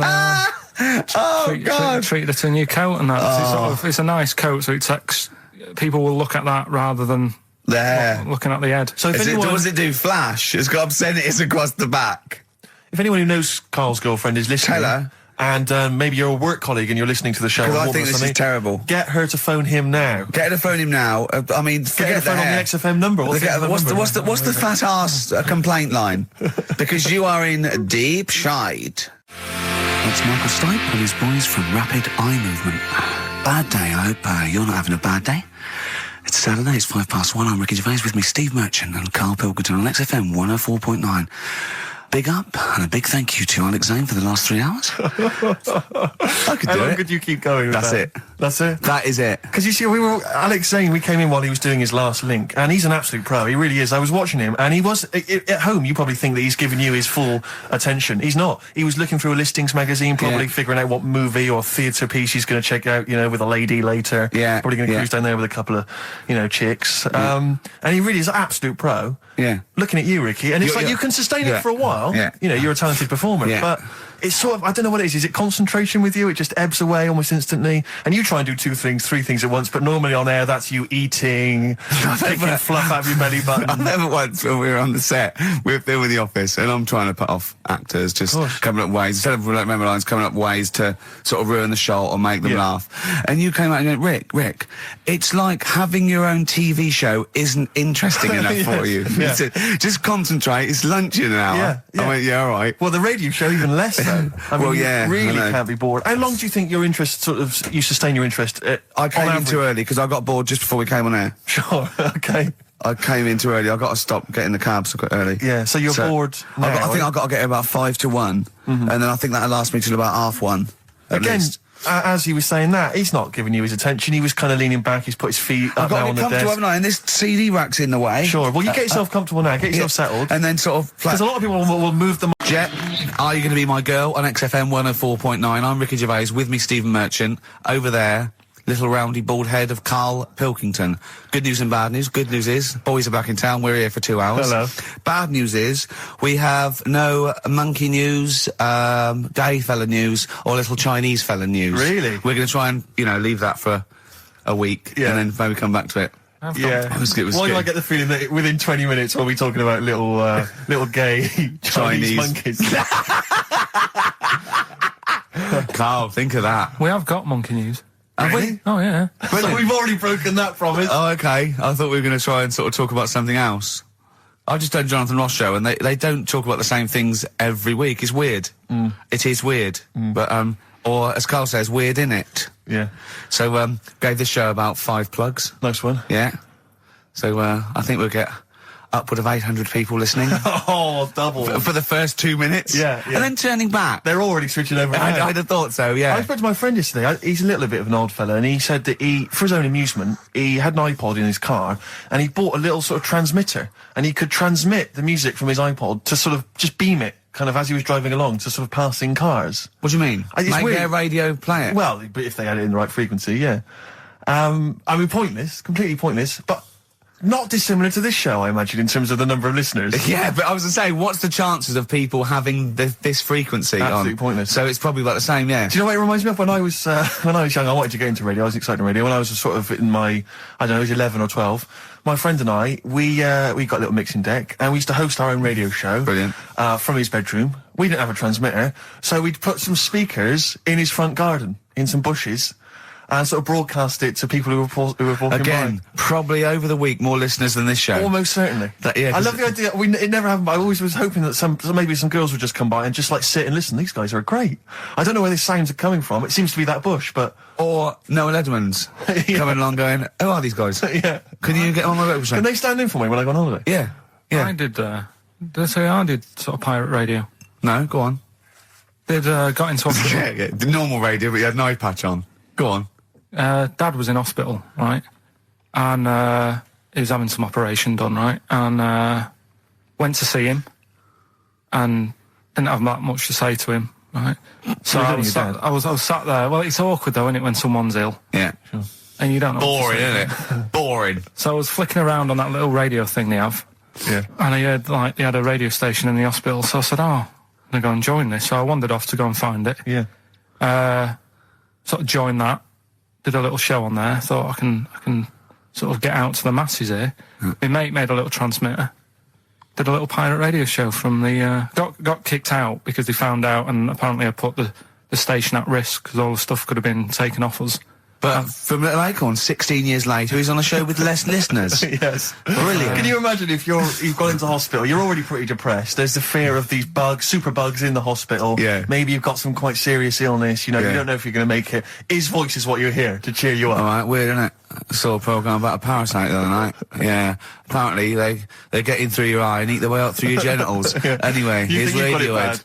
Yeah, exactly. Play a record, Carl. Stone Roses, yeah? Oh, Fool's Gold. Classic. Stone Roses, Fool's Gold. XFM, 104.9. Brilliant. Can't help but notice you've brought some sandwiches in, Rick. What's in there? Cheese and onion. Cheese and onion? Yeah. Because I've never, ever seen you make sandwiches before. I've seen you take a piece of bread out of a loaf and sort of fold it in half. Crumbs everywhere. Well, Jane made that for me because I was in a bit of a hurry. I didn't think for a minute that you Why? made it. Because it looks neat. Well, they're wrapped in the tin foil. A knife has been used. As opposed to chewing round the baguette. Exactly. Yeah, breaking it in half. Yeah. Albert Steptoe. Yeah. Yeah, brilliant. Yeah. Nice. It's great, but the onions are strong. Are they? Making my eyes water. Yeah. If I come and breathe on you, it'll cure any sort of skin disease you might have. Skin disease. We watched that, Carl, you know, that Carl was raving about that thing about parasites, about worms coming out your brain and that. And I watched What is this? Is it a TV show? Yeah, called Body Snatchers. Right. And it was pretty fascinating. And, I mean, amazingly shot as well. I mean, it's got to win an award for photography. Yeah. And there was one bit that this little girl had been bitten by a mosquito and it laid her eggs, and it went to the doctor. She had a lump on her neck, like a boil. And they pulled it out, and it was like a bullet, this maggot. And they put it down, and it was wriggling in her blood, right? But the hole left was sort of aesthetically pleasing. You know, like that feeling you get, like, I once had an ingrown hair, and I quite liked it when I pulled it out. And it's a perfect little hole. And I thought, I wouldn't mind having those as long as they sort of like healed over. What are you talking about? I don't know, it's weird, isn't it? But why would you want a hole in your body? No, it's got pulling something out, sort of like pulling something out of your body. It's I sort don't of know what you're cleansing, talking about. No, but it's sort of like, I don't know what This is it, you watch one programme recommended to you by Carl, you've turned into Carl. You want a hole in your body? No, it was like, you know, like squeezing a really good sort of like spot. I mean, I haven't squeezed spots for ages, and I'd never had spots, but maybe that's it. I didn't have spots. Right. And I always thought that'd be nice, squeezing a spot. I don't know what you're talking about. Why would these things be pleasurable? Why would an ingrowing hair? That's great it was good. Fun. That was good, because I got it. It was like a little lump, and I pulled it, and then it pulled out, and it was like left a little... I know what you mean. Because I get thick hairs and like really... Oh, when they come out, it's like a bit of wax. Yeah. Like putting out a little candle. And I love that. What? Yeah. Because I've got not much hair on my head, No. right? It sort of grows thicker on my face. No, not true. Sure, but go on. Yeah. No, it does. Not true, baby. Go on. No evidence for that. Just made it up. So it grows sort of thicker on my neck and that, and now and again I'll see like something that's like a twig. Right, it's really thick. Yeah, you feel it, and then you think, oh, I'm gonna have that, and then you work at it, and then when you get hold of it, it's brilliant. It's like pulling out, it's fantastic. It's waxy and build up, and it pulls it out, and it stretches your skin, and it leaves a hole. I've just realised why we talk about Chinese people, monkeys and gays every week. Right. Because this is the sort of replacement. This is what we've got if we're not talking about them.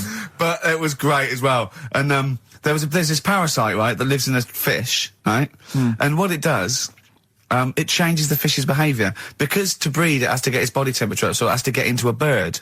Right? What needs to get into the bird? The fish? Parasite. The parasite needs to get into a bird, yeah. right. So it changes the behaviour of the stickleback, and it makes the stickleback sort of suicidal. So the stickleback doesn't flee when it sees a heron, it gets caught. Right. Because this stickleback has changed its behaviour. Carl didn't quite understand this, I still don't really get it. I watched it, and you see like the fat fish and that, and you go, oh, it's not well. But I don't understand. Well, all it does is, it has to get into a bird, because it has to breed, to lay its eggs, it has to have a raise of body temperature, so the fish is cold-blooded, so it has to get into a bird which is warm-blooded. There's lots of things, there's certain things at that level. Why is it doing that? Because it needs the temperature. It needs the heat energies for its reaction. Just like, for example, that's why your balls are on the outside. Because the cells have to be a certain temperature to survive. I don't know if it's the sperm or Sertoli cells, but they have to be a couple of degrees below body temperature. Otherwise, they'd be in a nice cage and we wouldn't get kicked in the nads. What do you mean? That's why your testicles are on the outside of your body. They have to be a couple of degrees below body temperature. Yeah, but that isn't why they're there. You see, this is like the chat we had last week about the giraffe having a long neck. What do you mean? They're there because that's where they happen to be. They didn't go, right. Well, that's what evolution is. It's a selection process. It's not a will. The balls didn't say, look, I'm too hot, let's get us outside, let's get outside of here! Alright, hang on a minute then. What? So a little man monkey, right? Theirs are in the same place as ours. Yeah. But they're walking around naked, so it could be anywhere. They could be, like, on the back. It doesn't matter where they are. They call it, well, they could be on the back, yeah. So why aren't they? This is a completely different... Steve! You started it! I wash my hands of the whole affair. And we're not only back to balls, but we're back to monkey balls. Yes. In one thing from about parasites, we're back to monkey ball news. Yeah. And we're back to chimp testicle news. All right then. So this worm's in a fish. Yeah. It's like a little platyhelminth. I think it's some sort of. But what I mean is, why are they about? What do you mean? They Why? evolved. But why haven't they died out? Because they're very successful. Yeah. What do you mean? Yeah. What do you mean? Yeah. Tell me the brain event that made you say yeah in that 1 second gap. Because in a way I don't get it, and if I think about it too much, it hurts a bit.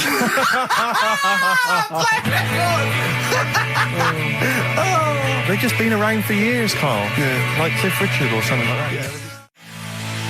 Roll Over DJ by Jet on XFM 104.9. I'm Ricky Gervais, with me Steve Merchant and Karl Pilkington. All right, Karl? Yeah. Bit miserable today, Karl.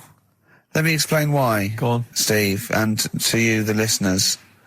Well, we came in to a big bunch of stuff. Dropped off was it Becky from Marks and Spencer? Just like lovely stuff. Food, presents for the cat, books, just, to Ricky and Steve. Ricky and Steve who do the show, right? Ricky Gervais and Steve Merchant. GQ presenters of the year. Creators of The Office, right? Award winning. Carl's looking over, I go, well, maybe, it's not for you, no. And then he told me why he's grumpy anyway. Go on. Do you know what XFM are giving everyone? How long have you been here? About 6 years. What are you getting for Christmas from XFM? 2 CDs. Is that of your choice, or do they choose them? There's a list of about 30. Right. Tell them what you chose. 30 CDs. I've gone for Kings of Leon album. Yeah. And the best of Bob Marley. Haven't we, given them away in the past or something? Or you could have burnt them off, couldn't you? You could have done copies. Illegal, but you could have done that. Anytime you wanted. I don't think Bob Marley minds if you bootleg his CDs. It's out of order though, isn't it? It is bad. Although you Is that always the case? Has it always been the truth of all the time you've been here? No, it has been better than this. Yeah, although you do get paid quite well and you do have an easier time. Yeah, but don't give me the CDs then. If it was a milkman, you don't go, I have 2 bottles of semi-skimmed. Happy Christmas. Yeah. That is a valid point. Do you know what I mean? Have you complained? Who is it who made this decision? There's no point. No point, is there? Why? Just no point. I don't like moaning anyway, just... Has it come from up top? Is it like from the capital people? Just everyone. That's what everyone gets. Yeah. Yeah, but will Christian get 2 CDs for getting up at 4:30 every day for about 5 years? And keeping this station afloat. Probably. Yeah. So, that's why I'm a bit fed up. What you listen to first, Marley or Leon? Well, you have a bit of Marley. I'll tell you what Marley's good for, as well. You're going to have a little beach holiday, aren't you, over Christmas, going to Lanzarote? Listening to that on the beach, you'll realise how wise XFM are in the long run. You know, you go, well, look, they could have given me 400 quid, right? I'd have spent that. But this is, you know, the legend lives on. It keeps on giving. So, you're probably, you know what I mean? Think how much what you got to think of is how much all his great songs took, not only from the depth of his soul and, you know, all his sort of angst and knowledge and love, and then all the studio time, the marketing, and they're just giving you one that. They go, don't worry about that, Carl, just have it. And you go, what? All the time we spent with Bob Marley and everything in there. You know, have it, Carl, have it, Carl. And Gratis. Yeah, have that. Thanks, well done. Carry on. We're still going to pay you for the work. Yeah. That's just something on top. Here's a little piece of Bob, free. Yeah, so don't moan, it's extra. So, I didn't have to give you it at all. Play a record, you ungrateful little swine. Some people, like the homeless, aren't getting anything this Christmas. This is my favourite Elvis Costello track of all time. It's Alison. This wasn't on the list. Go on. Right. But I can't really get a question out of it. Go on, just tell us. There's a shadow somewhere. It's already good, isn't it? I'm loving it already. No, right. There's a shadow. I think it was in America. Yeah. And it's on a quiet road. I'm guessing somewhere like Boston. That's what I imagine. Okay. Right? No. Somewhere like Boston. And people at night used to see this shadow moving about. And they'd go, what's that? Right. And it got known, the town, the little local town got known for this shadow, but it didn't cause any problems. What are you talking about? Well, it was just you lost me. What are you talking about? Do you know, like, some places get famous, like Scotland's got the Loch Ness Monster and that, but it doesn't cause any. Yeah. But it doesn't cause any problems. It doesn't exist. Go on. Right. So there's this shadow walking about on the road. What do you mean? No, what's he again? Rubbish. Right. So he's Nonsense. walking about. Where did you read this? Where did you see this? He's walking about. This was on the internet, and I'm sure. Sorry, sorry. Right. I thought it was shite. I didn't know it was on the internet. Right, so this shadow is moving about, and independently of an object. Yeah, and the local mayor and that is like, yeah, it's a bit weird, but it's not harming anyone. The mayor involved. Was he elected to that post? Hey, mayor, we got a problem down here. Seems like a shadow. Well, it's not causing any. No, it's just causing any problems. Yeah, but that's the thing. It was left for years, and then it did start causing problems. I see. That's it. If you leave these shadows to go unchecked, Rick, they go crazy. Yeah. You let them run amok in the city. Yeah, you've got to stand What did it do? What did it do? What did the shadow do? It was pushing people off the bikes. It was what? It was pushing people off the bikes. I'll find out more for that next week. Right, that'll tease them. Oh, you're a maniac! We'll do more on that. We haven't had time for educating. Please never have children. Right, listen. Embrace. Glorious Day on XFM 104.9. Rick, there may be listeners tuning in thinking they've got something better to do, for instance, switching off the radio and just staring blankly at the wall for the next half an hour. But no, because what they're going to miss is our grand finale to this, which is, of course, sponsored by Lindauer's, the sparkling wine solution to a hot summer's day. Yeah. That we're going to be firing a cork. Did you just make that up? Yeah. Pretty good. Good. They're going to be firing a cork at Carl's head just for the sound. I just think it's sound. Huh? It's not happening. Yes, it is. You said no. We've said it is now. We've promised it to the listeners. Yeah, come on. I'm not happy with it. Why? Because the pain. Well, I've never had it done, so I don't know how painful it is. Well, what reason to do it then? Yeah, we've got to try it out, haven't you? You're perfect. It's like a little cowbell or wood block. It's like, That's what I'm hoping for. Yeah. I'm hoping for pop. And I'm going to film it for my website. Brilliant. So go to that this week, rickygervais.com, and see Karl Pilkington getting hit.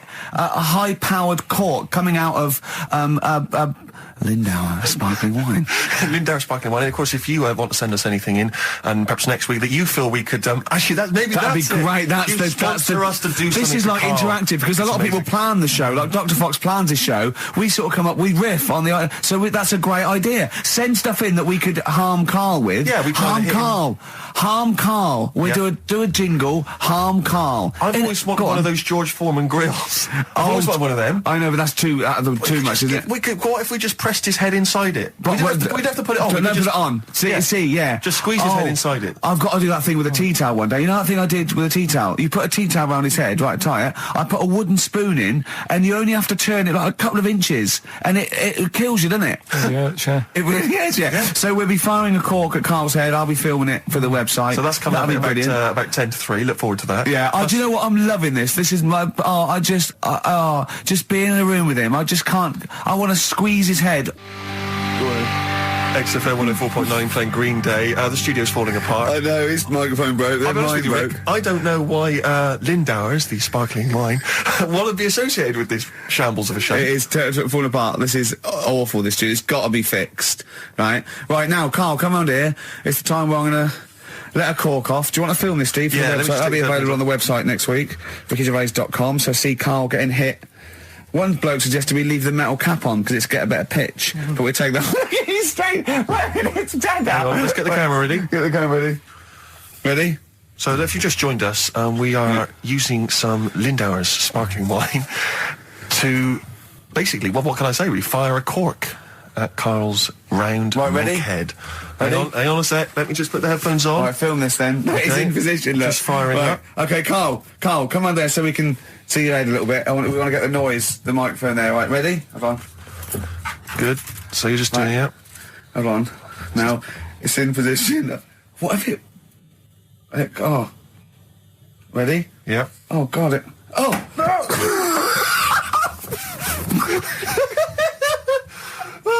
It's like Jackass. Did it hurt? Behind me. What do you mean? Did it hit you? I sort of just. It went off. It went off course. Did it?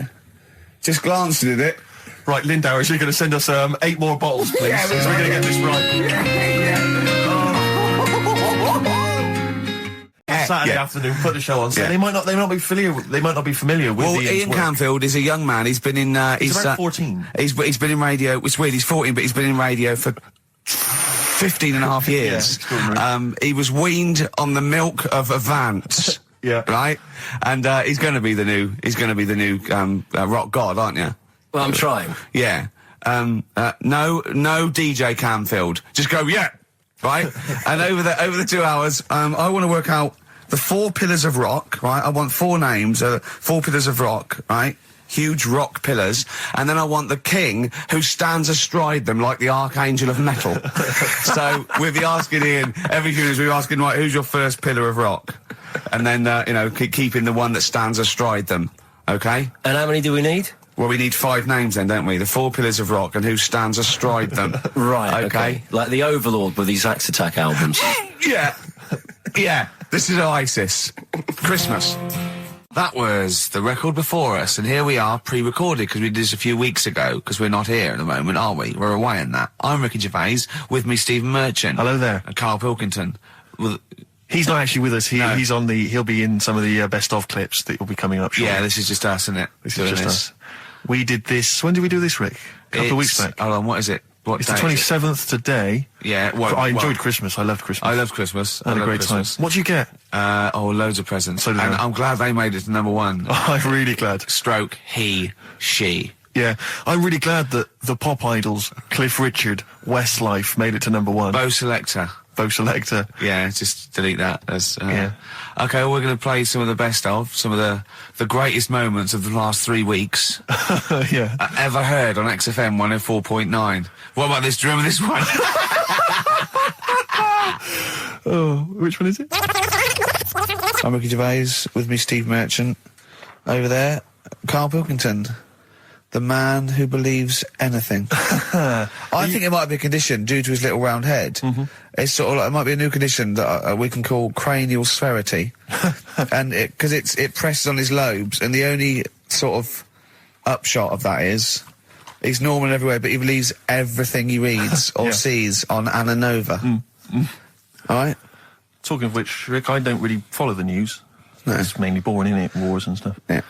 But I don't know. Well, yeah. Well, it is a war. It's all this nonsense before and after. When it's a war, it's, it's in the middle of the war, you can watch it on telly. True. You get results. You know what I mean? Like, do you know what I mean? Yeah. Like a test match or something. But it's all this rubbish before and after. It drags on. This recent war seemed, I thought, just generally, it was better presented than the previous one. Because I remember the first Gulf War, it was often during the night, and I couldn't stay up. Yeah, because I think the American had rights to it, like the Tyson fight, so we had to get it at 2 in the morning. Exactly. Which is annoying. They had it at, their prime time and that. And a lot of it was in black and white as when the bombs went in. Black and white when the bombs went in. So, this time there seemed to be a lot more colourful stuff. Yeah, it's much better coverage. I think they should win awards. Yeah, well, I'd like for to see it. awards, So, like Channel 4 won for cricket. Yeah, I mean, a few times as well, I was quite pleased to see they actually had footage of the bombs exploding. Yeah. No, good. Well done. Generally, good on you. Well done. Good on you. Yeah, it costs a lot though, doesn't it? Isn't it costly? War's a lot more when you got something like a Jimmy Carr game show, which probably costs about $100,000. Yeah, like half an hour war costs millions. It's almost as expensive as like Terminator 3 or something. Yeah. But I mean, But then you got to have variety. Exactly. Sorry, Steve, you were talking, mate. Well, no, I just wanted to make sure you're aware that the World Elephant Polo Championships have taken place. I did get it. I think they mentioned it on. Yeah, we won, didn't we? England won. Yeah. Well, my question is, where have they been practicing? I don't know. Do you remember ever at school anyone ever saying to you, "Are you interested in playing polo with elephants?" Do you reckon it was 5 blokes in pith helmets kept sneaking into a whipsnade? Possibly. What are you doing, lads? We're practicing. Get down. Yeah. Get off them elephants. Yeah. I didn't even know we had a team. I can't believe it. No, but it's like Johnny Wilkinson and the rugby lads. They're going to get MBEs, all sorts. The elephant boys, the elephant polo boys, nothing. They're going to get nothing. I haven't seen their son talking like them. To be fair, it's not like horse polo where I don't think there's a stick long enough. I think the elephants kick it, don't they? I think you might be right. I think they're not allowed to use their tusks. They'd burst it, weren't they? I think they go, start again. Raheem! Yeah. What do you mean the elephants kick it? All right, I've opened a can of worms here. Normal polo on a horse, they have like mallets. Yeah, they whack them, right? But I think it's obviously they're too high up. I think I might. What? Have you seen that, Steve? No, I haven't, Carl. Tell me about it. You should see it. Go on. Why? Because there's this thing in it. Go on. What, a stupid, bald Mancunian tosser? No, weirder than that. There isn't anything weirder than that. Big eyes, it was gangly. Keep talking. You've got to see it, because you wouldn't believe how the likeness and that. You've got to get the film out tonight.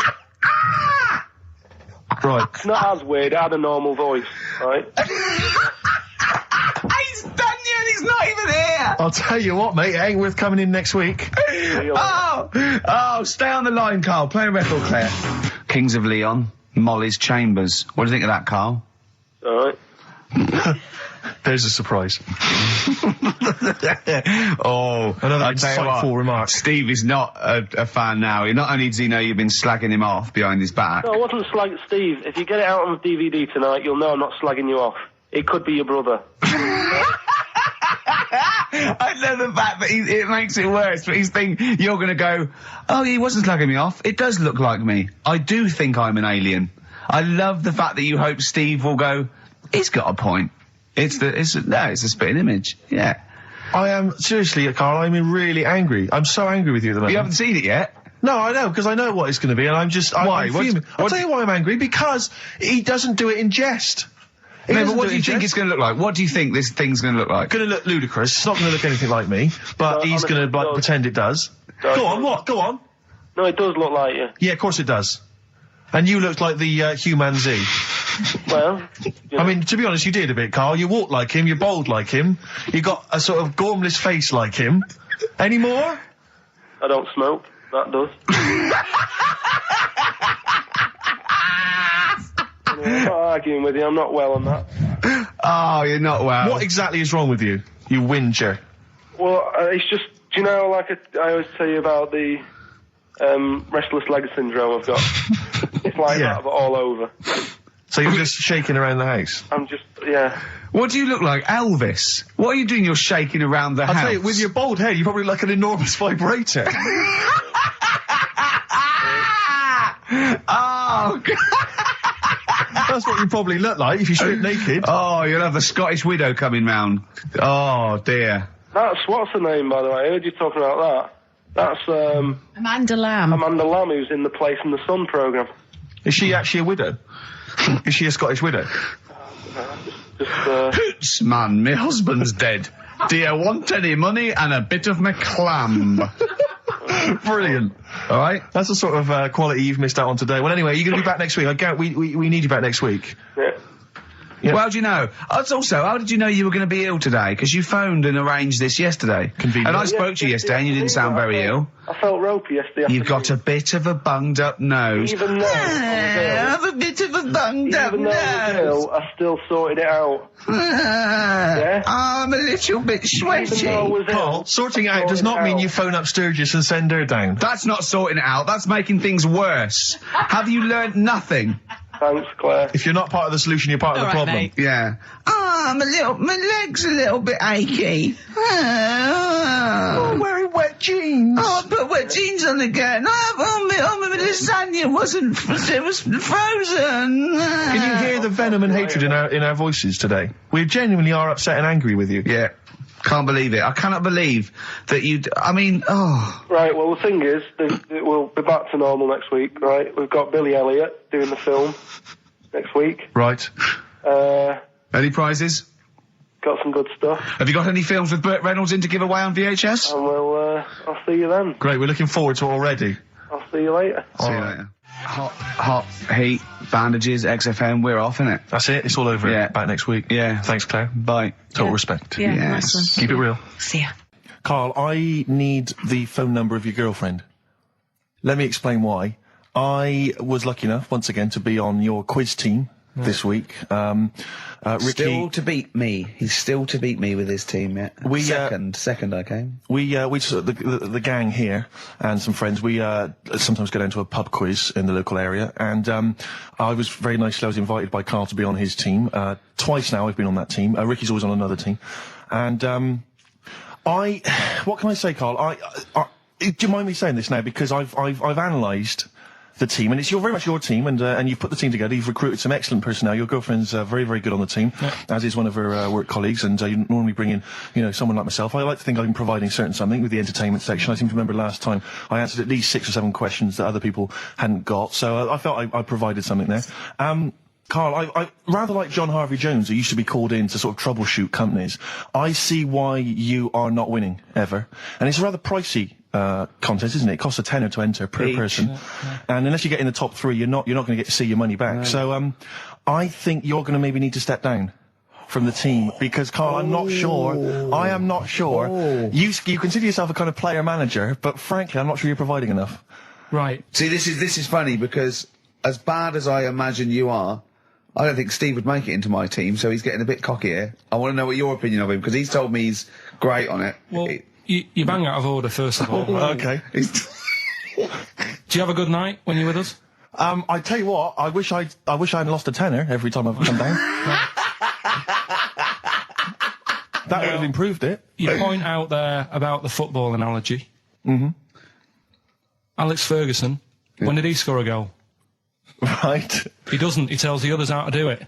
Right? That's He my doesn't role take in up there. one of the 11, though, does he? No, exactly. It's not like you can only field 10. Yeah. Because we only got 10 again. I want to be in the 11. Exactly. He's not running around in midfield, falling over. Yeah, shouting, oh, what have I told you? Yeah. No. Right. I'll admit, And there's a limit of 5 players. We should explain that. That's the point. Yeah, there's only 5 players on the team. Players, but it was pretty tricky on Tuesday, though, wasn't it? It was one of the tougher... Tell everyone the one question you got right. Something about... Well, tell us the answer. The 2 words you had to say to get the answer. Danny Minogue. Danny Minogue. That was what you provided, Danny Minogue. Is this valuable? Well, no, not really, because there was at least 2 of us who also knew the answer. Oh, well, we gave him. No, exactly. We gave it to Carl. We massaged his ego. I just feel Carl. Do you know what? I feel a bit bad now because I just sort of had a crushed face. Then. Can I just tell you right now? He just can't believe this. Can I just tell you right now? I think the problem is this. I think there's that precious 5th position that is not being filled at the moment, I think, consistently enough by a decent player, right? You've got a solid team. I'm thinking if you want to remain on the team, you are going to have to pull your finger out and find a 5th member that is going to provide, and I'll tell you where the weaknesses are. I can tell you right now, mate. The weaknesses are natural history and science. Something which Ricky Gervais is scoring on week in, week out on his team. There is a few. Now, if he was available for a transfer, we could be fine. But we've got to find someone to fill in that space. Otherwise, I'm either going to quit or you're going to have to step down. Because I don't think I can be on a team where there is these obvious deficiencies. There are visible deficiencies. And, you know, the £10. That's £10. I'm not made of money. That's once a month. I've seen him depressed for 2 hours when he lost £20 at a casino. Don't bring it back. Don't bring that back. Don't bring up that again. Yeah. That story. He doesn't like wasting money, Carl. You know that. What do you think? What's the solution? We've got to think proactively now. We've got to sort this out. See, there's always other things going on in my mind when I'm in that pub quiz. For me, it's just a little bit of fun. Sure. It's a night out. Do you know what I mean? Suzanne enjoys it. Yeah. It's a bit of a get-together. We have a chat beforehand. Yeah. We have a bit of fun. Yeah. But there was other things on my mind. Carl, I could do that here. I don't have to lose a tenner. Wait, what were you thinking during the quiz then when the questions were coming out? What were you thinking of? Well, what it was, right, just before the quiz started, I had to go to the toilet, right? Because the rule is, right, people who don't go to it, once it starts, phones off, no more toilet. They take it dead serious, don't they, right? Yeah. So I went to the toilet. Now, I'm not being out of order here, it just got me thinking, right? I went to the toilet. The gay fella in there, right? There was a gay fella in there? Gay fella in the toilet. Now, how could you tell? How did you know? Just typical, you know, everything about it, right? Everything about it, right, yeah. Oh. What, large handlebar moustache, leather cap. Butt plugs, amyl nitrate. Could I just say that these views do not reflect the views of the management of XFM or me and Steve. Or most of the people in this country. Go on, Carl. What's your problem? Yeah, but this is what I'm worried about, really. But this is why I only got Danny Minogue right. Right? Because this was floating around my mind. Went to the toilet. Now, go into the toilet. They have like men's cubicle and they have women's cubicle. Yeah. Now, without sounding out of order, is it wrong for me to think gay men should have their own little cubicle? Go in. They should have their own. Well, not cubicle. You mean an actual toilet, I suppose. When I was at the urinal, normally, you know, there's a fella there, and then you go, all right, and there's no pressure. But I couldn't go. I was thinking, should I wait? If I go into the toilet, it'll look obvious. Yeah. I had loads of pressure, and this was going on. What were you worried about? I'm so sorry. What were you concerned about? Viewers? I'm so sorry. Well, it's like, right, listen, when I was a kid, right, and it's all right for you to go into women's toilets when you're a kid. It's like, oh, it's a bit cute, right? As long as you're not, like, over 15 or something, right? Right. But when I was a kid, I went into a toilet, and women, when they use their little cubicles, they don't shut the door. Some of them just sit down on the toilet, right? And you see everything. And, no, seriously, that's probably one of the first times I saw, like, a woman. Yeah. That, right? And my Auntie Nora when she was staying over. What happened with your Auntie Nora? She was, she's into wearing caftans. Into wearing what? You know, caftans. Oh, yeah. What are caftans? Big, bellowy sort of dresses. Right. And, I used to sit on the floor at home in front of the telly. Sure. She was on the chair behind. Yeah. She did a bit of a sort of a Sharon Stone scene. Oh, God. Yeah. Did you see it? There was no underwear? No. What age were you? What was it like? What age were you? It was like a ripped tennis ball. What? Right, we're off air. Either that or put us in for the Stonys. There is a Light That Never Goes Out by the Smiths. I phoned Carl up in the week. Yeah, and I said, what are you doing? He went, well, even though it's one of my days off, I'm just doing some research on the web. Found anything that said, yeah, I'm doing science. And then he said, you can get wigs for dogs in Tokyo. That's his scientific fact. And I went, what do you mean? Dogs, if they need a wig? I said, if they need a wig, what? Dogs going bald? And he went, like, this is fine to him. He went, It's a stressful city, Tokyo. The world's all right with Karl. He's always got an explanation. I've only ever seen him confused once. When in Edinburgh, he looked out of his window one day and he saw a bloke putting a parking ticket on some rubbish. Yeah. And that genuinely confused him. Yeah. He couldn't work out, could you? It's a bit weird, isn't it? And the woman breastfeeding her 8-year-old child, you didn't like, did you? I don't like that. But the what's the name? Animals with wigs. I kind of thought, after I put the phone down to you, I kind of thought about it, thought, yeah, it's a bit daft, that. Are you sure he's not the ageing pop group? No. The Animals? But when you think, have you ever seen, like, a bald pet? No. It's weird. What do you mean? Because my mum, we had a cat, we used to get through loads of cats because we lived on a... Oh, God, it started early today, isn't it? What do you mean you got through a It's lot only of 10 past cats? one. What are you doing? Running a restaurant? We lived on... Oh, God, what do you mean? No, we lived on, like, a main road. Oh, yeah. Right? So Yeah. we used to get through a lot of them. My dad It was kept their saying, risk. you know, stop wasting money, you know, it's not Stop good. wasting money, not wasting cats. Right, so anyway, we had this cat that was ill all the time. And It's just bag of nerves, probably. Yeah, malingerer. Yeah, I'm terrified. I'm going to which house? Rome. Oh, God, bloody hell. Rome. Don't let me go to the Pilkingtons. and it, for some reason, it kept being sick all the time. Right? Yeah, that is nerves. That's definitely nerves. So my mum kind of thought, I've had enough of this, and she shaved it. Whoa. Whoa. Now, I know you're not vets in your family, but what correlation did your mum think there was between you being sick and shaving it? Because it kept being sick, and it was a pain to wash, because it kept getting So caught she up. wanted a dry wipe cat. So Why didn't you just varnish it? What? it's weird. It's weird. though. So now he's cold and sick. No, but not all of it. She left sort of the back half, but sort of from its waist, sort of. I love that. Shave it because it's sick on itself. And That is it was the genius. weirdest looking thing. I mean, normally I like cats. I'm always like giving yours a stroke on the head and that. Yeah. But as soon as she did that, it was like, oh, Yeah. can't touch it. And then So now it's sick, cold, and hated. Yeah. Karl. It must have, I mean, the other cats must have been taking the mick out of it constantly. It's just making things worse. I'm hoping that it got run over and was put out of its misery. no, I think it got all right, that one. Or is that the? Yeah, it did get run over. It did. But Rick, I just need to mention something quickly to you. When did I last see you? I saw you yesterday, didn't I? Yeah. Because we went up to Edinburgh yesterday. We were very nicely invited to go and talk at the Edinburgh International Television Festival. It was quite a big deal. We went up there and we were interviewed. And Ricky chose to go on the train because it takes like 4 hours, 4.5 hours or something on the train. Yeah. But it's quite leisurely. It's quite sort of gentlemanly thing to do. Yeah. I opted to go for the plane option and fly up there. More modern. Exactly. And they bankrolled that. They paid for it all, and that was all not very nice. And as I recall, when I last saw you, we got a cab, didn't we? And you asked if you could get the cab to drop you off at the train station. Yeah. And then it took me on to the airport. Yeah. Did I? Now that was before. The last time I saw you was before I got to the airport and missed my flight, wasn't it? Because I had to drop you off in the centre of town. Yeah. No, that was just before I had to pay £165 to upgrade to another ticket. How did you not tell me that in the last hour? £165, Ricky. I had to pay because we dropped you off at the train station. So, I mean, do you want to go halves on that, or how do you want to deal with that? How do you want to sort that whole mess out? Why were you late? Why was I late? Because we dropped you off in the centre of Edinburgh, and do you know how hard it is to get out of Edinburgh in rush hour traffic? But it was only 3 minutes away, so you'd have missed it anyway. No, because if we'd gone the other direction, it would have been 20 minutes. It took me like an hour to get to the airport.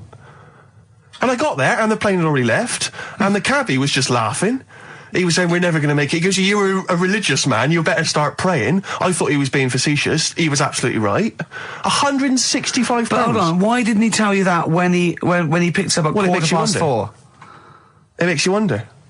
So obviously I'm a little bit annoyed, because I'm not a man who likes to sort of spend unnecessarily. But wait, this is not my fault, because you were there when we made that decision. I didn't impose this on you. We both decided that might be. It's both our fault. I mean, it's no one's fault. It's both our fault. That's fair. That's all I wanted to hear. It's both our fault. Therefore, it's both our financial obligation. No. £165. Just split that in half. Write a cheque, Rick. Write a cheque. It's fine. I trust you. You know. Phone in. I think everyone. This is. You're clearly obvious. irresponsible. No, of course I'm not. If you share a cab and then one person's lucky enough to not be late and one person is unlucky enough, and that's what it is, bad luck. I don't think you share the obligation. It's a moral dilemma, this, isn't it? But it's more than that, though, isn't it? Because let's be honest.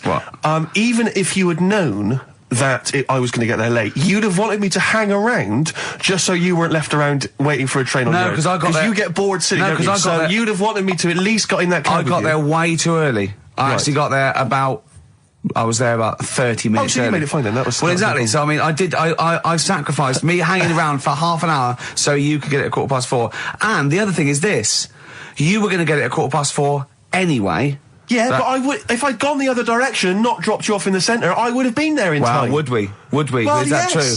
Wow. Only God knows. Well, and the cabbie. What I mentioned it to. So, I'll tell you what will cheer you up. I'll tell you what's better than 80 quid. I'll tell you what's better than that, shall I? Go on. Music. What, are you paying the whole 165? But, because when I was younger, I remember being outside a post office once when I was about 10 or 12 and finding a purse and thinking, oh, that's nice. Yeah. And opening it up, there was some money in there and a pension book, and so it was obviously an old lady. I found an address, I sent it to her, and my mum said, you know, you've been so good there, you'll probably get a little reward. She'll probably send you a little reward. Nothing. I got maybe a thank you note, but no cash, no moolah, nothing. Really? And I was livid, because I'd been told that I was going to get a reward. I thought I've been a good Samaritan, nothing. So, many moons later, when I was at university, I learnt from that, and this is the most bizarre thing. This explains a lot, doesn't it, Carl? This is like the Mary Celeste. I went to a cash point to I thought, I can't get my card in here. And I realised there was already somebody's card in the machine. They put the code in, but then they just disappeared. They'd been kidnapped or something. So it was just there, waiting, sitting. It said, what do you want to do? And it gave you a number of options. I thought, interesting. Steal or go to heaven? Yeah, exactly. You went, oh dear. Yeah. Well, I pressed balance just to check what their bank balance was. Unbelievable. It was a considerable sum of money. I'm not going to lie to you. It was not typical student debt. It was like, I think they were a foreign student. There was a lot of cash in there, a lot of money. Did you feel a slight bulge in your trousers when you saw the amount of money? I couldn't believe my luck. I thought to myself, now then, I could just take that card out and hand it in, or I could teach them a small lesson. Right. And maybe give myself a reward, because last time I did that, I didn't get a reward. So if I give myself £30, then I'll take the card out. 30? Give myself 30. Yeah. You didn't really? Well, I thought that's a good reward. And I went in, I handed the card in, I took that. Steve, and that's a little reward for me. And I'll tell you this, don't think it's evil, because I went in and I bought everyone a drink. Well, brilliant. Yeah, I didn't tell them I got the money free. Well done. Excellent. So probably gangsters are quite generous with the money they've stolen from other people. Yes, but someone's negligence, Rick, has lent... the thing is this, Steve, right? I believe it, except that buying people a drink, Carl. What do you think? Well, I kind of thought that when he said it, but then I thought, but they'll be buying him back. So he's still up. So in a way, he's still a winner. Yeah. Everyone's a winner in that situation, including the student, because frankly, if there had been a less scrupulous person who found it, they'd have probably helped themselves to a considerable sum. I cannot believe he did that. There was thousands and thousands of pounds in there. What if Beadle had jumped out and slapped you with his little claw and said, we've been filming this merchant? Well, so what? How old were you then? I don't know, 19, 20. Would you do it again, or was it just to get the world back for the old lady's purse? Possibly do it again, yeah. You're joking! Well, you've got to think of it this way. You've got to think of it as there was a lot of money in there, and someone less scrupulous than me would have taken a fortune. They'd have cleaned them out. Whereas I just took a small reward, which I thought was more than enough for someone's negligence. And I've returned the card. They've got the card back. Everything's fine. Think of someone else. I could have gone on a spending spree. I could have been buying stuff, all sorts. Yeah, but it wasn't yours at all. Yes, but they probably would have given me a reward. And because, you know, sometimes people forget or, you know, they don't give you a reward, I thought I should take it myself. You had to go at your dad for nicking a loaf of bread out of a phone box. Yeah, but that's because it's for old people, geriatrics and stuff. How do you know how old was your people who you were robbing from? It was on a student campus. Well. Wow. I think it was more... I thought it was excellent behaviour. I thought it was good, honourable behaviour. That's showing another side to him, isn't it? What would you have done, Carl, in that situation? And tell the truth. I might have helped myself a little bit. There you are. I don't know what this is helping yourself a bit. like you say, just sort of, you know, send them back and sort of say, you know... If you find a £1 coin in the street and you can be bothered to bend over for it, then have it. But someone's cash point card or personal belongings... I'd let them know, though. Did you send it to them and say, I've service charge included? I've took that out already. No, I handed it into the... You let them know? What do you mean you'd let them know? I'd say, you know, you're lucky here.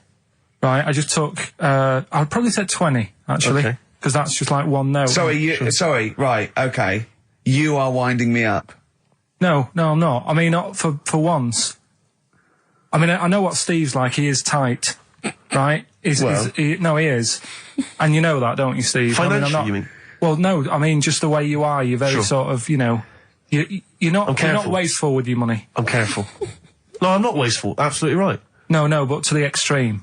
Not towards the extreme. Not towards the extreme. No. Look out for the pennies. The pounds will take care of themselves. All right? Simple to remember. Good advice. Yeah, all right? But the thing is, right, I know that I take the mickey out of you for, like, you know, the way you look and stuff. Sure. Right? Well, I'm right back at you. But the thing is, you can't help that. Absolutely. But I'll tell you something that women don't like. Sure. And it's fellas who are tight with the money. Sure. I'm not frugal with money with ladies. I'm frugal with money with you. Well, I've got no reason to splash money out on you. I've never seen you splash money out. Well, you've never been out with me. Steve, have you ever splashed out on a lady? No, but I hope to one day. The right lady. Play a record. It was really light, right? We've had the parrot, right? These are things that I found the parrot, right? I've told you about the dog in the car wash. Right, you didn't tell me about that. You said there's a car wash for a dog. That's all you told me. Yeah, the but parrot, you said there's a parrot. What? It's a problem at funerals. Yeah. That's nothing. That's nothing. Do you understand? And they used to eat cats. What else have we got? There's an elephant in India with sore feet. Why? There's an elephant in India with sore feet. No, I'm interested. Why? Tap dancing? Why? I didn't write that He's much trying to about break Roy Castle's record. He's still going. Go on, what is it? Think. It's an elephant, and it was really old. It was about 76. Right. And it had sore feet, because it's old, and they don't make stair and lifts the that roads, big, do they? roads are bad and that. Yeah, go on. They said, what are we going to do? And the town was like, oh, you know, we're used to seeing it around, it's part of the thing, you know, we don't want it to have sore feet. Yeah. So they got some slippers made for it. And it had like a picture of the elephant looking happy wearing some slippers. I love him! I love Carl, his world! Where did you see this picture? That was on the internet. Right. That's a lesson, though, for any elephants listening. You know, don't wear stilettos to work every day, because it can do your feet in. So that it's don't elephants have really bad memories? No, they have really good memories. Oh, do they? Yeah. Oh, well, that's good then.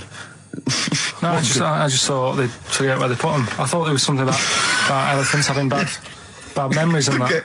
It goes on, where's my slippers? Yeah. I'm sure I left them by the test. So sorry, there's an elephant walking around wearing slippers? Yeah, that's in India. What kind of slippers? Those sort of old man ones with the sort of check. Well, round ones, I imagine. Yeah. Big round ones. There was that going on. And is it happening? Is it happier? I mean, does it feel more satisfying? It looked it. Did it look? How can you tell the elephants, please?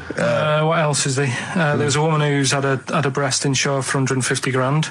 Right. Okay. Any more information there? What? Third party fire and theft? Don't know, it had a picture of her with them, like, you know, out. I just thought, yeah, he should get them covered. He's done another real joke! Brilliant, that's a proper joke. He's done, look at his little face, he smiles. I'd like to see you on one of the sort of TV panel games. If they could bring back sort of celebrity squares, he'd be amazing as the centre square. Oh, that would be incredible. Or on that countdown in Dictionary Corner. I imagine him in Dictionary Corner. I'd come up with cat. If that helps at all. Yeah. Memblent. Yeah, what does that mean, Carl? Just anything you want it to mean. What I've got, there's a dog that's got a cough in Singapore because it smokes 20 a day. Right, okay, another one. Right, do you know the monkey that went into space? Yeah. Yep.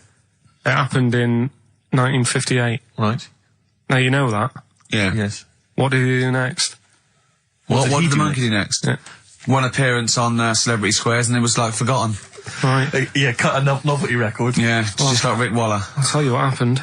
He got back and all that. He got back. Heroes welcome. NASA sort of said, you know, you did a good job. And that's where a lot of people think, you know, it all ended. Sure. Yeah. But NASA were like, well, hang on a minute.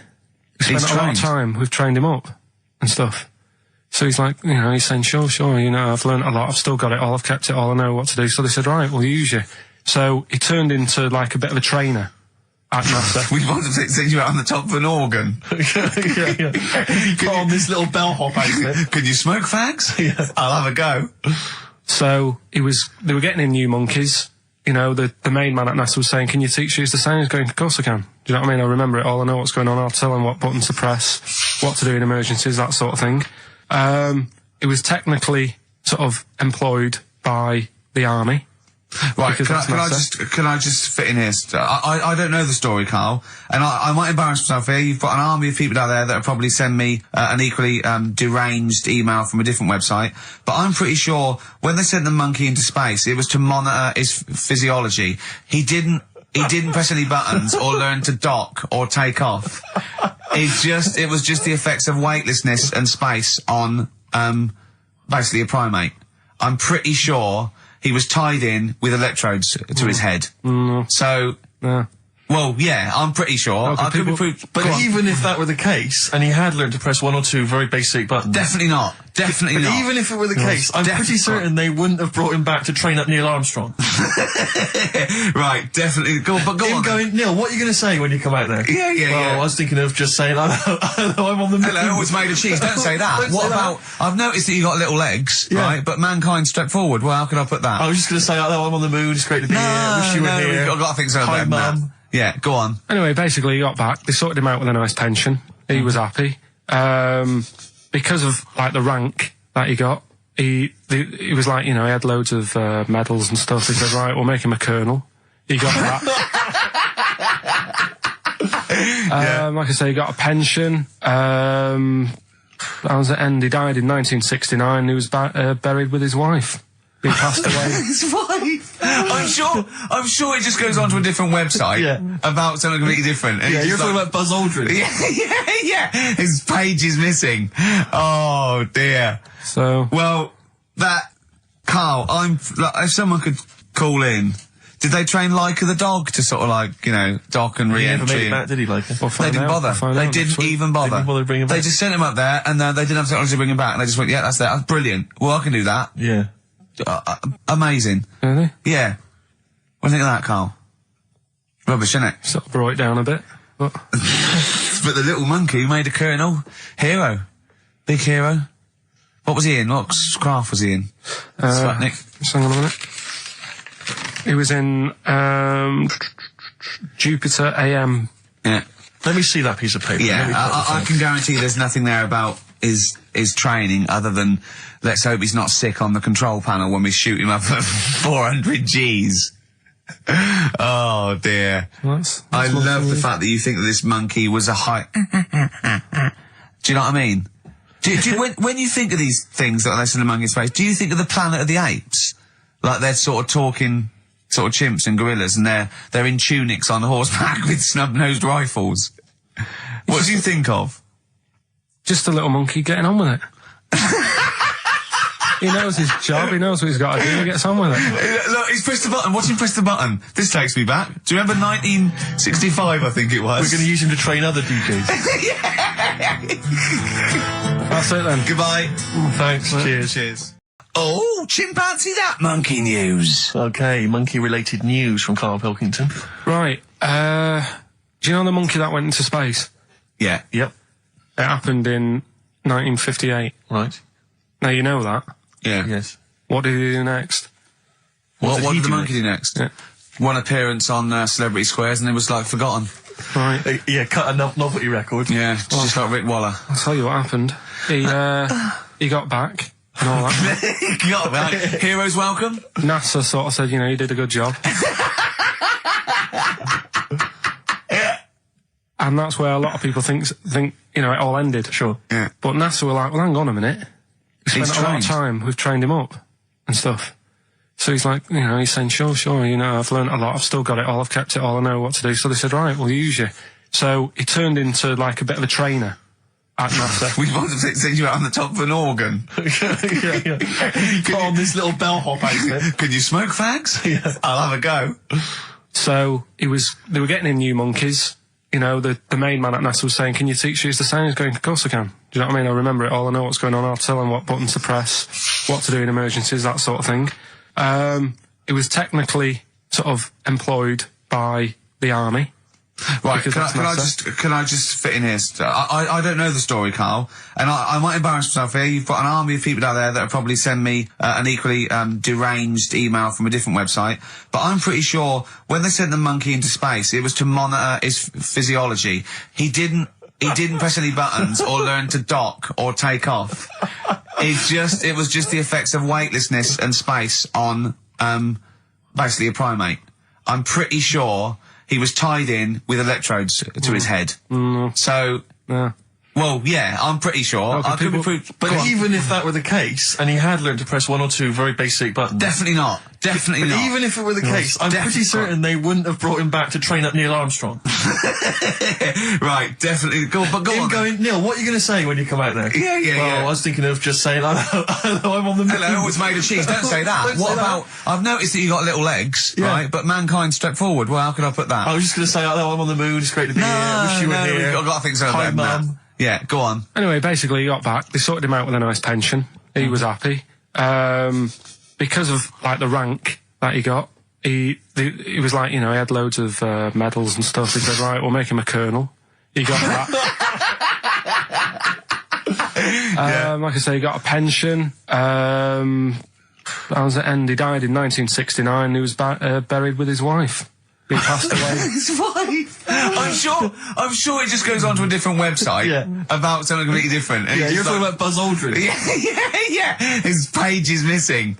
Oh dear. So well, Carl, if someone could call in.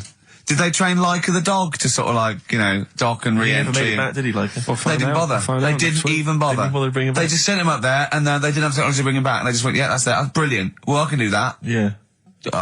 Amazing. Really? Yeah. What do you think of that, Carl? Rubbish, isn't it? Sort of brought it down a bit. But but the little monkey made a colonel. Hero. Big hero. What was he in? What craft was he in? Sputnik. Hang on a minute. He was in Jupiter AM. Yeah. Let me see that piece of paper. Yeah, I can guarantee there's nothing there about his training other than let's hope he's not sick on the control panel when we shoot him up at 400 Gs. Oh dear. I love the fact that you think that this monkey was a high... Do you know what I mean? Do you, when you think of these things that are less than a monkey's face, do you think of the Planet of the Apes? Like they're sort of talking... sort of chimps and gorillas, and they're in tunics on horseback with snub-nosed rifles. What do you think of? Just a little monkey getting on with it. He knows his job, he knows what he's got to do, he gets on with it. Look, he's pressed the button, watch him press the button. This takes me back. Do you remember 1965, I think it was? We're going to use him to train other DJs. That's it then. Goodbye. Thanks, cheers. Okay, monkey news? Do you want a bit? Yes, please, play the jingle. This rash is weird. Oh, chimpanzee that monkey news. Right. Right, they were filming a documentary, right, this telly company. Yeah. Doing a documentary. Who, which one? Don't know. No, right, what was the documentary about? About monkeys. Yeah. Where was it? Africa. Right, when was this? I haven't got a date. Okay. Recently though, since the advent of television, obviously. Yeah. Actually, a bit of extra monkey news if you want it. Okay, always. Do you know the monkey news extra? Go on. Do you know the Halfords ads? Halfords ads? I don't think so. No, what happens? Halfords, they've you know, they sell nuts and bolts and stuff. Right. They were using monkeys in the ads. Okay. Yeah. And what happened? Don't they sell bikes, Halfords? Well, mainly bicycles and motorbike stuff in that. Okay, so they're using monkeys in the advert. What happened? I can't handle it. What? I can't do this. Look at him. Look at him. I don't care what he's doing. Well, basically, right, there was a load of hassle because they were using these monkeys in this Halfords advert. Yes. Right. And what happened? Get to the point. It turned out it wasn't a problem because they were mechanics in the first place. What, they were monkey mechanics? Yeah. What are you talking about? Mental. What are you talking about? That's not a story. Well, anyway, listen, let's get back onto They were mechanics in the first place. Right, listen. Right, so they're making this documentary. Right? And stumble across a little gang of Come on, just get on with it, please. Little gang of monkeys. That's Yes. the first time I've ever laughed. I'll hear that. I know. Well, brilliant. What do you want? A cake? Come on. Can we play a song? Oh, I don't understand what is wrong with you, you freak. It's making me laugh. Just tell us the story. All right then. All right. So anyway, right. So there's this documentary being made. They found a little gang of monkeys. Right, play a song. I don't know what's going on here. I apologise. It's just if you were looking forward to monkey. Got to hide your love away. According to the Beatles on XFM 104.9, I'm Ricky Gervais with me, Steve Merchant. Right, Carl, come on. Monkey news. Everyone's composed. The jingle, please. Oh, chimpanzee that monkey news. Excellent. Okay. Right, where were we? We were just start again. There's some people making a documentary. For what? Okay. Making a documentary in a jungle and that. Right. Stumble across a little gang. Okay, come on. All right. A little gang of monkeys. Yeah. Oh, come on. So the camera crew are there filming it. Yes. Everything's going normal. It's all fun. Nothing odd about it. Okay. They're not running a restaurant. They've not got any barber shops. Nothing. No. Just regular monkeys going about their business. Yeah. So anyway, what normally happens is the monkeys sleep with a partner. They already do what? They don't sort of sleep around and that. Once they find the girlfriend or the boyfriend or whatever, yeah. they stick with them, right? Okay. But anyway, they were watching this one, right? And it's going around a bit, sleeping around. Oily. And it was getting fatter. They thought, this is a bit odd. Yeah. Right? So followed it round and see it having it away. Turns out, little prostitute.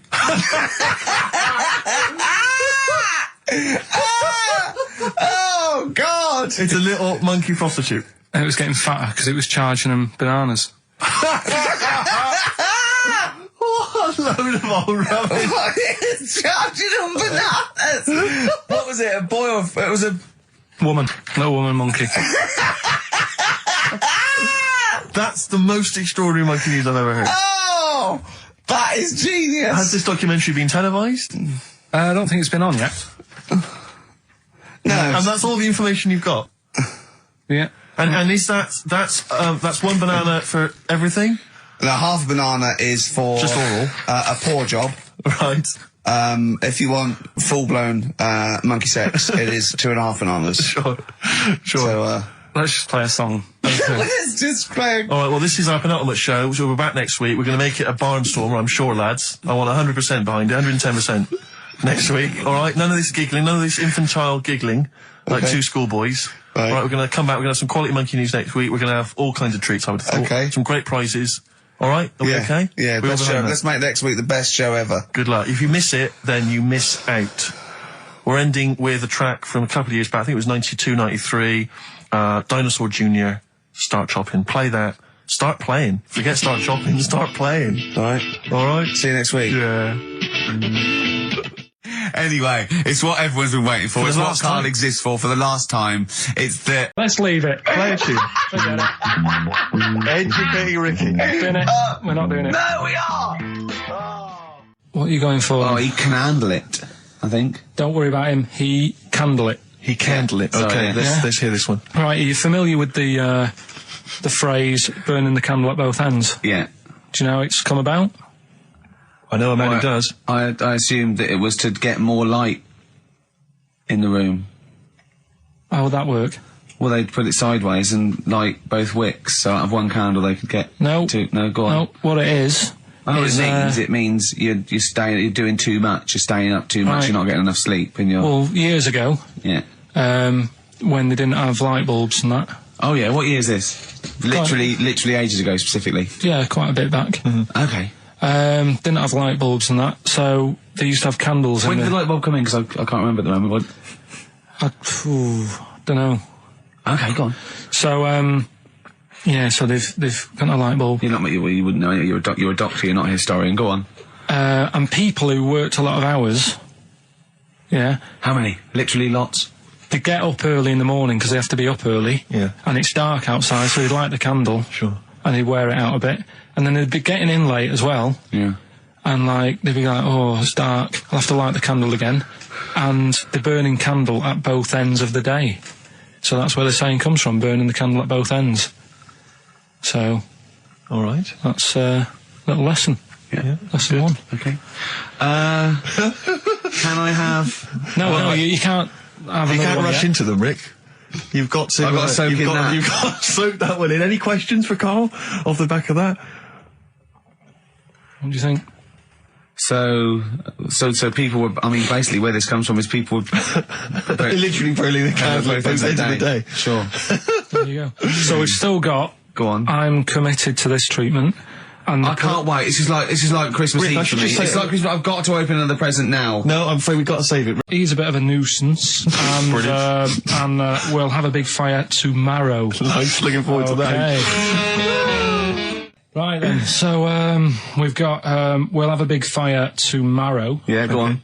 Is that the one you want? Let's go for it. Right. I think this was like round the 1700s. Bluffing. And Just bluffing. Who was the king then? Dunno. Go on. But it's about the word bonfire, right? Bonfire. Bonfire. Yeah. Do you know where it comes from? No, go on. No. Right, what happened is it's got nothing to do with Guy Fawkes and that, which is what I thought when I saw it. It's got nothing to do with that. But ages ago, at 1700s, Yeah. right, they didn't have enough houses, like I mentioned. Okay. Yeah. So if that happens, you get people living on the streets. You get diseases, people aren't cleaning properly. So you get more deaths. All right? Yeah. So think about it. You've got all these dead bodies lying around. They're running out of space because there's like, I don't know why they're running out of space, but they haven't got much. I don't know why really.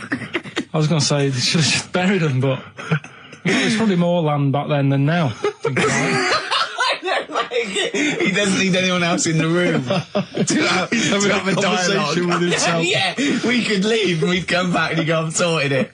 Yeah, But anyway, for some reason, They presumably, if it's going to be they burnt them, it's presumably to do that it also kills the parasite or whatever's carrying the parasite on them, as opposed to burying them and not killing the disease. well, yeah. So there you go. You've worked it out. They piled them up and they turned it into a celebration because there was a lot of fed up people at that time. Is this going to be the word bon, meaning good? No. I'll tell you in a minute. Go on. So you've got all these people who are like going around and like, oh, you know, so and so died the other day, and you know, nearly every week someone they knew was dying. So you can imagine like just constant like being depressed. So and they've got all these bodies lying everywhere. It's like, oh God, what are we going to do? So they said, we're all too fed up at the moment. Said, let's make this a better world. This was 1701 by the time they got together. Yeah. So they said, what we need to do is have a big party. So they said, yeah. Good thinking. See what you're thinking. So they go, right, well, we'll put all the bodies in a big pile. And they're all diseased and that, so they set fire to the bodies. And they said, let's have this as a celebration to remember them by. And, you know, we'll have a drink and that, and have a chat. We'll have this big fire going, and it came from bone fire. Ah, right. So it was all the bones.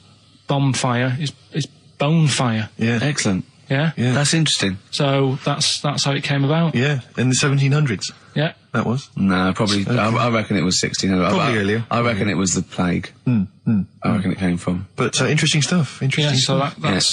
Did you celebrate Bonfire Night? Is that a big celebration for you? Do you like the fireworks? I'm sick of fireworks. I just think they're rubbish. I'm not impressed. I've never been impressed by fireworks. Even as a kid, you know, you have to go to like sort of community kind of gatherings with a bonfire and fireworks, and some local vicar or whatever would come out. And but I also think the adults think the kids love it, and if they just got together and said, "Should we go this year?" They'd all go, "No." Yeah, let's not absolutely. Let's not go this year.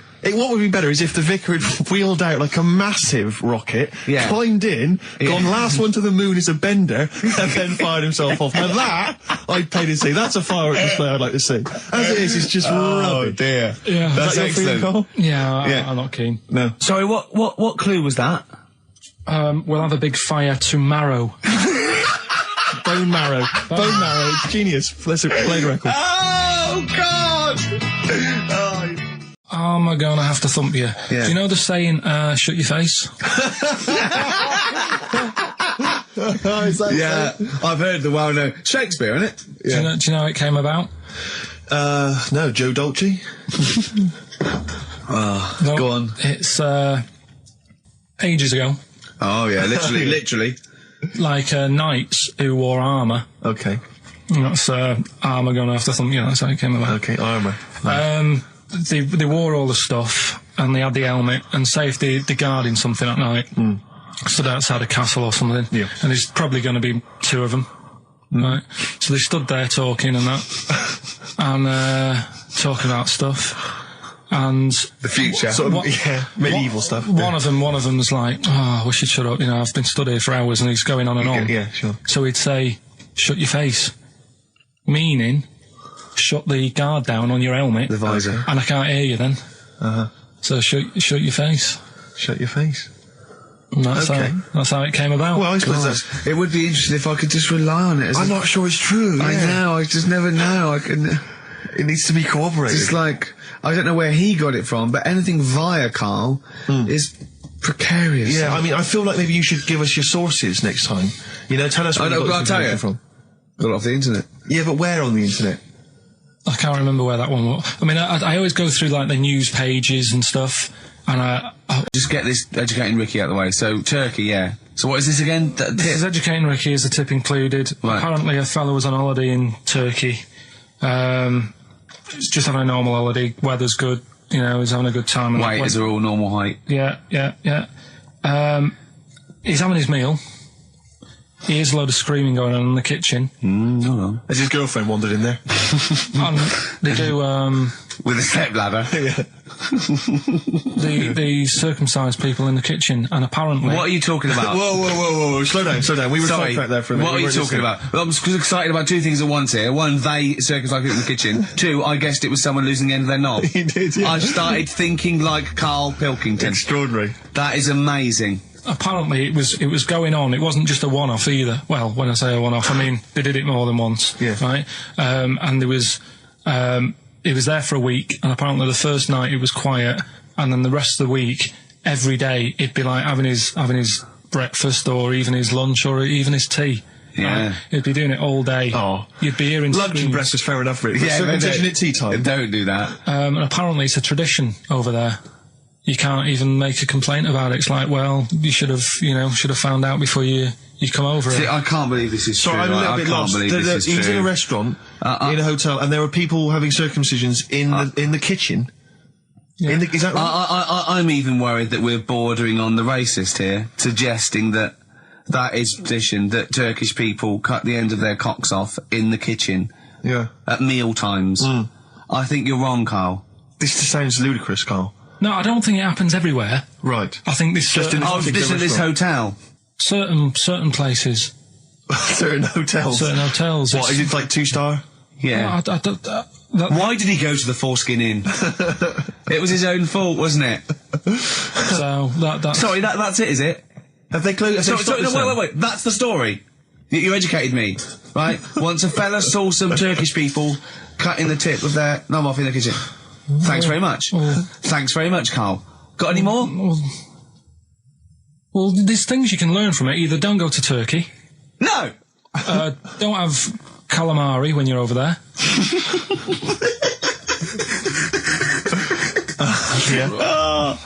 Karl, you've done it again. Well...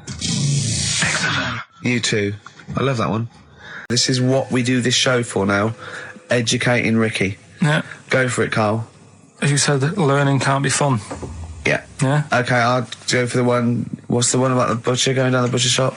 You've got get your kit on, we're off down the butcher's. Yeah. You going for that one? Yeah.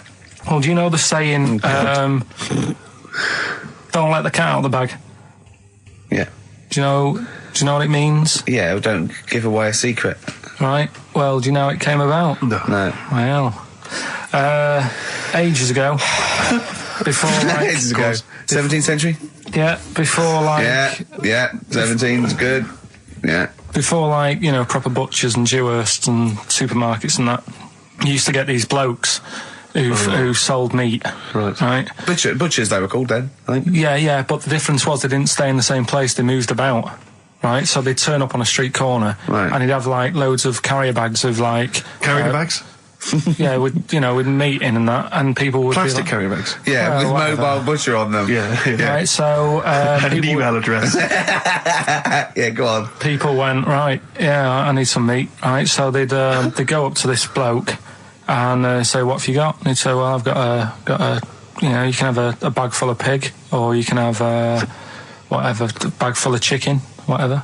Yeah. And they'd go, yeah, how much? They go, oh, you know, call it a fiver, whatever. Yeah. And they'd buy them, and to make more money, they didn't always fill the bag with what they said was in it. Oh, I thought that might be the case. Yeah. I'm a little bit concerned about your toilet discussion. What exactly is your point again? I was just a bit bemused. See, it's a tricky one. All I'm saying is, right, there I was at the pub quiz, I go to the toilet, not thinking about anything, I try to go, right, there's a little gay fella next to me. I love this little gay fella. Now, the weird thing is, there's nothing stopping him having a little glance, right, because he's allowed in the fella's toilet. Yeah. Now, I'm not allowed to go into the woman's toilet and have a little look round. Right. So all I'm saying is, should they have another toilet area? What, for gay people? Yeah. And so this would be gay men and lesbians? Is that going to complicate things? Well, I mean, I can only assume. I mean, to what point? I'll ask you a question, right? If you're intimidated, that's a shame. But you know, most gay men aren't looking at your knob. You know that? What do you mean? I can only say that 99.9% of gay men who use a urinal standing next to what they assume is a heterosexual man aren't looking at his knob. And what they're doing then? They're emptying their bladder. No, but the thing is, I can't talk. You're saying, like, you know, about would you have one toilet for lesbian women and gay fellas, right? What does that mean? Would it be mixed? Would it just be? Well, would it have a man on one? That's heterosexual man. One little picture of a woman on the other, and then what? What would the little icon be? A man and a woman. A man and a woman. Just having a chat. Yeah. In pink and dot lines. But you couldn't mix them, because then what would happen is you'd get people who are going, oh, I'll play up to this a bit. What, pretend to be gay? And yeah, you know, sort of grow a moustache and shave their head. And pretend to be a lesbian.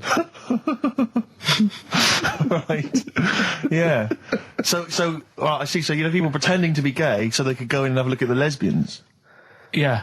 Right. So that would mean that we need 4 cubicles now, wouldn't we? Yeah. No, this is fine. 4 cubicles. So every pub now. How many toilets do we need? Every pub's now got 4 toilets. Oh, Carl, bisexuals. Yeah. Now, interesting. Bisexuals. How many toilets do we need now? Call the council. Will you use any? Huh? No. No, because they're interested in everything, aren't they? Because the little bisexual fella will be looking at your knob. Right. With them, what you do, you just have a door, you open it, and there's one urinal there, so you can't get a queue. They have to sort of wait. I just thought that, well, why can't there just be a thing between the urinals? So no one can look at anyone else's knob. Wait a minute. Just to go back to Ricky's point, what stops, even if we've got the toilet for gay men, what stops the gay men who want to have a look at your willy going in the regular toilet and pretending that they're straight? Most men don't wear gay across their head. Exactly. They don't have a tattoo. There's no branding yet in the British house where they have to declare. So we're going to have to expand this. So we've all got to carry identity. Do you know you can see a gay, can you? Coming a mile off. No?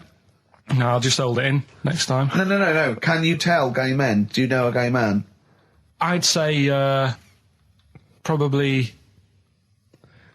if you did if you lined some people up and said, point them out, I reckon I'd get But hold on, we're not talking about people dressed in leather with the arse cut out and an handlebar moustache. Yeah. We're talking about, you know, the everyday, non-seen. Of course. Yeah, but I mean, suppose I put you in a room and there was 10 naked men, right?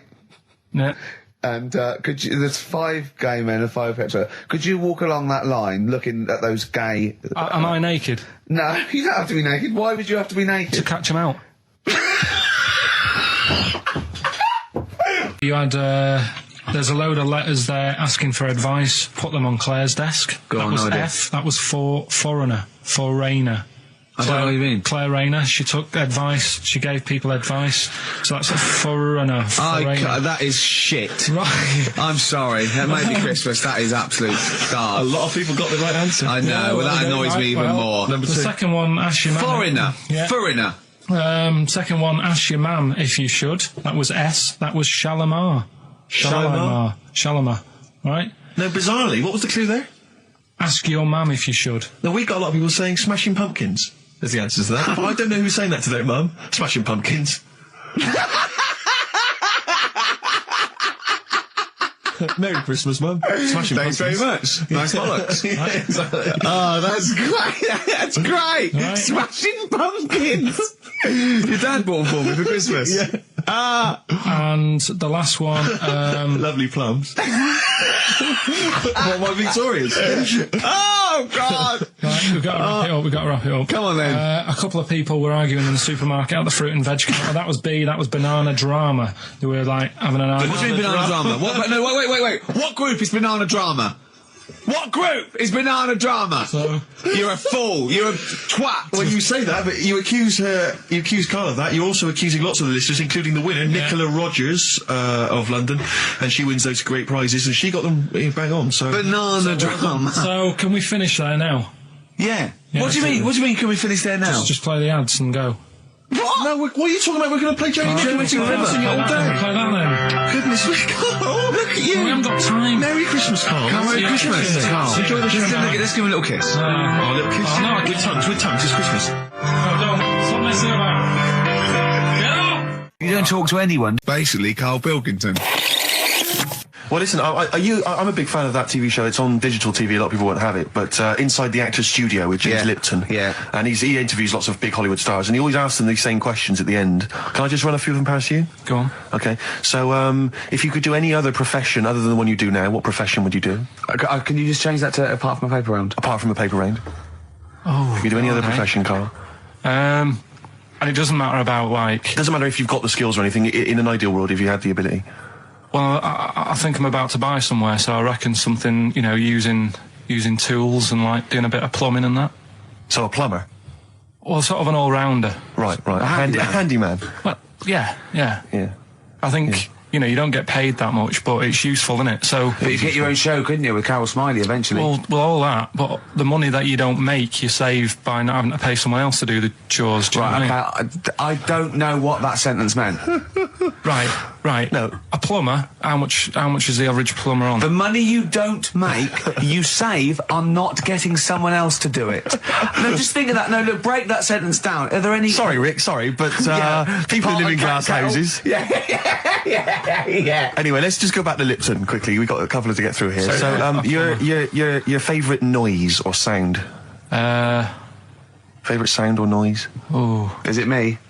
No. It's not me. Hang on a minute. It's not me. Are you sure it's not me, Carl? I like Elvis. Noise. Elvis. In the ghetto. The sound of Elvis. Elvis in the ghetto. Brilliant. Okay. Yeah. And your least favourite noise or sound? I don't think it should really be records and music. Noises, things that you hear at home or whatever. Maybe like a sound of a... The least favourite noise? Least favourite? The sound of... Probably like... the sound of ghosts? Fire engines and that. Right. That's annoying. Except if your house was on fire, presumably. I think it's a bit unnecessary. You think they're just doing it to wind people up?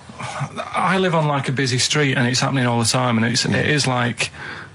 Just sort of have a blast of it, and people will hear it. You don't have to keep it going. Yeah, sure. So that is pretty annoying. And if heaven exists, Carl, when you get to the pearly gates, what would you like God to say to you as he welcomes you into heaven? What would you like God to say to you? Who asks these? What show's this? It's a programme where celebrities are interviewed by a guy, an American interviewer, and he always asks these questions at the very end. What would I say to God? What would you say to God if you believed in heaven, and if heaven exists, when you eventually go up to heaven and you're welcomed in through the gates by your God? Parker and your Stussy t-shirt and your... What do you want God to say to you as he welcomes you in? Say, you alright? Don't know, just be friendly. Maybe it'll be a Christmas edition of Rockbusters. And I'd already sorted them out. I wouldn't worry, Carl. Well, what I've done, I've cleverly tweaked them to make them Christmassy. So the Christmas bit in it has got nothing to do with it whatsoever, but I just thought... So you mean the clues have a Christmas element? Well, yeah. But it's nothing to do with the answer. It's nothing to do with the answer. Right. So why don't you just ask the normal ones and I'll ring a bell. I'll shake some bells. Well, it's the equivalent of that, but in sort of speech. Right. Brilliant. So the first one, there's a load of letters there asking for advice. Put them on Claire's desk. Oh, and have a good Christmas.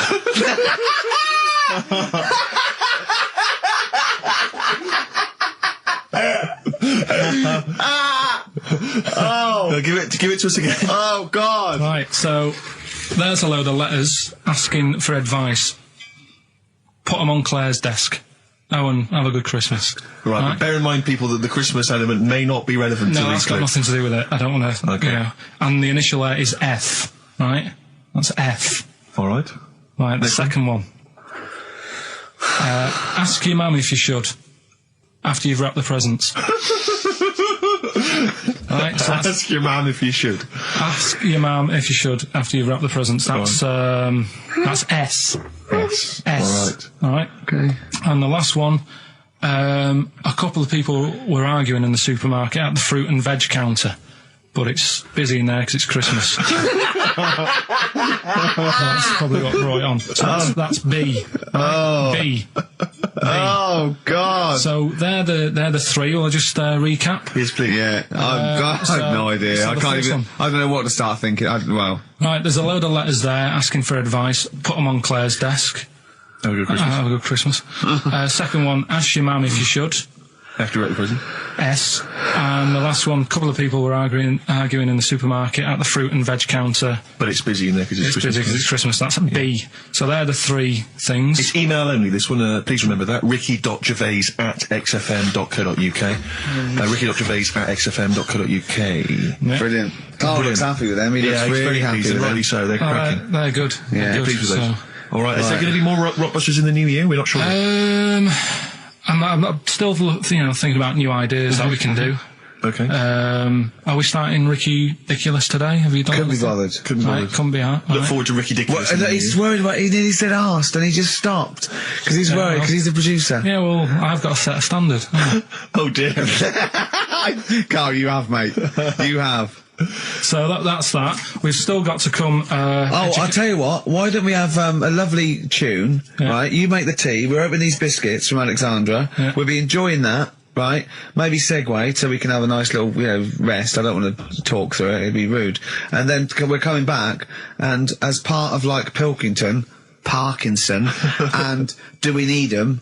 Do We Need Them? Yeah. Carl has interviewed an expert on jellyfish. Brilliant. So we've got that. Plus, of course, we've got a two-part Educating Ricky. You've got Educating Ricky still to come. With a Christmas theme or not? And we've still got things like the Pogues, John Lennon, Joni Mitchell, just David Bowie. Are you suggesting there's going to be some great music and some fun chat? Lovely. Let's do a classic. Let's do a big stomp in one of the best Christmas songs of all time, shall we? What are you thinking? Fairy Tale in New York. Excellent. Fairy Tale in New York. Oh, it's always amazing. Pogues featuring Christian McCall on XFM 104.9, the Christmas edition. Indeed. David Bowie, Everyone Says Hi. It's quite a melancholy feeling about today's show, isn't it, that Christmas? I think there's often... Carl with his Victoria Plum. I want to see a Victoria Plum. I want to know what it is. Does it look like a little gnome? It's a woman gnome. A female gnome? Yeah. A little gnome. Did your mum collect gnomes? She likes anything gnomes. She likes fairies. She likes, Indians. She collects all that stuff. Yeah, and it doesn't matter what it is. What do you mean? Like a proper Indian with all the headgear on. Or a Native American. She likes anything with them on. Like, it can be a fridge magnet. It can be, just anything. A lot of Native American wisdom is around the fridge magnet because they think it has special powers. of adhesion. Yeah. Yeah, that's, you read some of their writings, the great works. Snowbird from Mark Eitzel, part of his covers album. He's so happy that the XFM listeners understand his stupid clues, and he knows it annoys me. We've got some right answers. We'll be giving out the answers just quickly, just in case someone sort of missed one of them. I'll just quickly do them, yeah? Yeah, go on. First one, there's a load of letters. There's a load of letters there asking for advice. Put them on Claire's desk. Oh, a Merry Christmas. Ask your mum if you should. Oh, a Merry Christmas. And a couple of people were arguing in the supermarket. It was Christmas, and that's veg why. Counter. And that's B. Okay, we'll give those answers out shortly. Yeah. I just have to show you something, Rick, before we move on. I know we've got another Educating Ricky, but someone just sent this in. Yeah. But it's because you see Carl's little round head. So they're enjoying that. Who won that, by the way? We've given that away, haven't we? Yeah, we forget what it was. It's gone. Oh. Don't bother watching the rest of the stand-up, though. It's a bit poor. Leave you with 50 Cent's outfit. Fiddy, I called him Fiddy. I called him Fiddy Cent. Back next week. Fiddy. Right, haven't got long. We better give the winner. We've got monkey news coming up. We haven't really got any monkey news. What do you mean? What do you mean? There's nothing going on, seriously. What do you mean? The last few weeks I've kept telling you. Right. This really annoys me when you say there's nothing going on, because you call it monkey news, but it's not monkey news. You have stories, dubious stories. But shut up a minute. About it's always chimps, which annoys me. You call it monkey because they're apes, right? And it's often from the 18th century, so it's not news anyway. So don't tell me there's no monkey news what I'm this saying week. Is, if there's monkey news worth doing, I'll know about it. And there isn't anything, so let's leave it. Right, okay, you are going to give me some monkey news, Right, I tell you, I'm telling you, you are going to give me some monkey news, or we're not leaving. Right, well, my mum sent me some. Right. I got a little letter from her doing the usual sort of stuff, telling me what she's been up to and that. It was a little thing about somewhere in Lincolnshire or something. Right, good. Do a bit of monkey throwing. God, what do you mean? Because some fella got attacked by one once. And sort of to remember him, on this certain day, they go, oh, it was today, wasn't it? And that fella got attacked by a little monkey and that. And the, something about chucking monkeys about. That's horrible. I don't know if they're real. I think it's just like to remember. All right. But that's the only sort of stuff that's knocking about out there. But it's not, that's not I've got my mum and dad on it, looking all the time for stuff.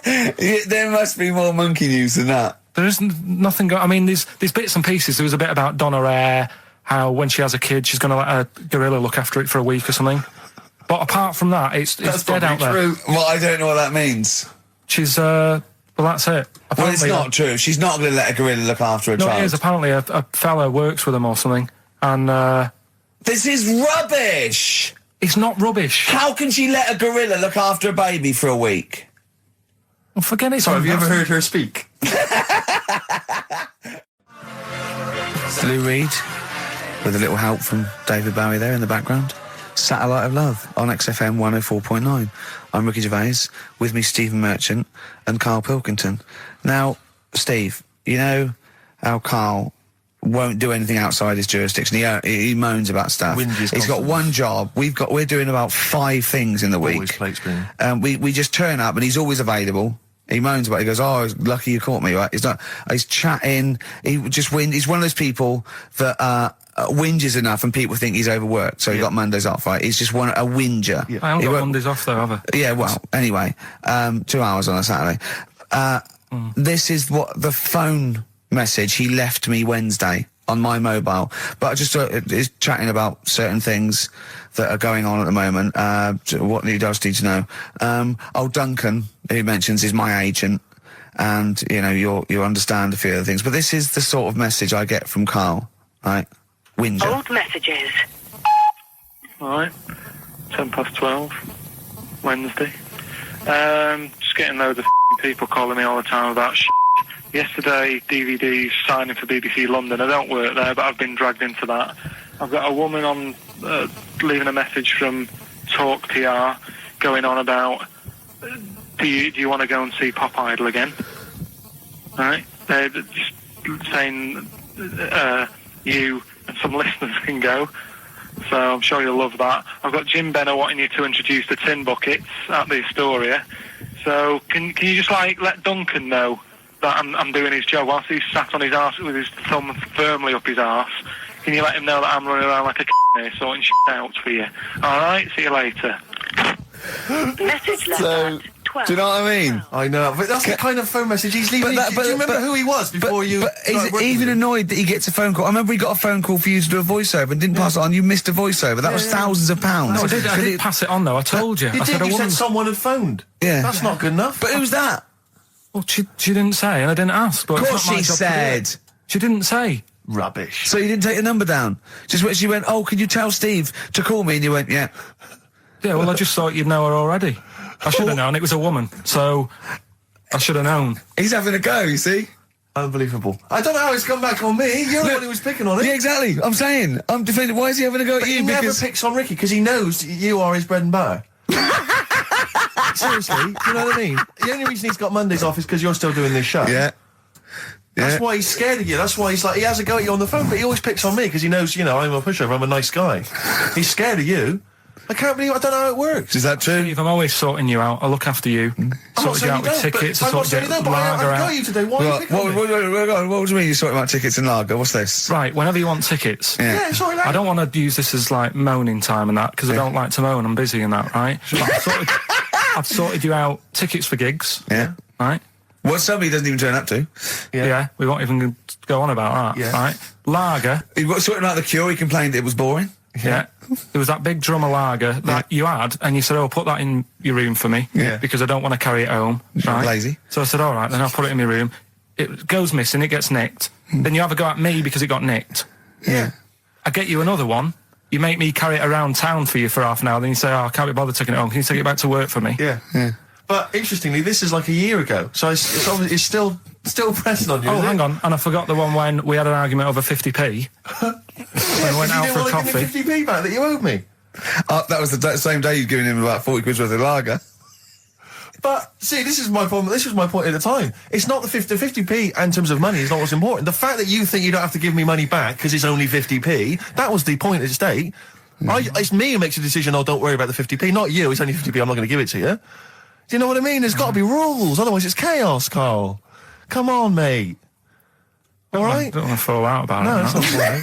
Should we kiss and make up? Do you want that? Do you want to do it's that? all right. Yeah. Well, should we play a little record and come back to this? Because I can't believe it started with you slagging him off, Rick, and I've ended up I know. as the monster. I know.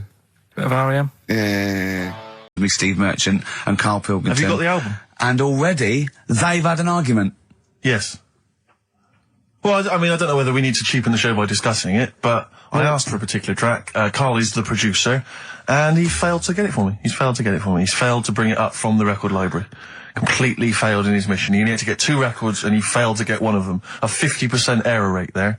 Yeah, but like I said, I looked in the system, it told me what album it's on, I brought that album up. I'm busy. But, okay, so fine, you're absolutely fine then, that's no problem. You know, once again, that's a great excuse, Karl, brilliant. The show has been ruined, it's been partially ruined, but you've got a bit of an excuse. Alright, I didn't make a big deal out of it when you said, oh, and whilst you're down there, get us a new 50 Cent single. I never said, why are you down there, get this new 50 Cent single? I asked you if 50 Cent single was lying around. If it hadn't been here, I wouldn't have worried. So I get it, yeah, I did that for you. Right. When I come up, you say, has it got swearing in it? Well, I don't know, it's 5 to 1, Steve. You're the I haven't got time, I've been whizzing around. You're the producer, it's the brand new single. I'd have thought it had been lying around in the XFM office anyway. But I don't have time to sit around listening to music. Sure, well, yeah. Right? I know that you have. Now you've got an iPod that can hold 7,500 songs. I don't know when you're going to get round to loading all them on, but I haven't got the time. Sure. Busy. Yeah. Fine, okay. No, that's a perfect excuse, Karl. Well done, mate. Right. I just hope that I never have to depend on you in a real emergency. I had a bit of bad luck as well. I wanted to play R.E.M. and maybe the listener can help me here. Can you email in ricky.gervais@xfm.co.uk if you know what song I'm thinking of? It's an R.E.M. song. I think it's on the album of the last one before. And he says Mulholland Drive and I'm Steve McQueen. That's all I know. I'm sorry, I can't think of the title, so I need the title to look it up, if you know what I mean. I can't put in like that. I can't put in Mulholland Drive. The system goes, what are you talking about? So I need the actual title of the song to look up to find it down in the library. Oh, well, I'd go down yourself if you're going to go down to the library and get that. I wouldn't send Karl, because... Ricky.gervais@xfm.co.uk. radio.co.uk. But if he wanted to, he did have time because he came in at 12:20 rather than 5 to 1. Yeah. No, I told you about that record that I wanted it yesterday, didn't I? So you had 24 hours notice. So that's not really an excuse, is it? But I did find one of my favourite songs of all time, which is Bones off the Bends album, and it's Radiohead on XFM 104.9. And here it is because you gave me lots of time to find it. So. Sure. Yeah. Could have brought it in himself. No swearing in it. Bones. Radiohead. The Bends on XFM 104.9. And thanks to Paul, who's emailed there's in. a whole bunch of other people. Lots Nick, of people. We've got Davey, Steve, Ashley. It's Electrolyte. You know, it all comes flooding back now. We've got that. I've got it out of the library. We're going to play that. That's done. It's interactive. I've used the listener. I've shown the listener, right? I've helped them to help themselves. Sure. I've said, if you want to hear it, tell me what it is. They tell me what it is. They're going to hear it. Yeah. Do you know what I mean? Perfect. Saves going down the library and, well, we don't. Yeah, well, we know mistakes can happen if that, you know, if they go down the library. Yeah, and I mean, I checked it though to make sure it was the right one, you see. So it's just a little bit of. Well, it's a good rule that generally if you pick something up a CD, That's you know, right, we want to play on a radio show, a live radio show, you normally check at the back. Oh, right, yeah, that's right, yeah, if you want a job done, do it yourself. You're absolutely right, Carl. So. But anyway, look, let's all make friends, let's kiss and make up. Yeah, touch and make up. Yeah. Let's just. Well, I'm up on Carl at the moment because it was my birthday in the week, and not only has he bought me a little vibrating thing to put on the chair, because I've got a bad back, so that vibrates, that. Actually, we can hear it. Yeah, I'm gonna do it between records then.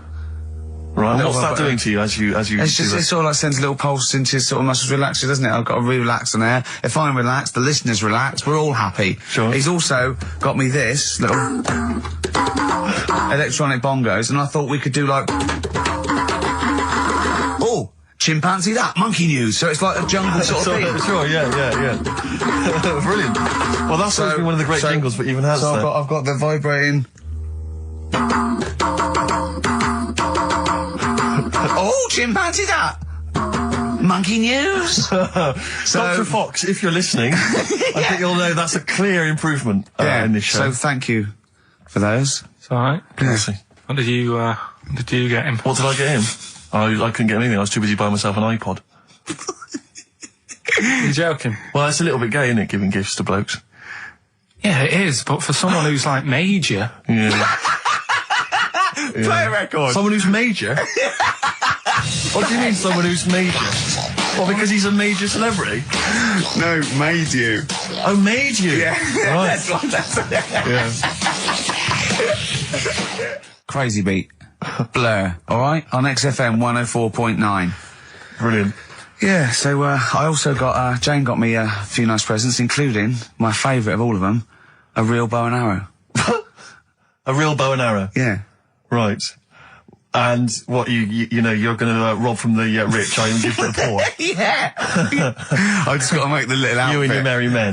She's got me like 2 yards of green felt. Sure, yeah. And I've just got to find a tree tailor. house. Yeah, someone who can make me a lovely little natty outfit. Yeah. Why has she bought you a bow and arrow? You live in central London, so where are you going to be using We've got this? a garden, I did it yesterday. I've got my finger though, because I'm meant to put protector, so it's just, it goes so fast, isn't it? I didn't understand that sentence. I'm here in the studio. I saw you point to your finger, so I'm guessing from that maybe you injured your finger. Yeah. For the listener, again, what exactly were you talking about then? No, because when you put it back, it's...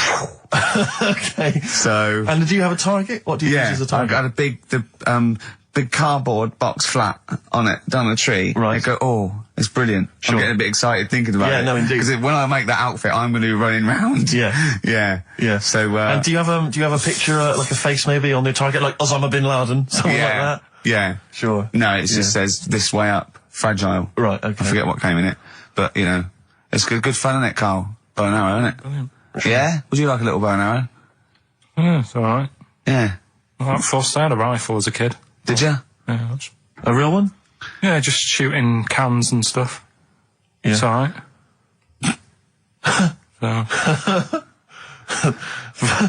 Well, a wonderful anecdote. Well, I went out with a drink with Carl in the week, and we went to a restaurant, didn't we, Carl? It's a good night. And we sat there, and next to me, when Carl came, next to me was, what's his name? Ross Kemp. And he was sitting there, and I saw Carl, and I tapped him on the shoulder, Ross Kemp on the shoulder, and I pointed to Carl and him, and I said, it's nice to see you two back together again. Nice. And Carl was horrified. But Carl didn't know that I'd already spoken to him before Carl arrived. Yeah, so I thought it was okay. I thought I could break the ice because I'd met him before. Sure. So he just thought I was insulting him. And when in the week we were talking about his little head, weren't we, Carl? And Carl suddenly stopped the conversation and said, if I had hair, what would we be talking about now? I think he'd had enough of everyone talking about it. And he looked good though. He had a special little do. He had it sort of, cropped a little bit more. I like it when he's just freshly had it done. Mm. Do you like? Yeah. Has that ever happened to you, Steve? If you're somewhere, say if you sat somewhere, does someone sort of, is he anyone else who you look like, or would you say you're a bit of a one-off? I love these two. Well, but to be fair, to be fair, he seems to be having to go at me an awful lot more than I do at him now. I mean, he just starts it. He starts it out of nowhere. I think his is sort of a get back for the way you treat him as a producer, not. But he's not a producer. If he produced the show, I wouldn't have a reason to criticise. But I think this is it. But seriously, I mean, it really winds me up though, because, it started as a joke, but now it's abuse. Yeah. He got annoyed at Heat because it said Carl, producer, well, not so much a producer as just a bald mank. And he went, can they say that? Yeah. Can they say that? See, that's a magazine, an independent publication has identified what exactly it is you do. Yeah. Oh, here we go then. Go on, bring it on, because here we go. He's looking at me. I know he's thinking. I can hear the cogs I'm not thinking anything. It's vicious. No, that is true. Never a true word. Play a record. Now then, I heard this on VH1 in the week, and I have not been able to get it out of my head, and I really kind of want to, I want to get it in everyone else's mind now so they understand the pain I've been going through. Miss You by the Rolling Stones. Yeah. I hope that's now embedded in your brain and you can ruin a week by having to sing that constantly, irritating people in shops and everywhere you go. Miss You by the Rolling Stones. Good track. Carl, Jonathan Ross came out of this last week, and we were talking about stuff, and Carl was mesmerised when Jonathan told a story that he was bored once in a hotel room and shaved his arse. He shaved his arse? Yeah. Sure. And Carl, you didn't stop questioning him, did you, for about... I just wondered, at what point do you sort of say, this is getting on my nerves? Do you know what I mean? Yeah. It's way too long, tucking it in his socks or whatever. Yeah. But it's not, it is boring in hotel rooms, because I told you before about when I was in Edinburgh and had nothing to do, there was nothing on the telly, and you sort of, you've eaten the shortbread biscuits, and and so that's when I read the phone book to see how many... That's when you read the phone book? Well, to see how many Macs were in Scotland, McAteer, Macintosh, Sure. Yeah. and there was 42 pages. Yeah. Jonathan, I don't know if he'd already done that. Yeah. And, he said he shaved his arse. Now, when we say shaved his arse... Not his cheeks, his... Oh, all of it? Yeah, all of it. Did he say that? Well, I think that's... But other than the cheeks, there's not much left. But then we got to the fact that me and Jonathan, if we pooled our wealth... we could have shaved Carl's arse for £1,000. Right. And he said, yeah, for £1,000 you could shave my arse. Suzanne said, can I say this bit? Your girlfriend said what, Carl? She was annoyed. She says, well, I'm not allowed to go there. Why is anyone else? And of course, the whole table stopped and leant in and said, what? He doesn't like me touching him there. I went, what do you mean? This is too much information. It was too much information. I like the fact that you've had this conversation with her. I like the idea that she touched your arse once and you went, woo, hands off. Yeah. I love you, but keep your hands away from the arse. Do you know why he said he's talking about the most intimate part of the arse, the middle arse he's talking about, and I said, why? He went, it's a bit gay, innit? I said, how can a girl touching it be a bit gay? If you stood behind it, it could be anyone, doesn't it?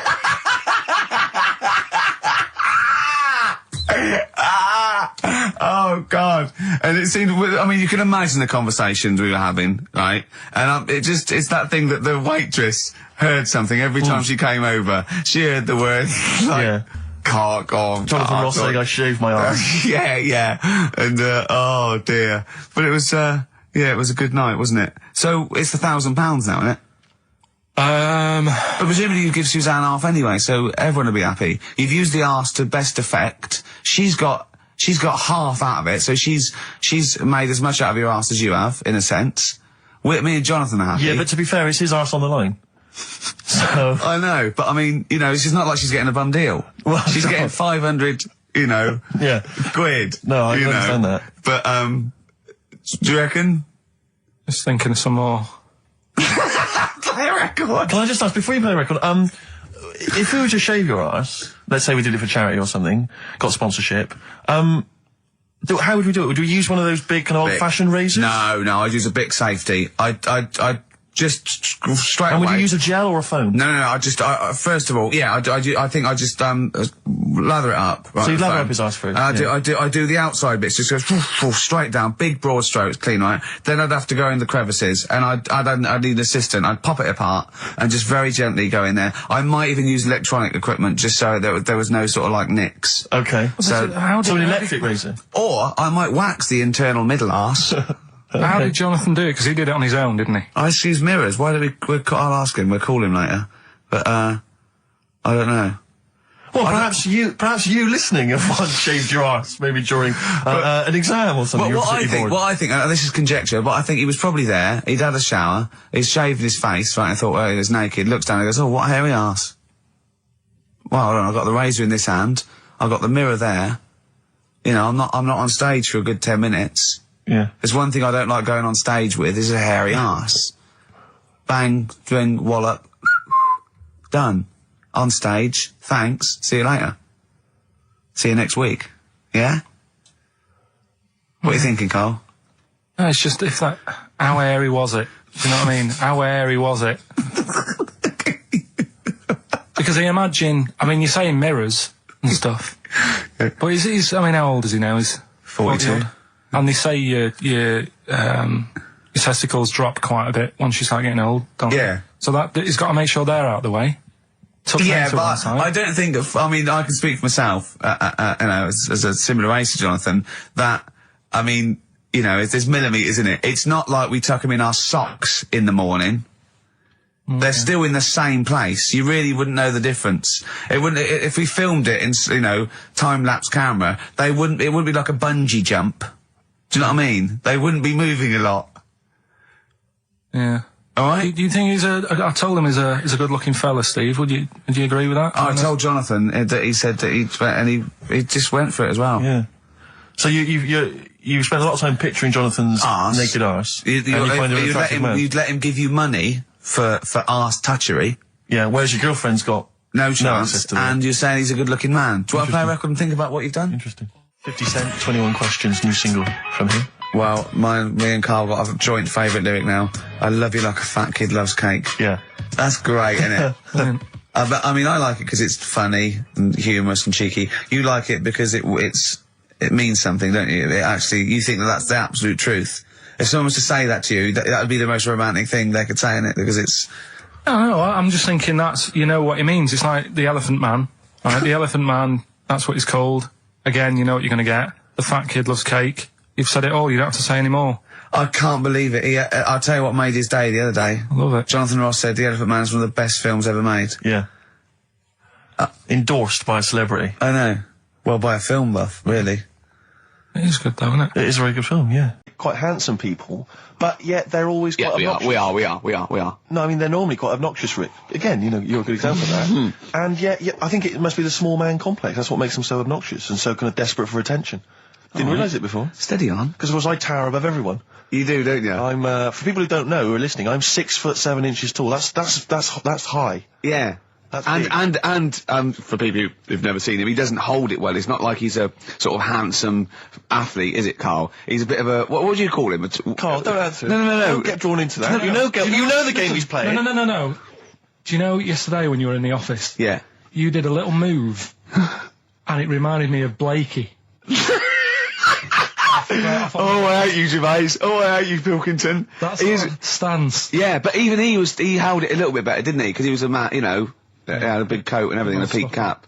But, yeah. I can't believe you. Like, I've not suffered enough from being freakishly tall. Now, two of my best buddies, live on radio, are just... It's not just height, though, is it? It's the posture and the face and everything. But it's got your places, hasn't it? No? What do you mean it's got me places? I think people give you a bit more of a chance in your career and stuff, because it's like... What, yeah, stacking shelves? Because I can reach a high level. Muse, Plug-in Baby on XFM 104.9. Ricky Gervais, go on. Well, yeah, but I know you guys are laughing about the height thing, and for those that have only just tuned in, I am 6'7" tall, which is tall and that's big, and I pride myself on it in a way. I've worked hard, I've not smoked, I ate well, Yeah. It's an accomplishment, but obviously I didn't have much involvement in it. I just am, and it's a curse because mainly the problem is that you can't get stuff, you can't get clothes, you can't get shoes. Yeah, he's size 14 feet. Yeah, but it is genuine, and I don't know. I mean, it costs a lot to buy a pair of size 14 shoes, and if you were genuinely poor, I don't know how you'd afford to be tall, because the clothing costs more, everything costs more. I've seen this in comics, that you'd actually go to school in a barrel. Wearing a barrel, with just braces, it'd just be a barrel, and you'd have sort of flip-flops, and you'd take a mule with you. They all had a mule, didn't they, the poor people? People always think you'll be in a pub or something, and people just think they can talk to you about it. They just think, oh, you're lanky, it's just because it's like they But that really annoys you, doesn't it? Well, it annoys me because it's like they think I should be proud of it. Well, exactly, but they don't think that this is not a disadvantage, this is not a disability, is it? You're taller than most people. It might get a disability. No, if you were 8'3", it'd be slightly disabilitating. You would, but disabilitating. What? Disabilitating? Yeah. No, you're a medical man, aren't you? Eh? But no, the point is, it's a disabilitating because when you go on public transport, like if you're on a coach, the only place I can sit on a coach is that seat on the driver's lap, either on the driver's lap or that seat at the very end. Which sits into the aisle. Yeah, that's the only place I can. Well, sit. You stand up, some sort of stand up, at the back, waving at drivers. You could drive it from the back. Here he comes. Watch it. Were you a tall baby? Oh, Mr. and Mrs. Merchant, you've given birth to a basketball player. Look at his dribble already. Were you a tall baby? Babies aren't tall. At what point did you suddenly, Jesus, nothing fits me? Well, it didn't happen overnight, Carl. Let's do a little graph. How tall were you at 5? Oh, I don't know. 3 foot. 3 foot. How tall were you at 12? 6 foot. 6 foot? Are you really? I don't know, do I? How do I remember? I don't remember this. Well, when did teachers start calling you freak boy and lanky? They didn't. It wasn't so much. It was no. You went to a funny school. I went bowling with him once. So I'd never been bowling before, and he'd been once before. And he went, "Let's go to this bowl." We went to a bowling alley, right? And you have to wear these special shoes. Now they're sort of like pointed things anyway, and they're multicoloured, sort of red and green. They look pretty weird. And the woman said to me, "Oh, what size?" I said, "Oh, 8. She went, "Yeah." So what size are you? 14. She went, 14. He went, "You probably haven't got them." She goes, "Yeah, I think we have got one pair." And she put them on the table, and it was like Krusty the Clown. And I just started laughing. They looked so long, and he had to run round this bowling alley in these freaky clown shoes. But they don't look freaky clown like when I'm wearing them, because the rest of me's in proportion to it. It looks like a little wall bracket. One of the worst things that happened to me was when I was when I was about 16 or something. We went to There's a fire alarm going off. There's a fire alarm going off. And the fire light's going off. Yeah. Should we not just maybe play a record and go and check that out? Wrap it up if you want. No, not wrap it up. Play a record. I'm gonna go. No, it's gone off, Rick. It's gone off. Oh, what? We might have burned down. Yeah, I think we'd know about it. The flames licking around our ankles would be a clue. God. I'm gonna go and investigate. You shouldn't ignore a fire alarm, did you? Blimey. We're entertaining the nation. Oh, look at him. He's scared of fire. What do you mean?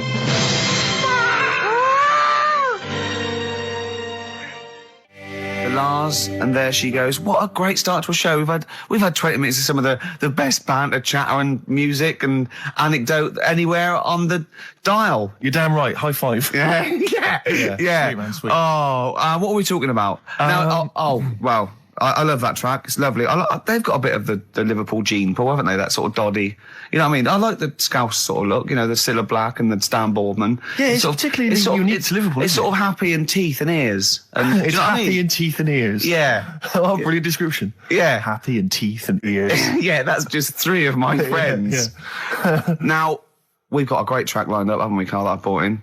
So I'm going to go off. Now, I'm not ashamed. As you know, me and Steve aren't worried about being part of a trend or being trendy or jumping on about it. Steve particularly doesn't worry about, looking good or, No, I'm saying, as a compliment, he doesn't worry about walking along like that or, I'm looking good. No. But I'm saying you don't mind the insults freak boy or goggle eye or... swore off a duck's back, mate. Do you know what I mean? Or a new phrase that's been coined because of Steve's face, walk off a frog's back. Who's saying that? Just a lot of you, a lot of friends and that. But I mean... My friends? Yeah, a lot of A lot of the people. Can you name names or? I can't really. You made promises you can't. I can't. I can't really. Mess anyone up? I think it's the Kagul. Looks good. It does look good. It's waterproof, Rick, and it's also stylish. I wear nothing underneath, so it's tight to the skin. It gets sticky in bad weather. Is that why you sort of rustle? Sexy. But what's all the? Is there abuse? What's this? No, they just say.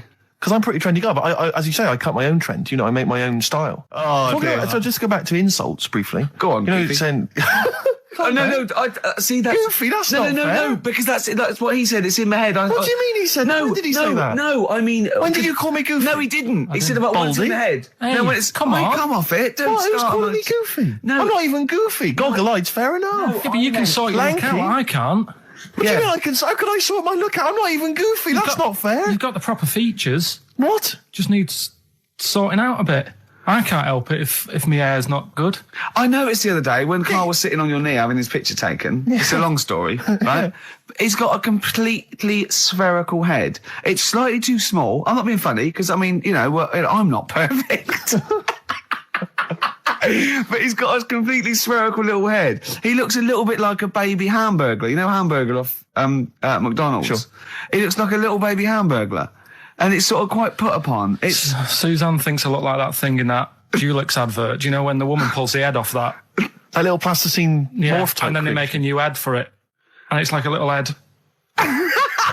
Really? And that's your girlfriend saying it. I know. Anyway, listen, let's get back to business here. This is a great track. It's America by Simon and Garfunkel. This is where I started saying we don't care about being trendy and all that. That was it. Because I just want to mention to people that they should be White Stripes and their version of Jolene. What did you make of it, Rick? I loved it. Good. I want to ask Karl a question, though, because Karl sometimes in awe of this newfangled world that we live in. What do you think of the scenario? What do you think is going on there? Because it's a bloke singing to a woman, begging her not to take his man. What do you think's going on there? Say again. Well, that's a bloke there singing. Yeah, to his wife Jolene. Right. Were you listening to the lyrics or? You see, I got mixed up anyway. I thought it was about that one about the person who chucks himself off a bridge. So I was thinking more about that than listening to that one. So right, listen. Well, go on it. Right. Jolene, I'm begging of you, please don't take my man. You flaming locks of auburn hair, even though you can, don't. He's all I've got. You're a beautiful woman. Don't take my man, because I can't compete with you, right? Yeah. What do you think's going on there, though? Because, you know, it's Dolly Parton singing it. We know what's going on. They're fighting over the same man, aren't we? Yeah. What do you think's going on when a bloke's singing it to Jolene? What do you think of the scenario there? That's one of them names, isn't it? That could be a bloke's name. It's like Leslie. Oh, Christ. Okay, sorry, it was a... I wish you'd not asked him that question. It's so exhausting. I'm saying you don't mind the insults freak boy or goggle eye or... swore off a duck's back, mate. Do you know what I mean? Or a new phrase that's been coined because of Steve's face, walk off a frog's back. Who's saying that? Just a lot of you, a lot of friends and that. But I mean... My friends? Yeah, a lot of the people... Can you name names or? I can't really... You made promises you can't. I can't really mess anyone up. I think it's the Kagul. Looks good. It does look good. It's waterproof, Rick, and it's also stylish. I wear nothing underneath. So it's tight to the skin. It gets sticky in bad weather. Is that why you sort of rustle? Sexy. But what's all the? Is there abuse? What's this? No, they just say. Because I'm a pretty trendy guy, but I, as you say, I cut my own trend. You know, I make my own style. Oh, dear. So just go back to insults briefly. Go on. You know, saying. Oh, no, see, that's... Goofy, that's not fair. No, because that's what he said, it's in my head. What do you mean he said? When did he say that? No, I mean... When did you call me goofy? No, he didn't. He said about what's in the head. Hey, no, when it's... come on. Come off it. Don't Who's start. calling me goofy? No. I'm not even goofy. Goggle-eyed's fair enough. Yeah, but you can sort your look out. I can't. What do you mean I can... How can I sort my look out? I'm not even goofy. That's not fair. You've got the proper features. What? Just needs sorting out a bit. I can't help it if my hair's not good. I noticed the other day when Karl was sitting on your knee having his picture taken. It's a long story, right? He's got a completely spherical head. It's slightly too small. I'm not being funny because, I mean, you know, I'm not perfect. But he's got a completely spherical little head. He looks a little bit like a baby hamburger. You know hamburger off McDonald's? Sure. He looks like a little baby hamburger. And it's sort of quite put upon. It's Suzanne thinks I look like that thing in that Dulux advert. Do you know when the woman pulls the head off that? A little plasticine morph type. And then they make a new ad for it. And it's like a little head. Really? And that's your girlfriend saying it. I know. Anyway, listen, let's get back to business here. I had a bit of good news this morning. Go on. I was on the tube coming down, and I don't want to sound arrogant, I don't want to sound pushy, but I was at Green Park, and I'm fairly certain, Rick, it's not 100% corroborated, I'm fairly certain that a woman pinched my arse. So what do you think of that? Yes. There's a lot of pickpockets around Green Park. No. My wallet was still there. Really? But even if it wasn't, you know, that would have been money well spent. But the wallet was still there. So what do you think of them apples? Eh? So what did you just pinch off? I can't confirm it at this stage, exactly what happened, but it certainly felt like a pinch. I looked round, there was a woman behind me. Right. She was fairly old. I think she's probably in her mid-30s. Right. Kind of reddish hair. Right. I don't know if she's listening. Right. But she knows where I am. And so I don't know how to proceed, really, Rick. I don't know if it's worth putting up some posters around the Green Park area. Well, what you could just do... to try and corroborate it. If you saw a woman pinch the lanky guy's arse... No, you could probably get in contact with British Rail and go back over their CCTV CCTV cameras, yeah. And then they could probably zoom in and, you know, sort of identifying sort of birthmarks, or she might have been holding some up. Then I could hire a private eye. Yeah. Again, money well spent. Well, so there you go. You know, I'm just saying maybe maybe things are looking up. Things it's getting are towards Christmas. The worm has turned. I mean, you know, it's a little sexy story to get the show going. it is but pretty what do you make of that then, Carl? What do you think of that, you're Carl? quite damning. What's your answer? Well, I mean, you're quite a tall fella. Sure. So she must have really wanted to sort of reach up and have a pinch. Mm. Do you know you think she was a dwarf? She did it with her teeth. He didn't say she was a dwarf. No, but Steve's taller than, you know, his arse. Yeah, but his arse isn't 6'9", is it? His arse is about 3 foot off the floor. 4 foot? What? 4 foot off the floor? No, I don't think so. About 3. She'd have to be a midget to have to reach up to pinch Steve's arse. How many cats do you say you've got through? I'd say whilst I was living at home. I mean, it's still on the increase even though I'm not there. So whilst I was there, probably 5. God. Wow.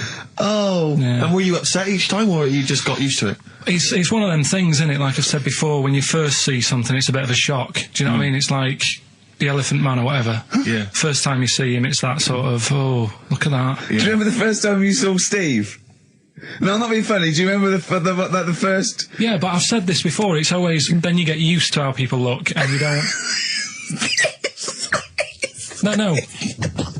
I'm going to burst. You have to play a record. No, because I see Steve's. Well, what it was, right, just before the quiz started, I had to go to the toilet, right, because the rule is, right, people who don't go to it, once it starts, phones off, no more toilet. They take it dead serious, don't they, right? Yeah. So, I went to the toilet. Now, I'm not being out of order here, it just got me thinking, right? I went to the toilet. The gay fella in there, right? There was a gay fella in there? Gay fella in the toilet. Now, how could you tell? How did you know? Just typical, you know, everything about it, right? Everything about it, right, yeah. Oh. What, large handlebar moustache, leather cap. Butt plugs, amyl nitrate. Could I just say that these views do not reflect the views of the management of XFM or me and Steve. Or most of the people in this country. Go on, Carl. What's your problem? Yeah, but this is what I'm worried about, really. But this is why I only got Danny Minogue right. Right? Because this was floating around my mind. Went to the toilet. Now, go into the toilet. They have like men's cubicle and they have women's cubicle. Yeah. Now, without sounding out of order, is it wrong for me to think gay men should have their own little cubicle? Go in. They should have their own... Well, not cubicle, you mean an actual toilet, I suppose. When I was at the urinal... Yeah. Normally, you know, there's a fella there and then you go, all right. And there's no pressure. But I couldn't go. I was thinking, should I wait? If I go into the toilet, it'll look obvious. Yeah. I had loads of pressure and this was going on. What were you worried about? I'm so sorry. What were you concerned about? Viewers. I'm so sorry. Well, it's like, right, listen, when I was a kid, right, and it's all right for you to go into women's toilets when you're a kid, it's like, oh, it's a bit cute, right, as long as you're not, like, over 15 or something, right? Right. But when I was a kid, I went into a toilet, and women, when they use their little cubicles, they don't shut the door. Some of them just sit down on the toilet, right, and you see everything, and... No, seriously, that's probably one of the first times I saw, like, a woman. Yeah. That, right, and my Auntie Nora when she was staying over. What happened with your Auntie Nora? She was, she's into wearing caftans. Into wearing what? You know, caftans.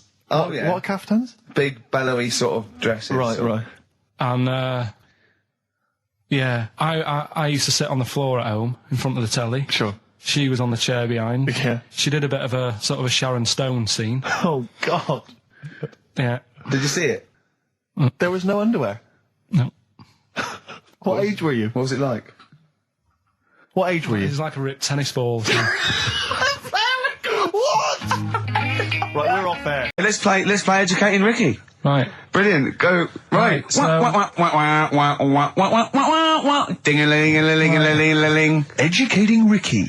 Right, what are we going for then? Hanging the bacon, airy Chinese kid, alien gives man a beard. I think Alien gives man a beard. I'd like to do that. Right, there's this fellow, I think it happened in America, and he saw a bright light in the sky. And, God, if you're bored. and he stood there. This is a true story, is it? Yeah.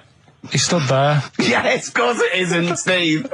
and he saw this bright light, and it came closer and closer, and it was a UFO, right? Yep. And he looked at it, and it disappeared, right? And he gets back in his car, He looks in the mirror. and he looks in the mirror. Yep. He's only got a beard. He hasn't. You sure it wasn't someone else who got in the car? And he was still standing out there? Right? What? And it turned out, Yeah. he got home and said to his wife or his girlfriend, it's a bit weird. So I just got out of the car to look at a bright light, and I got back in the car and I grew a beard, and she said, never mind your beard, where have you been for 3 days? And what had happened is... He passed out because he was pissed. No. The UFO had taken him for 3 days. Yeah. But he'd only thought that he'd only looked at it and it went away. Yeah. But what had happened is, he took him, and Yeah. he grew a beard because he hasn't had a shave. Right, okay. I mean, was Will Smith or Tommy Lee Jones anything to do with this at all? Did you see this on a video maybe and thought it was an educational film? No, it's from a book that some kind person sent in to me. Here. Can I just ask again, just again, I'm just throwing this right back at you.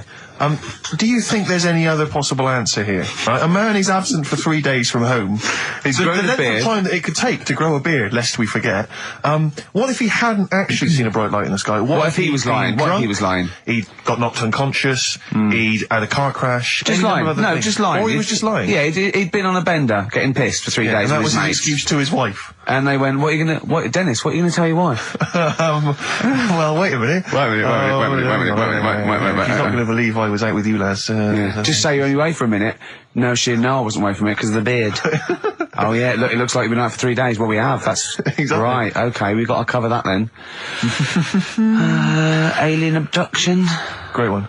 Okay, let's try that. Do you see? That's a little scenario there that could have been played out. So, when you say educating Ricky, what have I learnt from this? Never listen to you again. That's all I've learnt so far. Never listen to you. Yeah, we'll add a little bit more in here, right? To Well, spice this no, up. what do you mean add a little bit more? We'll add a bit more to this what I'm educating you about. Go on. Right? There's only a law in America that says if you touch a UFO, you're going to get done. Now, why would they make a rule? I don't know that... Do you know, like, all their rules have a code? Carl, I genuinely do not know what you're talking about. Right. Do you know, like, how here they might have... Do you know I what... have no idea. Right. Okay. Do you know, like, over here... I'm listening to Capital and these headphones. I got Foxy on from yesterday. Right, let's bin that. No, wait, it's great. No, I want to hear about Airy Chinese Kid. Let's play a tune. And Okay, then come play a back tune, with come back with Chinese Kid, Wait, definitely. Some doors. Yeah, I Yeah. just thought I'd go back, take it back to the 60s. This is a tune that a friend of mine sent If me. you touch a UFO, you get done. Soul Kitchen from the Doors. Shambles today, this. David Bowie, Slow Burn, there. Quite a Eno trilogy Yeah, feel not bad about at it. all, Lodger yeah. Is and it a sort of new low type, yeah. But, yeah. Enjoyable. Now, okay. That's stressful, isn't it? I think we've got things working now. We've had people coming in and out, just shaking their head going, shouldn't have bought that desk. But it's all sorted now, I think. And, You notice how it took about 25 minutes for them to come down as well, though? Do you feel like we're maybe quite low in the pecking order in the building? Definitely. You know, it's like Capital First, Capital Gold. They can shoot off to other sort of pirate stations. People's car radios, then they come back here. Oh, dear. Oh, I had a job at Richard Sounds. Yeah. Light fitting was buzzing. Now, but we've got, thanks for staying, listening. Right, okay, educating Ricky. What have we got? Hairy Chinese kid, go on. Right, yeah. This is the, I didn't want to do this. Really? You want to do it? Well, I wanted to give you 3, and I gave you one. It was like the alien man gets a beard or whatever. Yeah, which was total rubbish, so this one should be better, maybe. Hairy Chinese kid. Right, well, we've talked about hairy people in the past. True enough. Haven't we? Yeah. You know, the little kids who grew up in woods and hung around with wolves and that. Yeah, again, you're confusing it. Yeah, they're not, there were some people that were born very hirsute. They were not the people who were brought up with wolves. You just put that together in your Homer Simpson type mind. Right, well, this is like a sort of close to that sort of story. Yeah. But the weird thing is, right, Chinese people aren't that hairy as a nation. No, seriously, that's a well-known fact. They don't have that much body hair and stuff. Okay. So this little kid who was born over there, he was like covered in stuff. Was he? And it was only his nose that wasn't hairy. The rest of his body was caked in hair, right? And his hair sort of What grew. sort of hair was it? Was thick hair. No, what I mean is, was it sort of like a pony's mane, so he just looked like an Ewok? You know what I mean? Just like hanging down sort of straight, dark hair. In the picture, it looked like it grows from his eyebrow. It grows from his eyebrows quite thick, and then it just goes all the way over his head. You don't think it was just really long eyebrows that he'd done a comb over? No, it was all over his body. It had a picture of like his back and that. Yeah. And had he styled it? Had he styled it at all? Did he have it in a quiff or? No, it was just hanging all over him. Yeah. And they were like, you know, this is a bit weird happening in China, where we're not normally that hairy. That was the scientist speaking there. Yeah. And the local press and that were getting him down, calling him monkey boy and all this. Oh. And thinking Chinese press. But the doctor, yeah. Oh, they're cruel, aren't they? It's like those game shows. That's Japanese, isn't it? Yeah. That's what. Yeah. And the doctor said, I was talking through all that time while we were just like talking to each other then. Because I turned round and I still saw he was talking. So anyway, the local press came there to see the hairy boy, the monkey boy. And they were like being tight, taking the mickey out of him, and the doctor said, showing him nuts. Said he's only hairy. Said he's a healthy young kid. The only faults he's got is he's got a little bit of eczema and a boil. And he said everybody should just treat him the same, and I think he grew up a healthy kid. Yeah, so that's the that's the end of the story. That's not a story. Why? But I've got nothing. I don't know what to say to that. So someone in China was born slightly hairier than the rest, and he was normal apart from eczema and a boil. That to me isn't a story. But if it is, I've got a million. I mean, it's sort of like bloke from Manchester went a bit bolder than the rest, got a job on radio. He was normal. I mean, that's not a story, is it? Do you know what I mean? Dandy Warhols and Bohemian Like You on XFM 104.9. I'm Ricky Gervais, with me Steve Merchant and Karl Pilkington. Karl, what's the story then? Right, so what did you say you're going for? You've got your 3 titles, your 3 teasers. Well, I think I'm going to go for Don't Do That to It. You know it can't live without Ned. I'm looking forward to this. Right. So this is educating Ricky, for those that have just tuned in. Now, something that Ricky told me about when he was educating me was that a cockroach, if you cut its head off, it lives for a week. Yeah. Right? And the only reason it dies is because it can't take on water. Sure. It doesn't have a great time in that week, though, does it? I mean, it doesn't get much done, I don't imagine. It just needs water, and because it can't find any, like its eyes, it eventually dies. Yeah. Right? No. So what? No, it's not. That's not. It's anyway. You can't drink. Anyway. So have you heard that one about worms? Okay. I have. Go on. If you cut a worm in half, a lot of people have said in the past that it'll turn into 2 worms. Right. But that isn't actually true. Okay. Who said that? No, it used to be like, you know, kids at school said it on, kids at school and stuff. So that, you know, a lot of people think that. Don't pick him up on stuff, Steve. It's bad enough. Sure. So, but what they can do, if you get a worm, right, and you find out which end its head's at. Right. If you you've got its head there at the left-hand side, right, and if you sort of cut it in half, right, but not in half. So there's more of its neck than the tail, if you know what I mean. Yeah. The bit that you've cut off will sort of die, and the rest of the worm will get better. So in a way, you can cut it in half, and it'll survive, but only one half will survive. Okay. Yeah? What have you learned there? I wish you hadn't chosen that one. I know, because it's nothing, is it? Yeah, you know that joke, how do you tell a worm's head from its eye? You put it in a bowl of flour and wait till it farts. Yes. Right? I told my mate that, right? And he went, what if it coughs? Yeah? Yeah. So, there is a bit of truth in that myth of cutting one in half. Where did you get this information? I don't understand where you get this information That was from the Fortean Times. It was like the myth about worms. Yeah. That was the big article that week. Did it take you as long to read that article as it took you to tell us just then? I like the fact that it starts off debunking a myth that we hadn't heard of anyway. Exactly. You know the big thing about cutting a worm in half and making two worms? No. Yeah. What's the other one? It's not the thing to do either, by the way. Don't go doing it. No. It's not very nice. But, it's cruel. But it can get by and if it's you pointless. do. Yeah. There's no scientific worth in that. Well, there you go. Okay then. So the others now, you see what I do. No, I tell you the other titles. You're not having them yet. That's the whole idea of this. People will be driving or about to go out doing the shopping. They'll think about that now. What was the other two? Well, the other two. They won't think about that. They've forgotten that. No, they will. No, they've forgotten that already. If only it was raining. And what's tomato with you? Right, I'm looking forward to that one. Use Rooster's Pride Cock Soup as a snack with crackers or toast. Still thinking of a normal knob. An appetizer, again, or a soup base. That doesn't really work as an Indian. No, that's disappointing. We'll work on that though. The darkness growing on me on XFM 104.9. Going well, isn't it? I've enjoyed it so far. It's been a bit naughty and everything. Yeah, a bit smart. Nothing wrong with that. No. I was on the way in today, right, Steve? Mm-hmm. Walking in, always walking in. I get left early and stuff. I like to get in early, get some bits done, that. Yeah. Monkey News, Songs of Phrase. That sort of thing.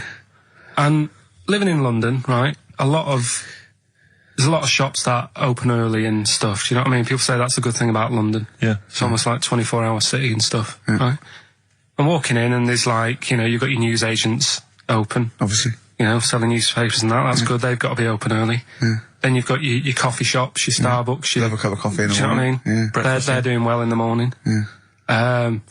Then you see like the odd restaurant and you think, well, maybe they sort of got the doors open, but they're preparing for lunch. So you think, fair enough. Yeah, I'll let that pass. Yeah. Carrying on walking down the road. Bondage shop. Open. Sure. About 10:30. Yeah. Busy, was it? There's a couple in. Really? Some good offers. About 10:30 for a bondage shop. I'm assuming if you're into bondage, though, you stock up at any time, day or night. I mean, you don't. Yeah. Well, I assume it. I suppose you get up and you go, I've got nothing on. I need to be a bit tied down. Yeah. I need some rope. These clothes are too baggy. I need more belts. Oh, God. I need more straps. Yeah. Get some rubber on my face. Weird, don't it? What were you doing in there? So, just having a browse. But, so a bit worried really, because the things that I've noticed this week like that's probably a little bit small. You've brought your soup in. I just found it out there. Sorry, yeah. It is Rooster's Pride Cock Soup, noodle soup mix, chicken flavour. But I mean, do they not know that is obviously just going to be used on the Graham Norton show and Chris Tarrant when he's doing his show abroad? Yeah. I mean, do you know what I mean? How could they call it cock soup in this day and age? Don't keep saying it. Well, no, it's fine, because you can say cock as long as it means the male we've done this. Oh, do you mean chicken? Yeah, look, it's a picture of a chicken. Yeah, sorry. What did you think it meant? No, I don't know. I don't know. My head. Okay. Sorry. Yeah. But, there's something else that's a bit sort of... A bit blue? A little bit blue, but then it's real as well, do you know what I mean? Well, it's a that problem. excuses it. Go on. There's a programme. We couldn't have said the cock soup if we'd made it up, but because it's real, it's fine. Yeah. We also couldn't have said the cock soup if we'd have meant a male penis. Thankfully, we don't. So. We mean a little chicken. You go on. This programme was on. I think it was Wednesday night, something. About this little lad. Yeah. It was a fella and a woman. At the same time. What do you mean? Like a cartoon with a secret identity. By night. What do you mean? He had both by day a sex? boy, by night a woman. He had it all. What you, sorry, wait. So he had male and female genitalia. Yeah. So what do you call someone that's born like that? Weird. Yeah. Now, what's the term for it?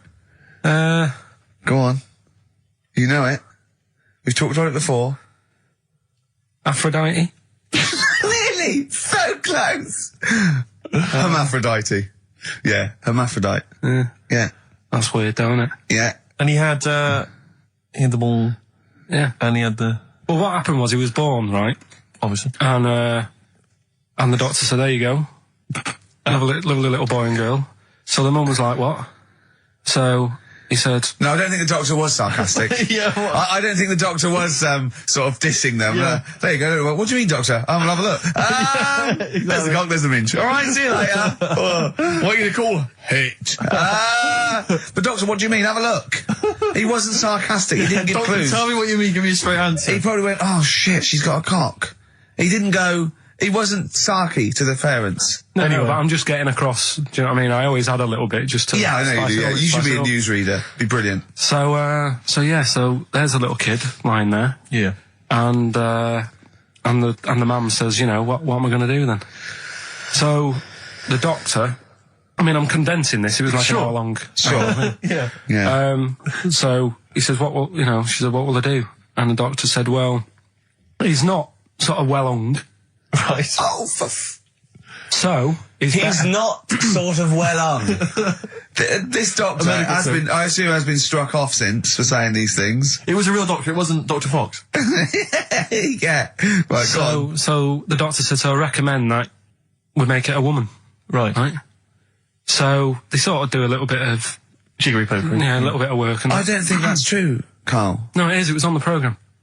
But I think they can tell really what they were meant to be from their chromosomes, can't they? They can tell whether they're X, Y, Y, or yeah, X. it's not very well hung. No, I'll tell you what, because back then, when this was going on... Yeah, no, I'm just thinking they might not have had... The doctors then thought if you had a kid, right, and you thought, it's a bit ugly, maybe it'll have a better life if it was a fella.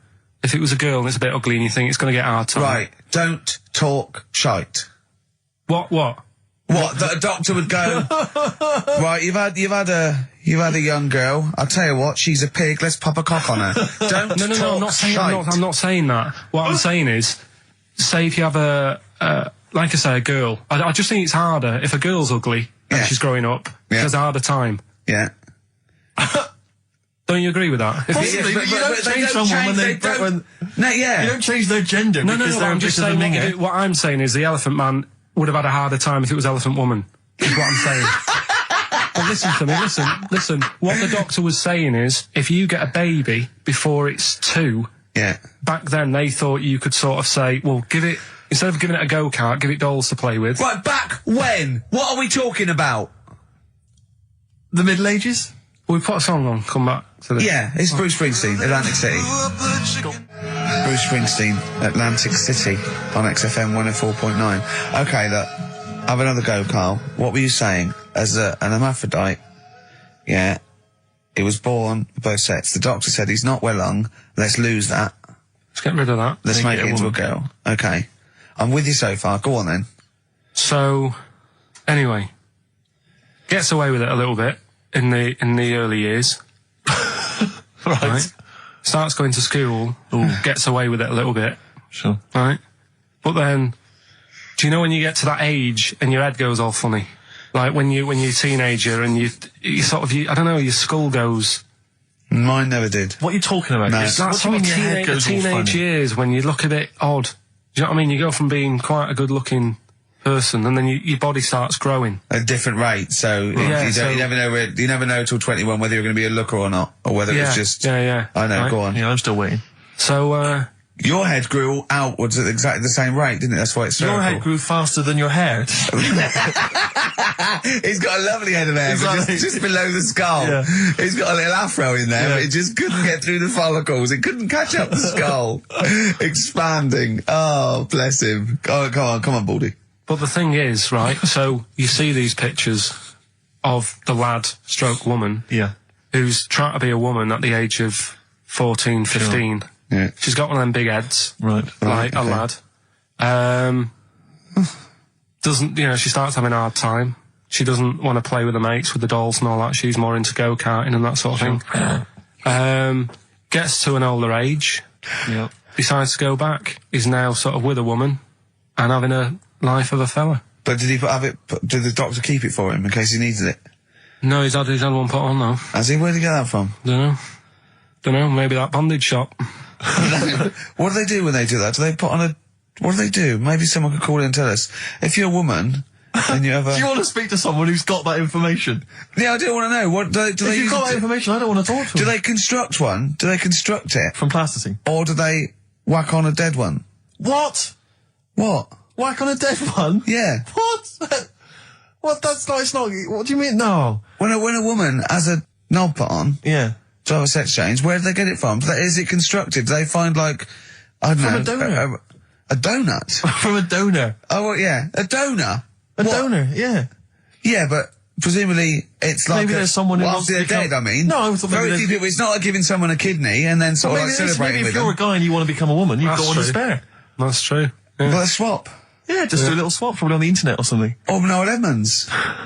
What do you mean? On Swap Shop. He's not a man. No, but he could go, we got a fella here who, got a lovely, nearly new, unused penis. Yeah, Keith Chegwin out in kind of Bognor Regis. Wants a couple of tits and a fanny for that, so, call in. It reminds me of the, do you remember the John Wayne Bobbitt story? Which it always seemed odd to me. I never really kind of got all the information. Do you remember that one, Carl, where the woman cut off her husband's penis because when he was sleeping? I think he was sleeping and she drove off. I think he woke up quite quickly. Yeah, that's so much better than the alarm clock, Yeah. And she threw it off. She threw it out of the car into the woods. Yeah. And he went and